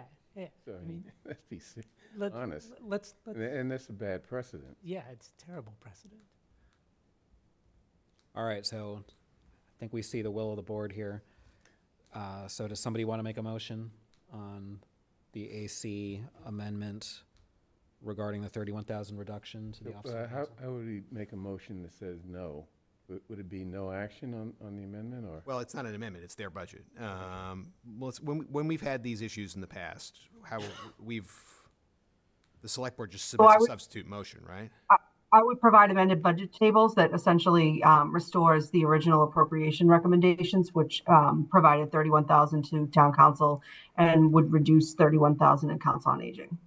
And that would be part of an omnibus substitute motion that you would make, including the. We'd have to make a clean motion for the board. Yeah, we would basically have the motion, which would replicate most of the advisory committee motion, but you would have two distinct changes here. You would have the change in the budget amounts for council on aging and town council, and then you also have the motion that you just adopted on the roadway work as well.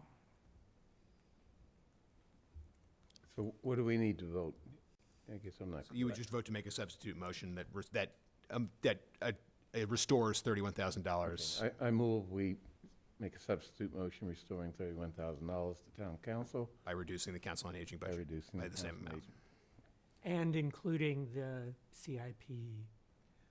Do we need to do that as well? You've already made those. We can consolidate all of these proposals into a single omnibus motion. Any further discussion? I'm just going to flag that will mean a certain discussion is going to be on the floor of town meeting. And just everyone should be aware of that coming. Mm-hmm. Yep. Yes. Well, I mean, my hope would be that discussions are had prior to that, and maybe we can avoid that conversation. Maybe we can work something out. There's still time. Okay. All right. Bernard, your vote. Yes. Michael. Yes. Amanda. Yes. Anthony. Abstain. And I vote yes. All right. With that, we will now move on to Article 9, FY27 CPA appropriations. So Article This is 9. not easy as it should be. Well, you can decide to make it easy or not. The advisory committee essentially voted to divide the question. So I do have their motion. It would require several series of votes should the board choose to do this. Your current position now is the petitioner motion, which is included in the combined reports, which is just one vote for all the recommendations under the CPA. So the board can decide whether or not they want to support dividing the question or whether they want to keep with the motion that they currently have in the combined reports. Did AC vote down any of the projects, or did they? I don't believe that they did. I think they just wanted to make sure that there was an opportunity for everyone to weigh in separately on each project like they do with the CIP. And I certainly see the merits to that position. So my position would be we adopt the AC motion on this. I agree. Any other thoughts? I don't have a strong opinion. I do think it's worth us thinking about the division between categories for the CPA, and this might be a way to get town meeting to start thinking about how they get awarded. The other thing, my question, which I know the answer to, is what does the CPA committee think of this idea? Do they have an argument for or again? I think that if town meeting is supportive of dividing the question, I think that would probably change the way that they formulate their motion going forward.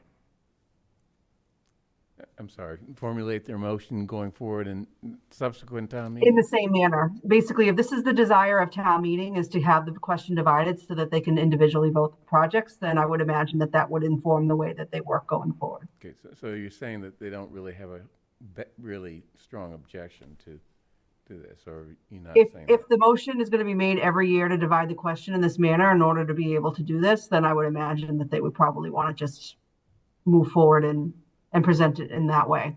Okay. All right, so I'll go ahead and move that we adopt the advisory committee motion for Article 9 for a divided question. Bernard? Yes. Michael? Yes. Amanda? Yes. Anthony? Yes. And I also vote yes. Procedurally, we probably should have had you reconsider your earlier motion and then take That's action on the advisory committee. So Sorry. first, I move that we reconsider our prior vote on Article 9, FY27 CPA appropriations. Yes. Bernard? Michael? Yes. Amanda? Yes. Anthony? No, yes, I'm just kidding. And I also vote yes. Just as a technical matter, the two of you may want to consider abstaining because you weren't here for that vote. Oh. I think town council, can we have an opinion on that? This has come up before with new members. Oh, right, if you're reconsidering. Oh, yeah, that's Right. interesting. So, good evening, Joe Callahan, Town Council. Actually, I have a memo in draft form to advise people about abstaining, and you do not have to. Okay. You know, there's requirements when you do, but if it's just simply that I wasn't here before, you can rely on kind of the good faith of the board before or the staff in preparing minutes, but you're not obligated to abstain just because you weren't, at the meeting before. There is what's called the Mullen Rule, which applies to planning boards and kind of permitting, but that doesn't apply.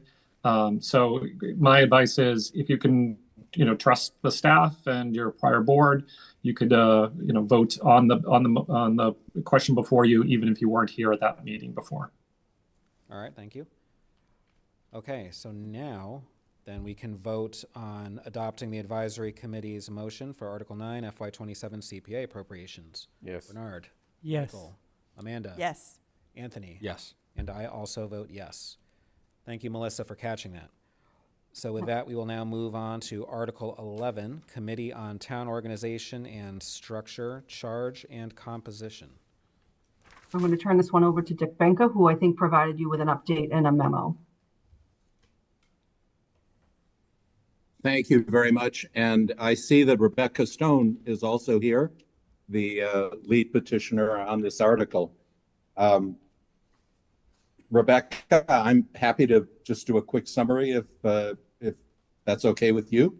Be more than happy to have you do that, Dick. Thank you. Okay. I'm Dick Benka, town meeting member, precinct 14, and a member of the Committee on Town Organization and Structure. Let me add my congratulations to the new board, both in terms of the new members and the new positions. Turning very quickly to Article 11, there has been agreement between the petitioners the advisory committee, and CTO&S.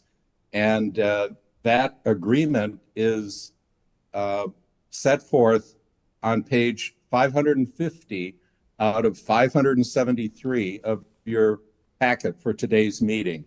The vote is there both in the form that shows the changes from the existing warrant, the existing bylaw, and also in a clean format. According to Sandy Gatsby, who will be moderating this warrant article, what you see on page 550 to 551 will be considered the main motion. The explanations for the changes from the original warrant article are set forth in the original filing by CTO&S for the combined reports. That's on page 545 of your packet. In addition to that, petitioners determined to retain appointment by the moderator before the warrant article reached CTO&S. Subsequent to that, subsequent to the CTO&S vote that's reported on page 545 in the combined reports, there was action by the advisory committee, which made a couple of clarifying edits. CTO&S accepted those this past Monday. So at that point, CTO&S, the advisory committee, and the petitioners were all in agreement. I am happy if you would like to go through the half dozen or more changes from the original warrant article, but they are set forth in your packet starting on page 545. If I could just add one clarifying thing. Thank you, Dick, for summarizing the roller coaster we've been having on this one. The bottom line is that the main motion now before you for I hope your approval focuses in the change to CTO&S's general duties. It basically, we went back to original language in a couple of different places to retain abilities to do reviews on a periodic basis at their discretion that CTO&S already had. So essentially, we went back to the original version of CTO&S's bylaw and simply added the requirement for a decennial review of government and structure. So that's what's changed here. It's the core of what we wanted, which is why petitioners are fine with this version. And it gives CTO&S the ability to determine the scope of those reviews, which we believed was implicit in the original language, but CTO&S wanted spelled out, and so it's spelled out. There you go. All right, any questions or comments by board members? So everyone's on board with the same version? It appears that way. Yes, everyone's on board. Yes. All right, Yes. then I move favorable action on warrant Article 11 as amended. Did we already vote on this one before? Yes. We did, okay. So first, move to reconsider our prior decision on Article 11. Bernard? Yes. Michael? Yes. Amanda? Yes.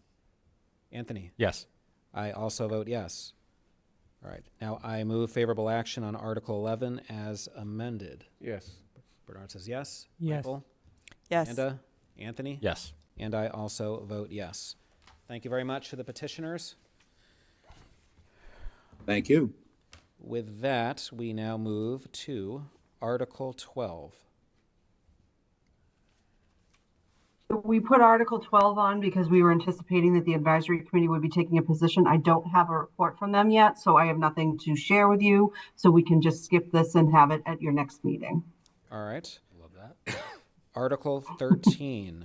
And we have... So Article 13, I think the town clerk has joined us, but the advisory committee does have a motion under this article. They turned it into a resolution. So I have that on my screen right here so you can see what the advisory committee voted.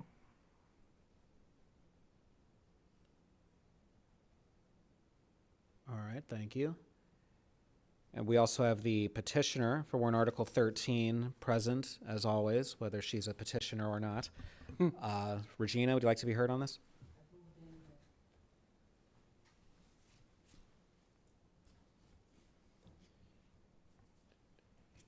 Thank you. Regina Frawley, the petitioner for 13. I'm keeping my article as a bylaw for now, but I've been very pleased with Harry Boers and the efforts on the part of the advisory committee to push this along, because the consensus was universal that there needs to be some evening hours. The compromise was to give the clerk a lot more time to get it together. I haven't heard a word from the clerk since I've done this, so this is the first I'm hearing he's even online. So if there's any questions, I'd be glad to answer. Michael? So I just want to make sure I understood what you said. You said you're keeping the bylaw version for now. Does that mean you're not accepting the amendments from the AC? I'm keeping my options open. Several people on the committee voted no to Harry's amendment because they wanted me to keep it as a bylaw. So I'm keeping the option open for now, and you do what you're going to do. Okay. But I'm very pleased with the efforts that Harry has made. All right, Thank you. we have the town clerk on. Ben, if we could have your opinion on the warrant article, your thoughts?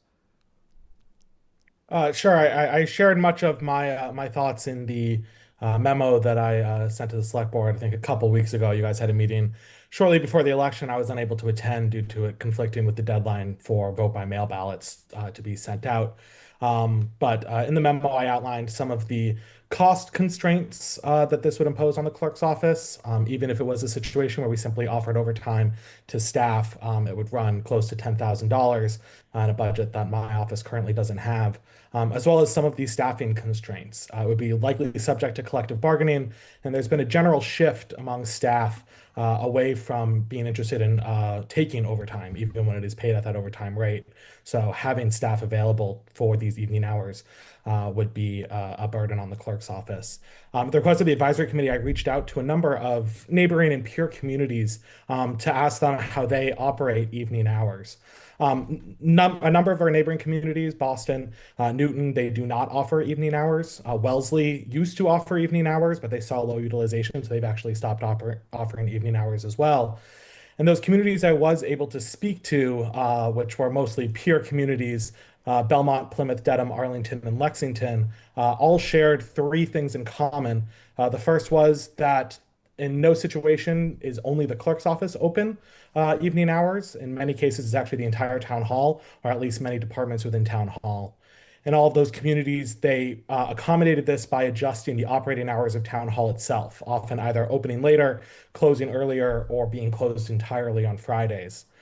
In all of these communities, the clerks, when they corresponded with me, indicated that utilization of evening hours at the clerk's office was actually very low. We've put a number of our services now are available online, are available through the Dropbox, and don't require a visit to town hall, and that they've seen in their communities that there's more utilization, for example, in the treasurer's office paying bills, or with the human resources department doing onboarding work, but they're not seeing that kind of traffic in the clerk's office. So I'm happy, obviously, to explore the possibility to have conversations with the union about what those potential costs could be. But we want to make sure that we are allocating our very limited budget to the highest needs and the highest ways that we can serve the public. One other note that I will have, there will likely be other knock-on costs that are also worth exploring, both in terms of the actual application, things like having to have electric costs for extra hours the town hall is open, custodial costs, potential safety concerns of having the town hall open with only one department present, as well as concerns for how the clerk's office is going to staff some of its other responsibilities, especially related to things like elections and town meeting, where staff is already working excessive amounts of overtime and working quite extensively, not even at town hall, often over at the high school during town meeting, and how that can be accommodated within a requirement of having two staff in the clerk's office away from those responsibilities. So I certainly hear the concern, the request. I'm proud of the efforts we've made in the clerk's office since COVID to make sure our resources are available online. There is only one item that the clerk's office, one service the clerk's office has available to the public that requires in-person attendance, and that is filing a marriage intention. Other than that, we've put everything online. Everything is available by Dropbox, and I'm very proud of the work that's been done there. So that's some of the background on it, and obviously I'm happy to answer any of the board's questions. So could you expand a little on the overtime ramifications and costs of having evening hours if, for example, Brookline adopted the model where town hall opens later, where it's the same number of hours. So it's not necessarily adding hours onto a person's workload, but shifting them around and maybe staggered start times. Sure. So if there was a change wholesale in the operating hours of town hall, so that staff stayed at their, within the regular confines of working hours, I would have to speak with the union. I'm not sure if having one longer day might impact bargaining because my understanding is that overtime can kick in after a certain number of hours worked in a day. But that would require a full shift in the timing of town hall. It's been kind of generally understood during the advisory committee, and I believe this very much so, that having the town clerk's office open at the same hours as the rest of town hall is very important. I don't think it would be appropriate, for example, for the town clerk's office to open at 11 a.m. on Thursday and stay open late, while the rest of town hall is still open at 8 a.m., because you'll then have 3 hours where people might come in, and we actually do see a decent amount of usage in the morning. That's typically our busiest time in the clerk's office, coming in with the expectation the clerk's office is open, and it is not otherwise. So reducing hours of the operations of town hall is a much larger conversation and one that would involve much more than my department. But that would be a way to do this without having to do the overtime. Within the current requirements of our operating hours, 8 to 5 Monday through Thursday, 8 to 12:30 on Friday, it would be imposing additional overtime. And my understanding when this was implemented before was that staff were paid overtime for working those extra hours. What about staggered hours for employees? So it's longer hours in general that the clerk's office is open, but for any individual employee, their hours aren't changing. So you'd have 2 shifts within the same day, for example.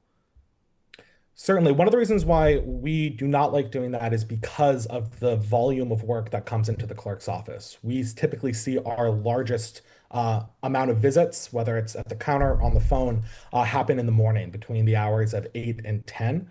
So having us be short-staffed during those hours would really compromise our ability to effectively serve the public. And that's why I am very hesitant to have half staff essentially run at that time. There's a requirement because of the union work that's done by staff at the front of house that it needs to be covered by union staff. My office has 3.5 union staff currently assigned to it. So if you were to have 2 of those come in late to cover the evening hours, you would be essentially running 1.5 person covering the front counter, which is a very low number for the workload that we see, especially during the morning hours. And in terms of, sorry, just my last question, in terms of the traffic to the clerk's office, do you formally track this? Is it anecdotal? We don't have formal tracking numbers. Much of it is anecdotal. We could certainly pull numbers such as if there's date stamps on the transactions that go through. But for the most part, basically from when staff clock in until lunch, what they're handling is front of counter and phone call work. For the most part, we aren't able to shift staff over to back of house work until after the lunch break, because that's when we do see a lull in traffic. So I will say anecdotally, as the general operations of the clerk's office, things like, going and processing a large number of dog licenses that came in online, that work is generally done in the afternoon because that's when we see a lightening of the foot traffic that's actually coming into the clerk's office, while that foot traffic is much heavier in the morning and typically doesn't allow staff to come away from the counter or come away from the phones. Thank you. Any other questions? I have a couple of comments I'd like to add. I will go to you eventually, just letting everyone ask Ben, just as people had an opportunity to ask you questions. Go ahead, Bernard. My question is whether your idea of having people come in late and then work in the evening is outside of the scope of this article. I mean, this just says town's clerk office will offer at least 2 additional office hours weekly. So I'm not sure that it's even relevant, but maybe it is. I'm not proposing specific textual changes to the warrant article, just trying to understand the different ways Yeah, that I get it. the clerk's office could fulfill the terms of the article as written. Yeah. I think David's line of questioning lends credence to the idea of supporting the resolution, allowing the town clerk to figure out how he could possibly logistically accomplish it, and then come back to us and be like, hey, this is how I could do it if you really want it. But isn't our option to say no action on the warrant article? Yeah, on the warrant or on the bylaw Yeah. version, yeah. Which one is before us, or are both? Both are before you. There are competing motions. All right, Regina, you had some more comments? Yes, a couple of you heard me say this, but there were two new people here, and they may not have heard me say this.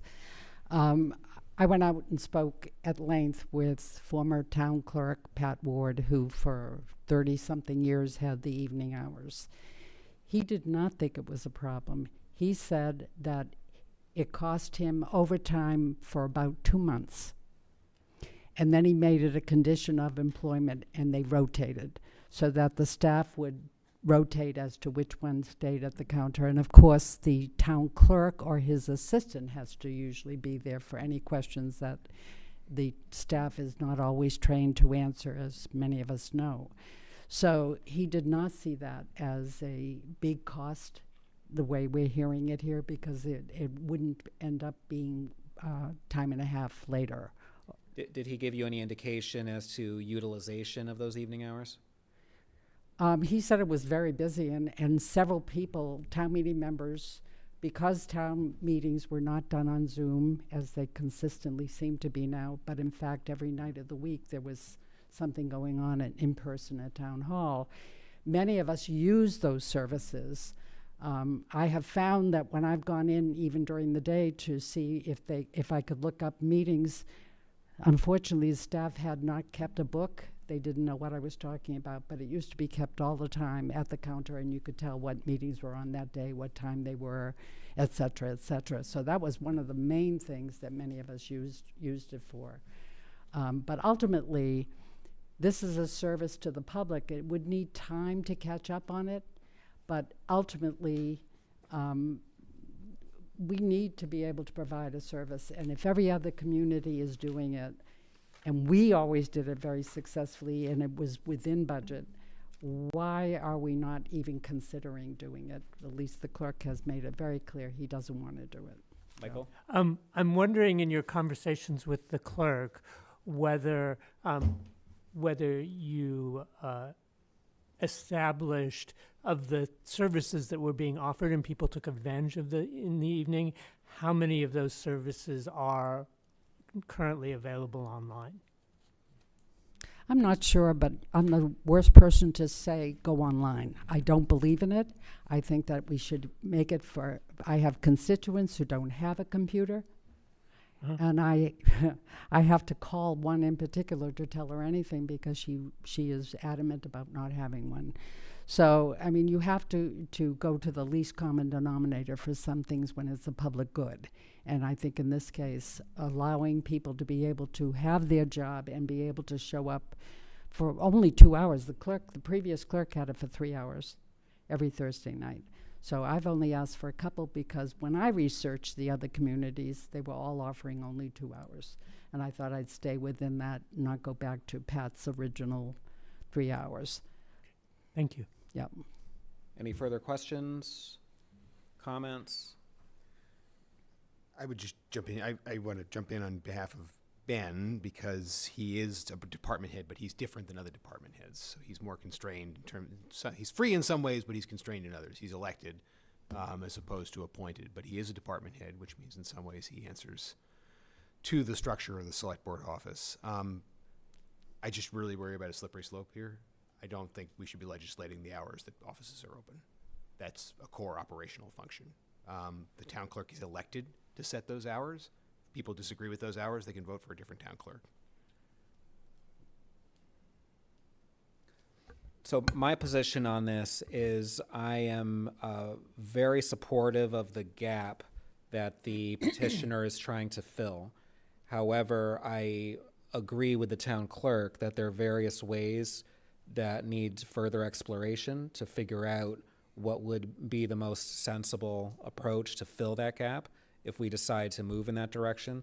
So I am more comfortable with the advisory committee's version of Article 13 that essentially expresses support for the sentiment behind this warrant article, but would not specifically legislate it to the town administrator's point.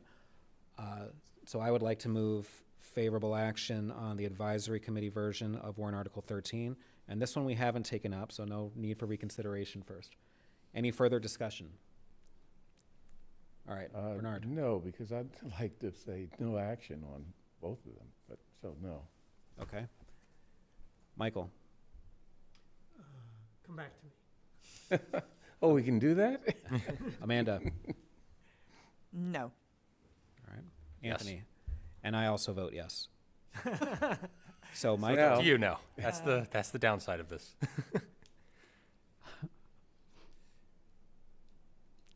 I'm going to vote no.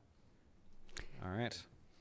If that Like passes as you just voted, you'll be the only town in the greater 128 area that doesn't offer evening hours. Keep that in mind, please. So, can I just clarify, David? The motion to support the AC motion failed, but I still need the board to take a position. So, Okay. if you, I think Bernard is intending on moving no action. I just want to make sure I'm following. I move no action on the on warrant article 13 in its original form as a bylaw. All right. Bernard? Yes. Michael? Yes. Amanda? Yes. Anthony? Yes. I also vote yes. All right.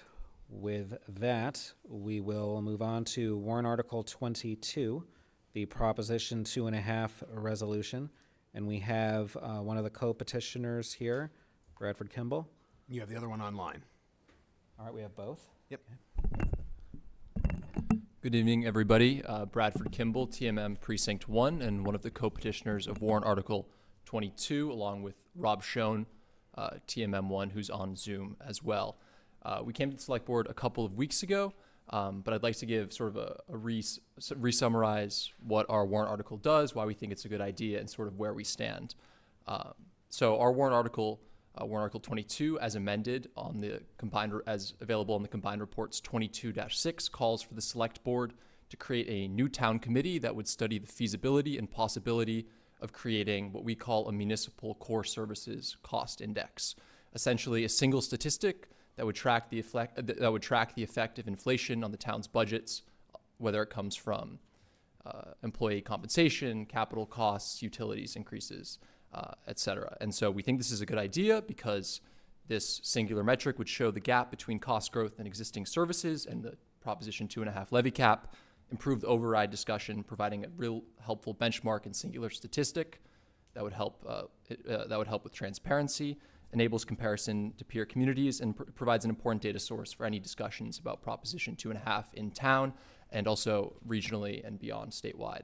And we also think it fits really well with sort of the Select Board 2030's roadmap commitment to transparency, having the singular metric that tracks the effect of inflation on the budget.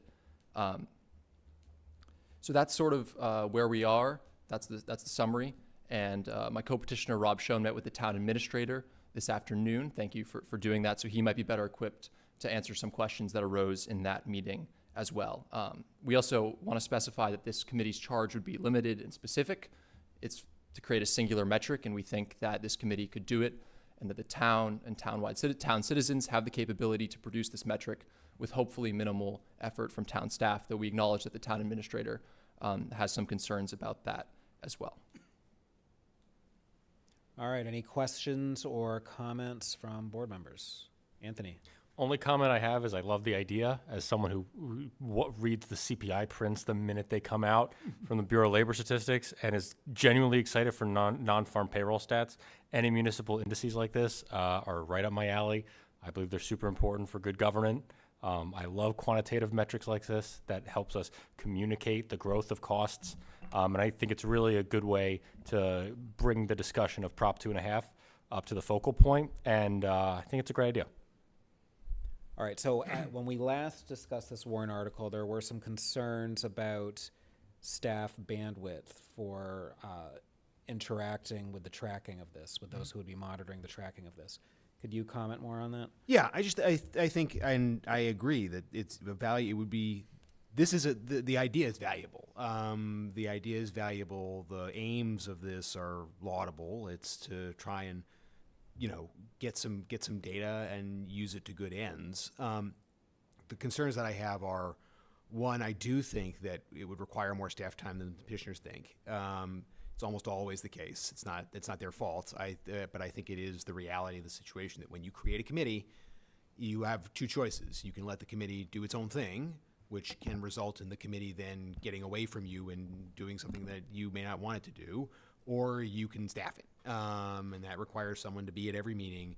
That requires someone to keep people on task. That requires going back and forth on this. And, it just creates a situation where I'm going to have to send someone to this committee's meetings and do the kind of work necessary to ensure that the committee is accomplishing the goals that you've set it out to accomplish. And I don't know who that person would be, frankly. And I think and the other kind of concern that I have on this one is kind of to what end? As I was saying to Rob, and we had a really good conversation about this, one of the co-petitioners, ironically, Brookline, to some people on the outside, is a success story of Prop 2.5. Brookline passes overrides on a regular basis by wide margins. We are proof that the system works to them. If a community wants higher taxes, they can vote for higher taxes. So if our goal in this is to change the perception of Prop 2.5 and to demonstrate that it exacerbates the tension between the haves and the have-nots, I'm very grateful to the voters for what they did to fund our municipal budget. I think it is a huge vote of confidence in local government. I think it makes a huge difference in the community. It's just, it is a really heartwarming story. But then I compare it to Malden, where the need was acute and the vote was not there. And I compare it to Chelsea, where they can't even do it, where the concept of asking the people who live in Chelsea for more money is just impossible. And I say that's, if all we're doing is indexing in Brookline, we're not really providing information that's going to change the minds of the people whose minds need to be changed on this. I would rather, if we were to do this, work on building a regional index.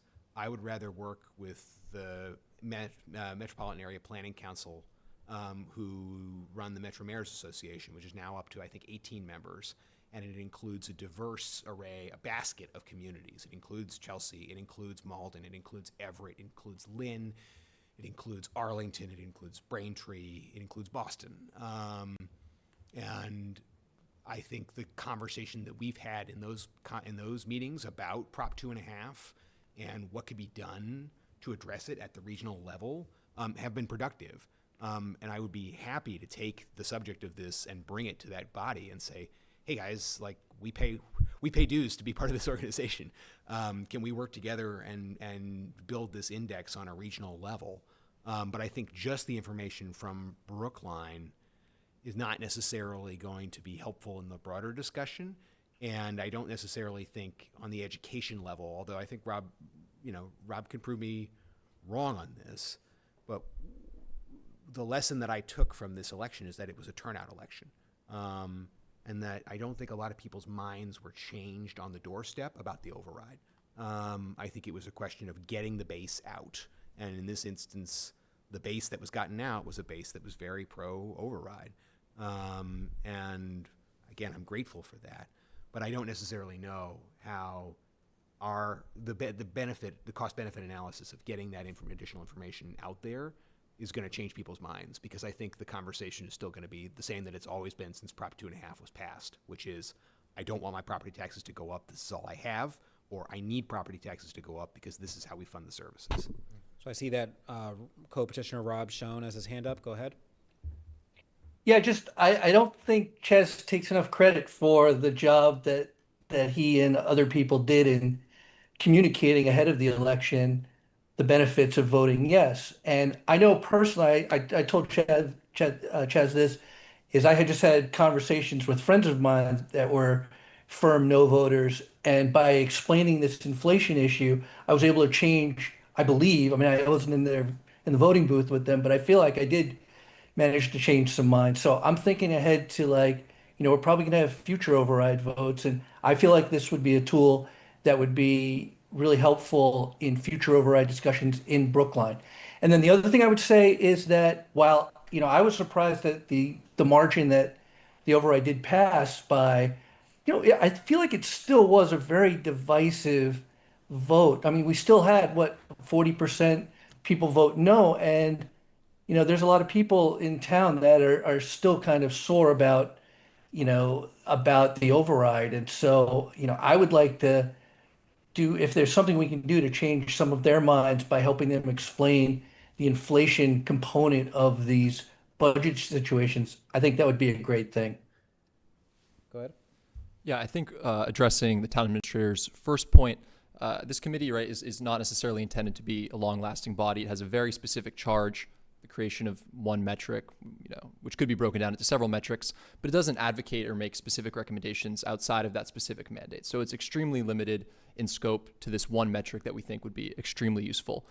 The second point regarding sort of objections regarding the override and also regional and versus local distinctions is that we envision this committee as being a combination of starting local conversations that educate voters and educate the town and educate decision makers in town, but also starting the step for creating sort of regional change. We don't necessarily think that this committee is a political tool, but it is also true that the Massachusetts Municipal Association's recommendations for reforming Prop 2.5 all essentially rely on the decisions of municipalities opting in, whether it's multi-year overrides or whether it's having municipalities opt in to an adjustable levy cap.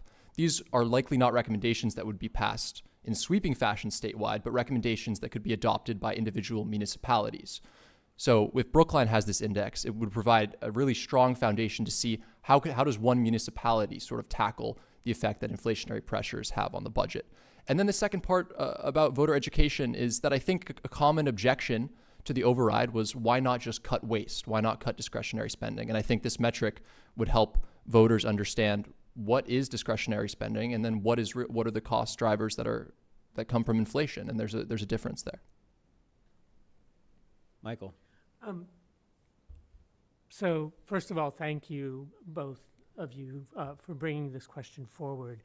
And you had mentioned before, the issues of transparency in the roadmap. And one of the things that I'm a little bit concerned about in the way that you've sort of structured the warrant article at this point is that, there's a set of data that you need in order to create this index. But in terms of sort of the message of the index, I think what the town administrator is saying is that the message that you will get is relatively well understood and can be reasonably well articulated. So I am concerned that by setting up this index as something that we maintain over time, that the cost of maintenance over time will overtake the value of producing that index, in order to establish the argument that you're trying to make.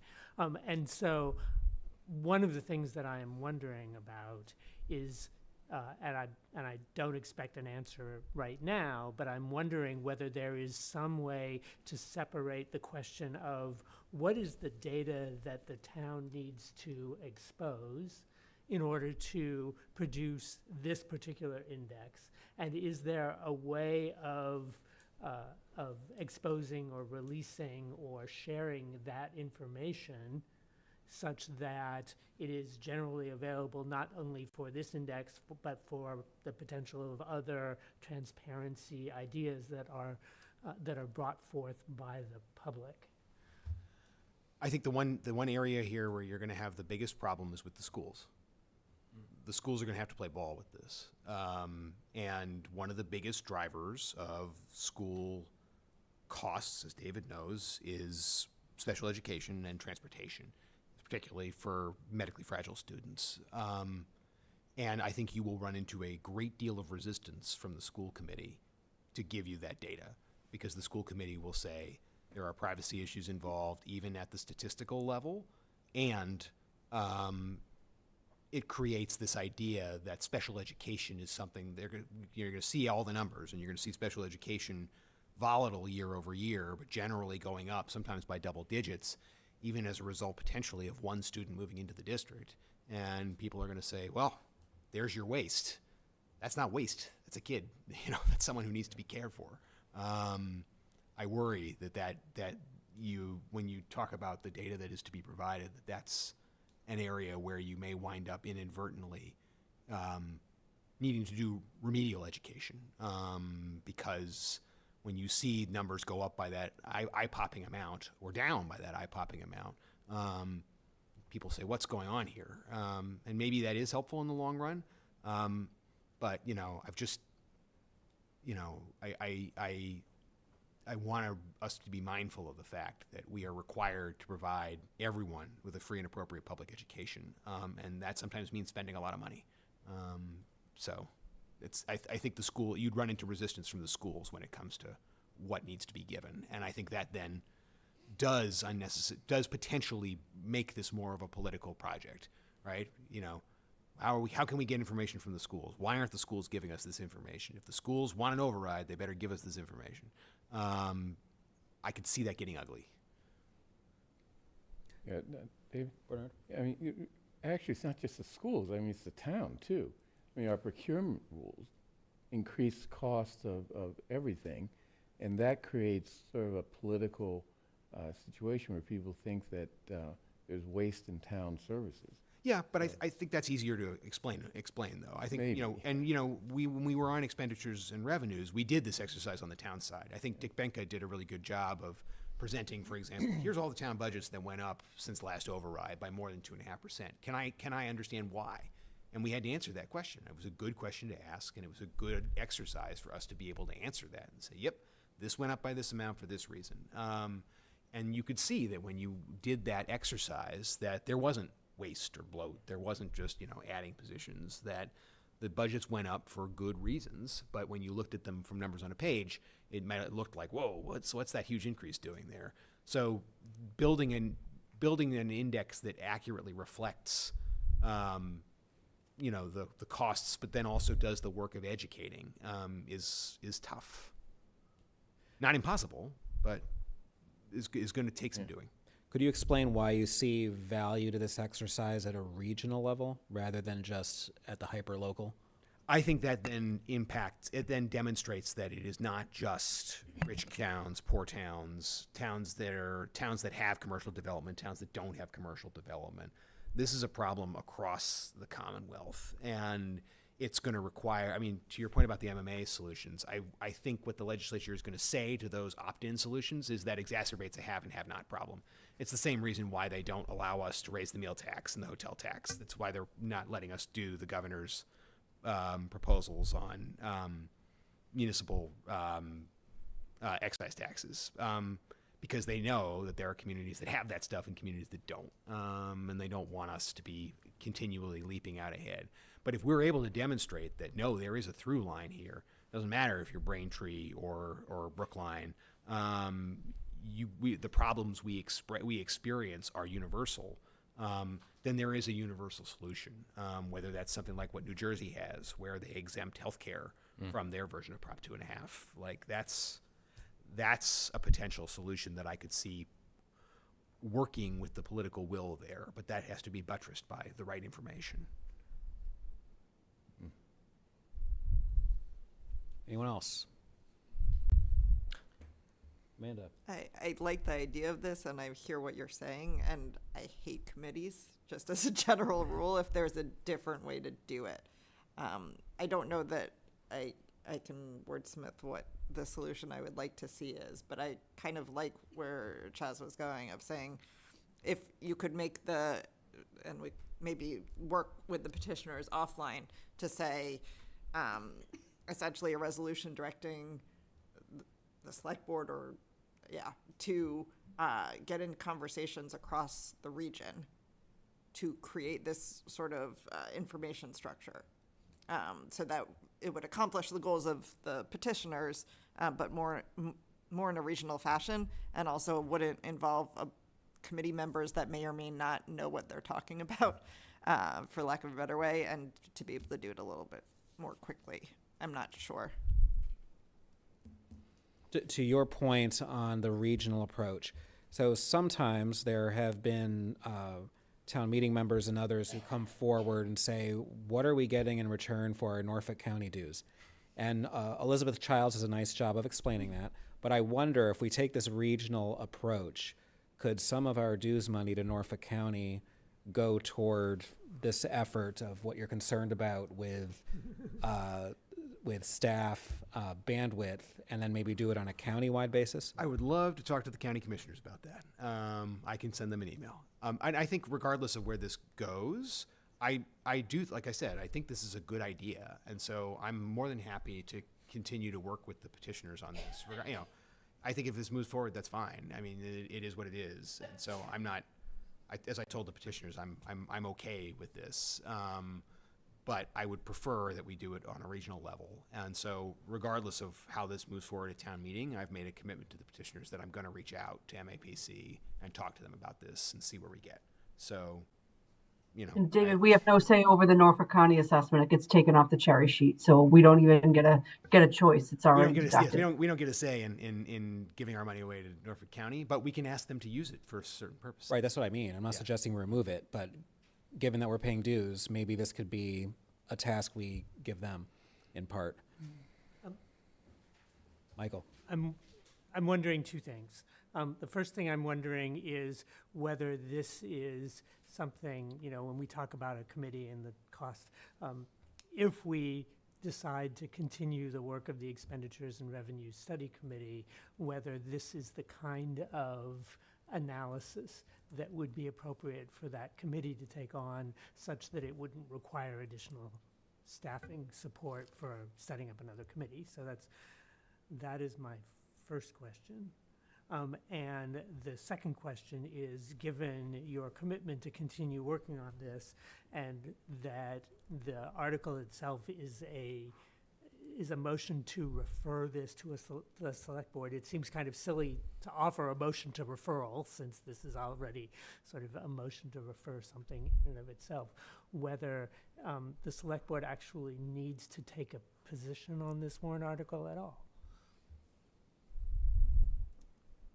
Well, I mean, we don't absolutely have to, but I think typically we do take a position on almost every warrant article, which I know is a change from a few years ago. There was a brief period where some warrant articles were not we opined on. tried to create a system whereby, you know, we didn't have to take a position on whether the Cuban blockade was right. You know, good. Right. But I think this is something that is very relevant to our work, as we're hearing about staff time. I agree that it is relevant to our work. I just think that with Chaz's commitment and the things that are being handled administratively, that I'm not sure that it's necessary for us to weigh in on whether or not the legislative body thinks that this is of value independent of the work that's already been, Chaz is already committed to do. Right. I wonder whether we need to take a position on this tonight, at least, because it sounds like the petitioners might have some flexibility around whether this becomes a regional exercise. Given this feedback, the two of you may want time to think about that.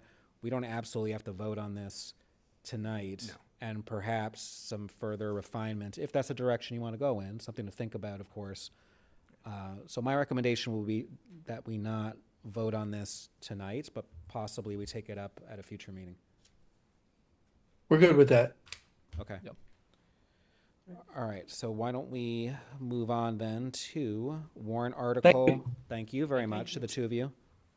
So why don't we move on now to warrant article 23 to see if the town will adopt a resolution to increase stipends for select board members. And do we have the petitioners online at this point? I believe I did see Marissa, but I wanted to let you know that the advisory committee did vote to refer this to a moderators committee with the request that there be a report back in 2028. All right, I see that Marissa Vogt is on. Go right ahead if you'd like to address us. Yeah, hi. Marissa Vogt, town meeting member in Precinct 6. I'm joined by my co-petitioner, Jonathan Golden. Yeah, so we initially filed this warrant article. I'm just going to take a step or two back for our new select board members' sake. So we initially filed this to significantly increase stipends for select board members and introduce school committee stipends for the first time. This is a resolution.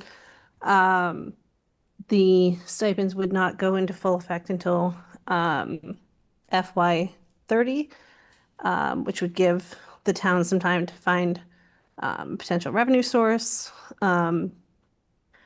We discovered during the course of the warrant article review process that it was difficult to quantify the expected cost of the pension obligations that we might incur by offering stipends above $5,000. So we have now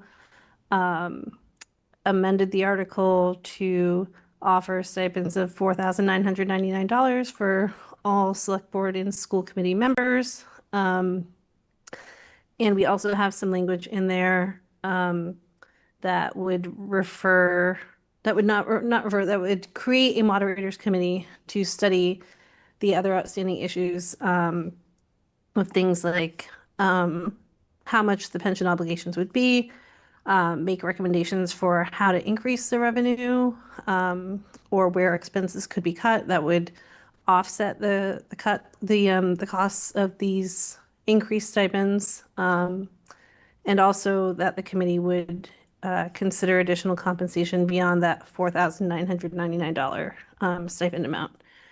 And I just wanted to add that for the select board, the stipends were for members are $3,500 a year, and for the chair is $4,500. That level was last set in 2011. So if you kind of take the official federal calculator for inflation, I forget where it is. I think it's the Bureau of labor, but whatever it is, that $3,500 in 2011 would be like $5,100 or so in today's money. Never mind in FY 30 when these stipends would go into full effect. So you know, this is really, at least for the select board side, it's really just bringing the stipend amounts up with inflation and then creating school committee stipends for the first time. And so I would just encourage you to support our version, which also, you know, does provide for a moderators committee to study, you know, some of the outstanding questions, but allows us to go on record as saying we support these increased stipends once we figure out all of the implications and to figure out a way to pay for them. Let me make sure I understood that last part. So you're supportive of the advisory committee's motion? We are supportive of discussing these issues in a moderators committee, but we are presenting our own petitioner's version because we think it's important to have that affirmative vote on the text of the resolution that says that we want the increased stipends. So can I just be clear, Marissa, are you submitting a revised motion for town meeting? Because I only have your original article. We have a final version that we submitted to the moderator yesterday. Okay, great. And John Karen is moderating this article. I'll forward it to you now. Great, thank you. All right, any questions, comments from anyone on the board? I have Go ahead, a comment.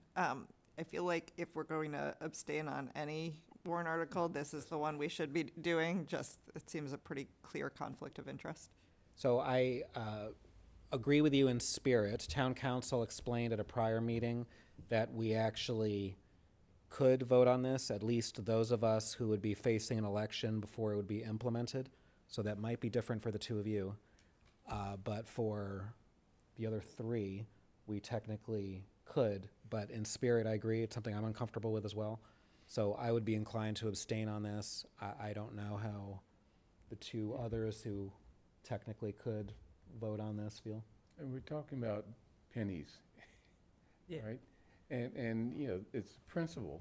Does the town respect what we do and be willing to you know, pay for it or not? So I'm comfortable voting on this. It's not as if it's bringing a lot of, it would be bringing a lot of money to our pockets. All right, Michael? That is true, and I'm sort of in the same boat that you are. I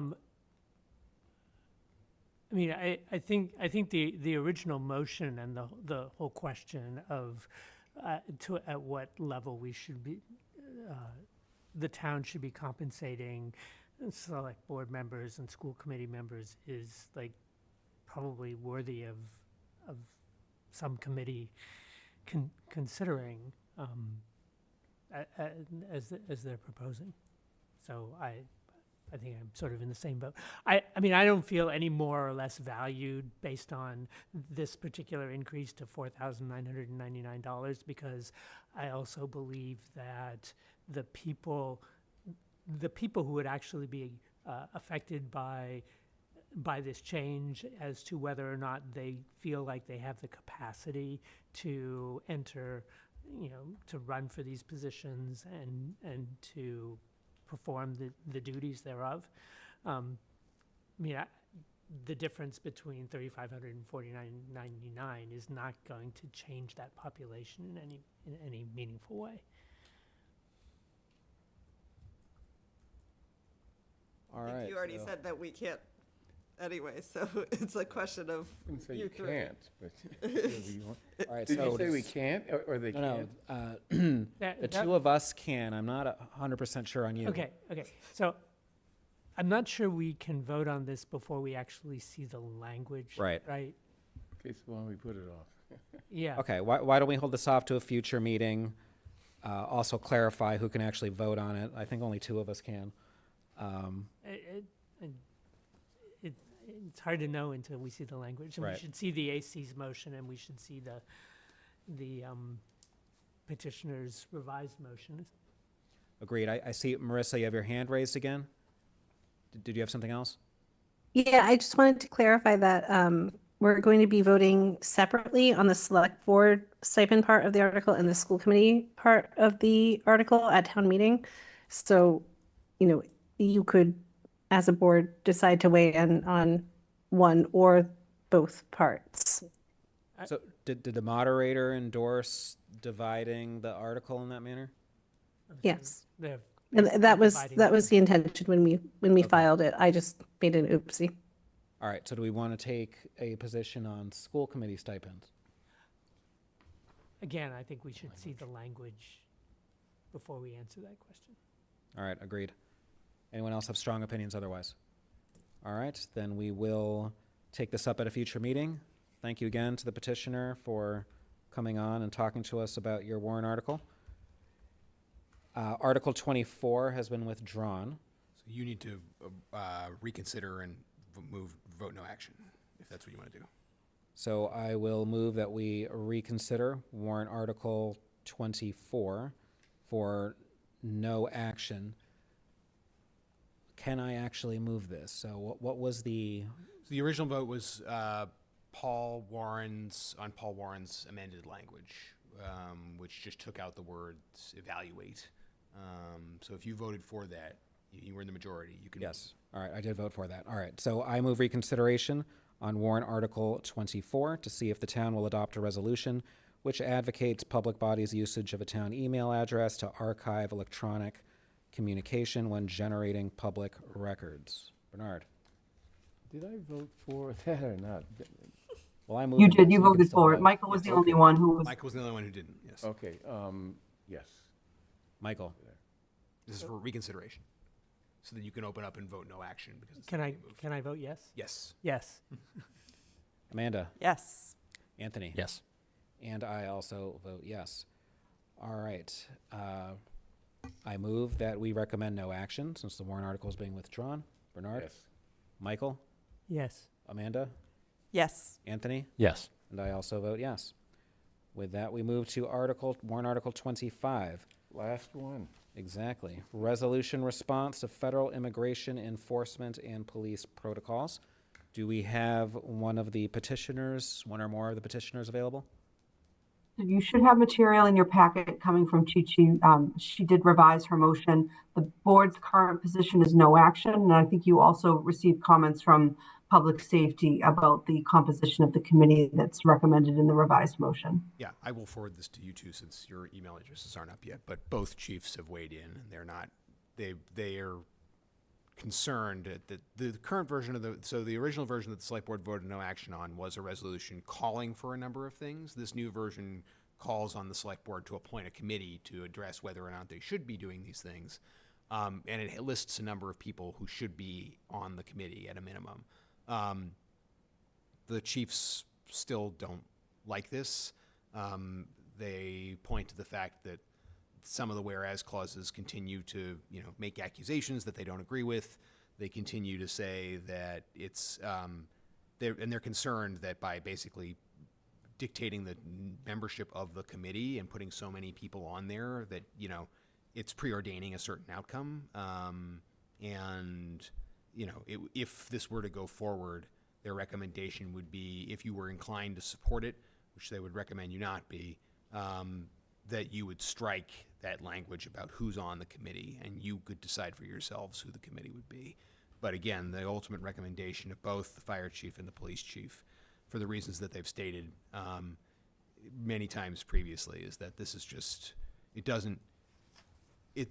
a well-intentioned attempt to address issues of national importance, but unlike warrant article 17 that tries to implement a policy that the select board voted on, it tries to basically refight a bunch of old battles. That's their position on it. We've had these conversations about the brick before. We've had these conversations about UASI before.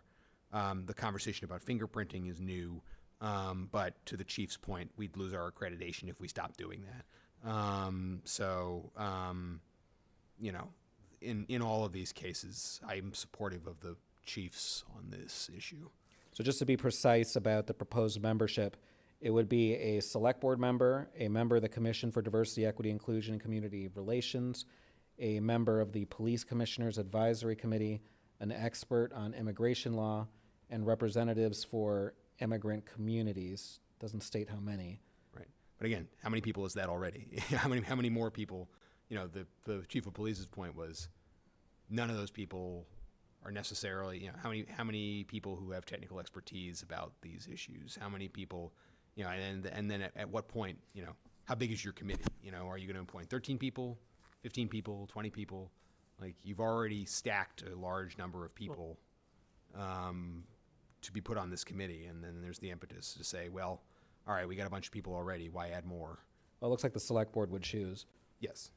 I think Anthony, I think, had his hand up first. Go ahead, Anthony. I just had a question about the fingerprinting thing. If the federal government requests data from us that we currently have, aren't we legally obligated to give that data? In most cases, not all. It depends on for what purpose. We don't share data with ICE, right? But we don't proactively share data with ICE. Right. If they request data from us, isn't it like federally mandated that we have to give data? If they subpoena it, right? Or if there's a court order, yeah. So when they say we can't share fingerprints, isn't that like immediately that's just illegal? Well, no, what they're asking for is more nuanced than that. It's right now, if you are arrested, you're booked, you're fingerprinted, and when you're fingerprinted, your fingerprints are run through a database, and and when that database is run, it triggers hits, and one of the things that it triggers hits in is ICE's detainers. And so whenever that happens, and this has happened now 6 times in the last year, we get a phone call from ICE saying, "Hey, you guys have someone who has a civil detainer out. Please hold that person until we get there." And we say, "No, we do not cooperate with you. Do not do that. Goodbye." We hang up the phone. Follow up on that. You said 6 times it happened? Yes. In the last year. In the last In the last year. Yeah. Do we know the composition of those 6 people? Yeah, I mean, I don't want to. Yeah, I can give you the details of the individual cases. But Okay. in all of these cases, these were incidental to arrest, and it wasn't like. I don't think in any situation it was a, you know, it was not a, for example, it was not a situation where someone was cited and then it was escalated to an arrest for no reason, right? Yeah. It was they were being booked on serious offenses. I understand. And so that's what, when we run prints, that's what happens. I Is that it's not that we are actively sending these to ICE and saying, hey, do you have anything on this person? It's when we query the federal database, they know that we're querying it, and they see that, hey, we've got someone on that list. Got it. Anyone else? Bernard? Yeah. A couple things. I mean, I agree with the chief that the structure of the committee is inappropriate. However, this warrant article does raise some questions, and that is, brick is a problem. And, the fact that the chief says that there are errors in fact in the recitals in the warrant article means that, well, tell us what those errors are. And I think we have an obligation. I think we should. We don't have an obligation. We should be a little aggressive in terms of finding out information about who is the brick keeping records on, the racial and other composition of those people, and all the other questions that are asserted, as well as some that aren't in the warrant article. I'm not sure, what that means we do, but it may mean that the criteria or that the committee set up, if any committee is set up, has to have some direction in terms of what it does, and that has to include getting some transparency out of brick. I mean, they're going to say, "Oh, this is law enforcement. We have to keep this confidential." I think we have to really push back on that. Well, but to that point, then, why can't that be the select board? I think it means more coming from you than it does from a committee. Yeah. If you say to us on staff, "Hey, we want to hear from the brick," and we don't just want a form letter. I think we ought to do it, and I ask you that. Yes, and we can do that, absolutely. Also, is this a question that the Police Commissioners Advisory Committee could take up? Because to Amanda's earlier point about creating more and more committees, if we have existing committees that are compatible with addressing certain issues, why not assign certain tasks to committees that already exist? Yeah, and I think that's true, certainly for the brick. I think for UWASI is a slightly different beast, right? It's more about emergency management. Then it has a policing element to it, but it is broader. The ambit is broader, and that's really the area that I share a lot of Chief Sullivan's concerns about this idea that UWASI is an inherent evil. It's not. The conditions that the administration has tried to put on it have been enjoined, and the fact that money from the UWASI grant goes to things that we don't like is not an excuse to deny ourselves those funds that go to things that we need, particularly for emergency management and disaster preparedness. So that's an area too where I feel like there's been a lot of effort to explain what UWASI is and what it does and how we spend it and why it exists. And the response that I feel like we're getting is, well, that's all well and good, but UWASI also funds the brick, and therefore UWASI is inherently tainted and we shouldn't take it. And I just don't agree with that. Anthony? Could we just do a quick overview of the current ICE cooperation policy that we have? Because I went to the select board meeting where you guys discussed the issuance of General Order 43, I believe, and I spoke on behalf of passing that general order or reaffirming it that was originally passed in 2017. And can we go through that again and just specify what that does on the record here tonight? Sure. So General Order 43 in the police department says we do not participate in civil immigration enforcement in any way. We do not participate in raids. We do not provide material support to civil immigration enforcement in any way. We don't do any of that. We will abide by a valid judicial order. So if someone shows up with a court order, not an administrative order, and says you have to provide us with X, then we will do it. We will follow a lawfully issued subpoena, but we're not cooperating with ICE or any, CBP or any of those folks in civil immigration enforcement in any way. And that basis of General Order 43 is perfectly in line with like the anti-commandeering doctrine that goes all the way back to like the Fugitive Slave Act of like northern states not wanting to catch runaway slaves. It's the same exact principle at stake here. So what is the petitioners, I'm just trying to understand that what the petitioner is asking for is, I see a lot of resolution demands at the state level. I see a lot of that. And then I see the other two organizations that you brought up, and I'm trying to understand the direct benefit of that on our immigrant community. Yeah. So the BRIC is a regional intelligence gathering group. It was founded in the aftermath of the Boston Marathon bombing, and it is designed to ensure that we have a bunch of little municipalities surrounding a big municipality. It's designed to ensure that we are sharing regional intelligence and that we're all up to date on what's going on and that we're able to cross-coordinate. I mean, that shooting in Cambridge, right? Like, we got an immediate warning from the BRIC on that, and they were, hugely responsible for a lot of that coordination in terms of effort there, coordinating between the state and MEMA and the Massachusetts Emergency Management and so forth.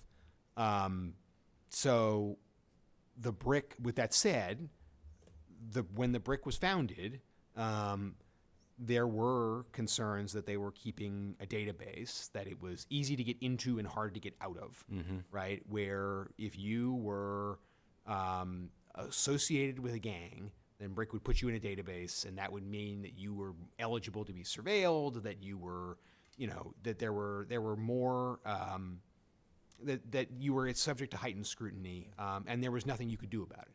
And the criteria for being a gang member was very loosey-goosey. Right. They did not have strict restrictions on who, how to determine who was a gang member. They did not. There was no due process involved in it. You often didn't know that you were in the database until they picked you up. And they're like, "Yeah, we have you on suspicion of gang activity," ultimately, there was a very serious situation in which someone was held on suspicion of being a gang member and was charged with a crime. There were immigration consequences for it. It really was a pretty devastating case, and ultimately, the state or the federal courts were very damning of the BRIC's operations in that regard. And as a result of that, Boston passed a number of laws, including the Trust Act in 2019, that was basically designed to reform the BRIC and bring it into compliance with these requirements. Since then, I understand that the ACLU and other organizations still feel like the BRIC does not have adequate oversight. And I think that's what the petitioners, are arguing, is that the BRIC still does not have the amount of oversight that they need, that they're still not being fully disclosing of all of this. What I will say, though, is that since then, there have been discussions at Boston's level about leaving the BRIC. At one point, the city council did.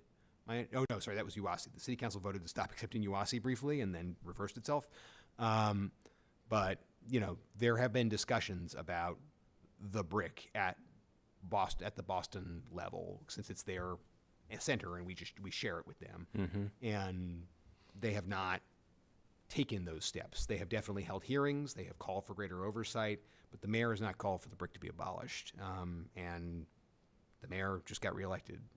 So I think there's a strong argument to be made here. To Bernard's point, oversight is critical, and I don't think there's anything wrong with us requesting that oversight be maintained. But I think it's a step too far to say, we call on the select board to step out of the BRIC when it is a crucial regional intelligence gathering tool. Yeah, I think the other thing is that unless we show town meeting that we know what's going on in the BRIC, they'll pass this warrant article or something worse. So. I agree. Amanda? Well, I was gonna ask one if AC has heard this to see if we're gonna do something too if we need to decide tonight. And then, while you're figuring out that answer, there's some really valid concerns based on what we have seen around the country. And I think it would behoove us to be able to come up with a version that we can support, that speaks to the concerns. And I don't know that the petitioners would be willing to work with folks on the select board or a person on the select board, but to come up with some version that, and maybe it's the keep most of the things petitioning to the state legislature, plus a commitment on Bernard's point of actual oversight at the level of the select board, that maybe we would get buy-in from the petitioners on. Because I do think something like this is likely to pass, because of the very real fears people have on what they see on their TVs. Yeah, I do agree with that. I mean, the idea of having the PCAC do this probably makes a lot of sense, provided we give them clear guidance as to what they need to do. I mean, it's not just, decide whether we should be in Brook or not, but, specific, answering specific questions as to how Brook operates, and, who's in their database, the criteria for getting in the database, all those issues. The only thing I will say about that committee is that the petitioners of this warrant article and the folks who see themselves as immigrant advocates are very underrepresented on that committee. And I'm not sure how you sort of mesh that, other than to acknowledge that you're going to need to do explicit outreach to folks that are not already on the committee, if that's where that lands. So it does sound like there is majority sentiment, at least 3, maybe more. Go ahead, Michael. Okay, so just in the sense of where we are, number one, I agree with Chaz here that the UASI program is not something that we should be considering leaving for the reasons that you described. So I'll leave that. And the issue of the fingerprinting, likewise, there are questions of accreditation and so forth. And, I don't like the fact that the fingerprinting process leads to information by ICE getting into ICE's hands that we don't necessarily want it to. But, that's a problem with ICE, right? That's not a problem with Brookline's processes. So to those 2 points, I wouldn't want to see us to develop a warrant article that included, that left those things in the context of the warrant article. Now, with regard to the BRIC specifically, one question I have, and I'm really not, there are 2 sides to this question, but I want to raise it anyway, is the question of whether or not, we want to focus our oversight of the BRIC, for example, like what's in your database and how do you manage and how do you determine who goes in and who's gone in thus far, to Brookline specifically, or we want to necessarily take responsibility for all of the communities. Because, I mean, Chaz, from your description of the chronology here, it sounds like there was a lot of problems with the BRIC and information getting in there through Boston. I believe at one point there was some talk about the use of SROs in terms of providing reports that added people to the BRIC database. And I also believe, like, we don't have SROs right now within Brookline, so I'm just curious as to whether there's a disparity there, and equally, whether or not we as a town should care about that disparity, or we should take a position that, there are people being harmed by this in other communities as well, and our oversight responsibilities should care for those concerns also. All right, so it sounds, go ahead, Bernard. We can't say we only care about Brookline people. And it's not a question of, whether we're doing something. Well, the question really is transparency of BRIC. in general. Okay. Don't want it to be a secret type organization, because, you know, we know that there's a lot of danger in the world today, and BRIC is a piece of it, or can be a piece of it. I guess I have a question for Chaz, and that is the fingerprinting piece of this distinguishes misdemeanors from minor fingerprinting of minors. Do you have the same problems with denying the release of fingerprints of minors as you do of the misdemeanors? Unfortunately, yes, because we have people who lie and claim to be minors. We've had that happen in recent memory. It's a tactic that's used, and if it gets out that I won't get fingerprinted, or I won't get run through the database if I claim to be 17. Everyone's going to claim to be 17.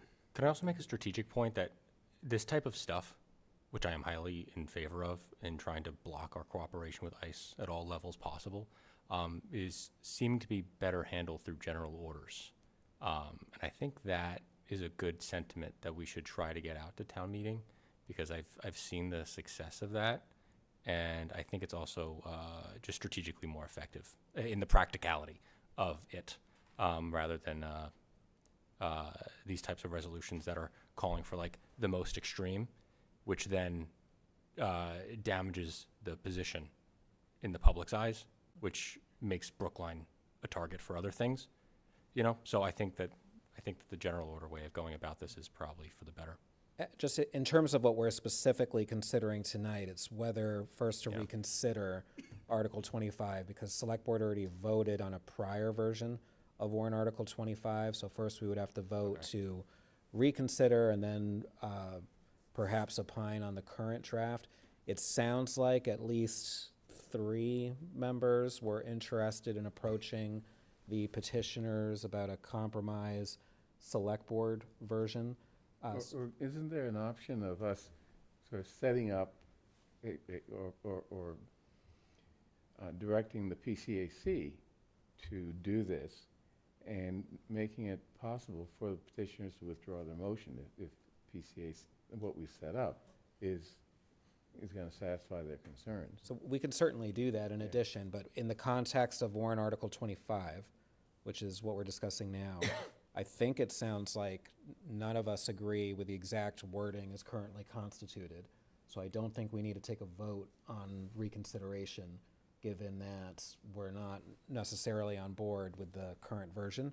And from there, if a non-quorum wants to meet with the petitioners to try to reach agreement on something and/or separately, this doesn't involve warrant Article 25 at all. We can be inspired by some of the sentiment behind it and ask the Police Commissioner Advisory Committee to take this up, or any other body we think would be appropriate, or Select Board directly asking for some briefing, meaningful briefing. Those aren't mutually exclusive options. No. Is it possible or even worth considering just proposing a set of amendments and sort of offering them ourselves? We could do that too. But we don't have an actual draft at this time of what that would look like. Somebody would have to develop a draft. I'm not the person to help develop this, by the way. I do not understand the weeds the way some of you guys do. I would be willing to develop a draft if I could work with you guys in a non-quorum basis, right? Yeah, I'll work with you. Yeah, thanks. Okay. Yeah. I would suggest you reach out to the petitioners and both chiefs. Absolutely. And make sure, maybe there's a weaving of the words here. That you could achieve. Threading the needle. Threading the needle. That's what I'm looking for. Well, and it's helpful because we understand sort of public sentiment, maybe more so than the chiefs are in terms of that, to be able to come up with something that works. Yes. Yeah. All right. Any further discussion on warrant Article 25? Sounds like we have a plan of action here. Good. Okay, and let's talk maybe tomorrow or something. Yeah, I'll call you. By the way, there's a ceremony for the police department. Yes. At the library tomorrow. Do we have, I mean, it's an award ceremony. Do we have any printout of what the awards are for? Yes, I can get you all that. The chief has sent you that, but I'll make sure I'll re-forward it. Michael? I apologize for doing this, but I am just a little worried as a matter of process, and Joe may have to weigh in on this. But if the select board has collectively agreed that the two of you are going to work on this, then it sounds like we just formed a subcommittee, in which case there are OML issues to be considered, and I don't know if we have just done that. I'll pick one of you then. Well, okay, why don't we have one official point person, but there's nothing that would prevent two of us from talking to them. Yes, you can't serially debate. Individually. You can't serially debate. But no, Michael's point is well taken. Why don't we yes. Why don't you ask Anthony to take point in talking to the petitioners? Why don't you talk to the chiefs and see if you can't get the chiefs and the petitioners to the table? That's a great idea. Okay. That's a great idea. All right, sounds good. Thank you for raising that. I'll try to draft some language. Good. As you wish. Perfect. All right. Okay, so with that, one moment. So with that, we do not have any further warrant articles to address. We have no more agenda items other than a second opportunity at public comment, which for our two new members, we allot 15 minutes at the beginning, and then any overage on that, there's an opportunity to speak at the end. Go ahead. Thank you, David. Regina Frawley from Precinct 16. First of all, this was a very important discussion, but it's not an emergency, and that would be the only reason that it wouldn't be on the agenda. There's nothing here about Talking to the mic, I can't. 25. Excuse me. There's nothing on the 25 agenda. is on the 25 is on the published agenda. Huh? 25 is on the published agenda. Not on mine that I was handed. You have an earlier version of it. It's on our agenda. You still have to do it within 48 hours if it's not an emergency. So I don't know when you did it, that it couldn't have been provided to me yesterday, that it was changed. But it's important for you to know that it has to be here. And I don't know if the petitioners were notified that they were going to have their article discussed. That's the second point I want to raise, because I'm really concerned about this procedurally. I was never notified that, other than my seeing this last night when I went through the packet, I was never notified you were discussing my article. It was standard practice for 26 years that people got notified that we're going to be discussing it and they'd be in the room. It was very clear that several people seemed to know about it. I did not, unless I saw it myself. I would like the courtesy of all petitioners being notified in advance that we're going to be discussing your article on the Tuesday night Board of Selectmen. All right, understood. Thank you for letting us know.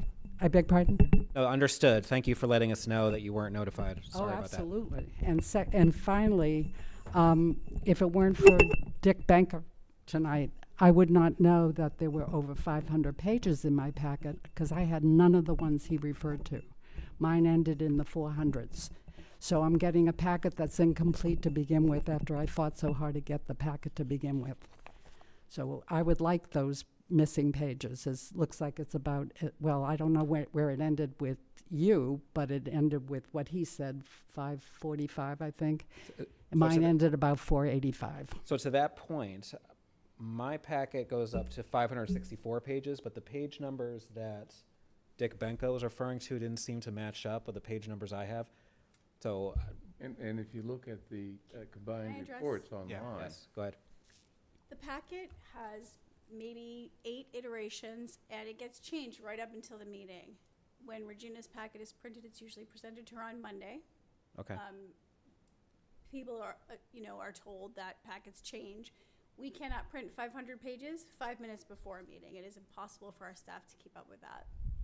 Just wanted to address that. But it also meant that my Article 13 also wasn't in there.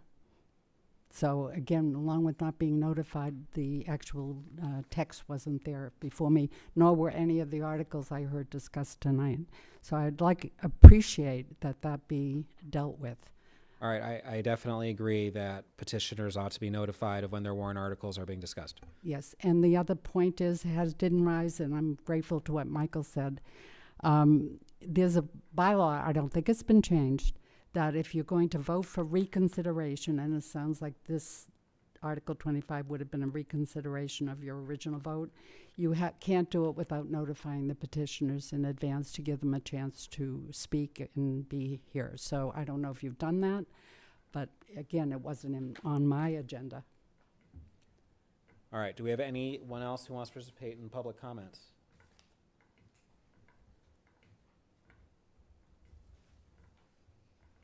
Anyone online? Nope. All right, seeing none, that concludes our meeting for the night. Thank you. Good job, you got out of here before the Change your before days. midnight. For us. Oh, my goodness. I don't know if you. No. How'd that go?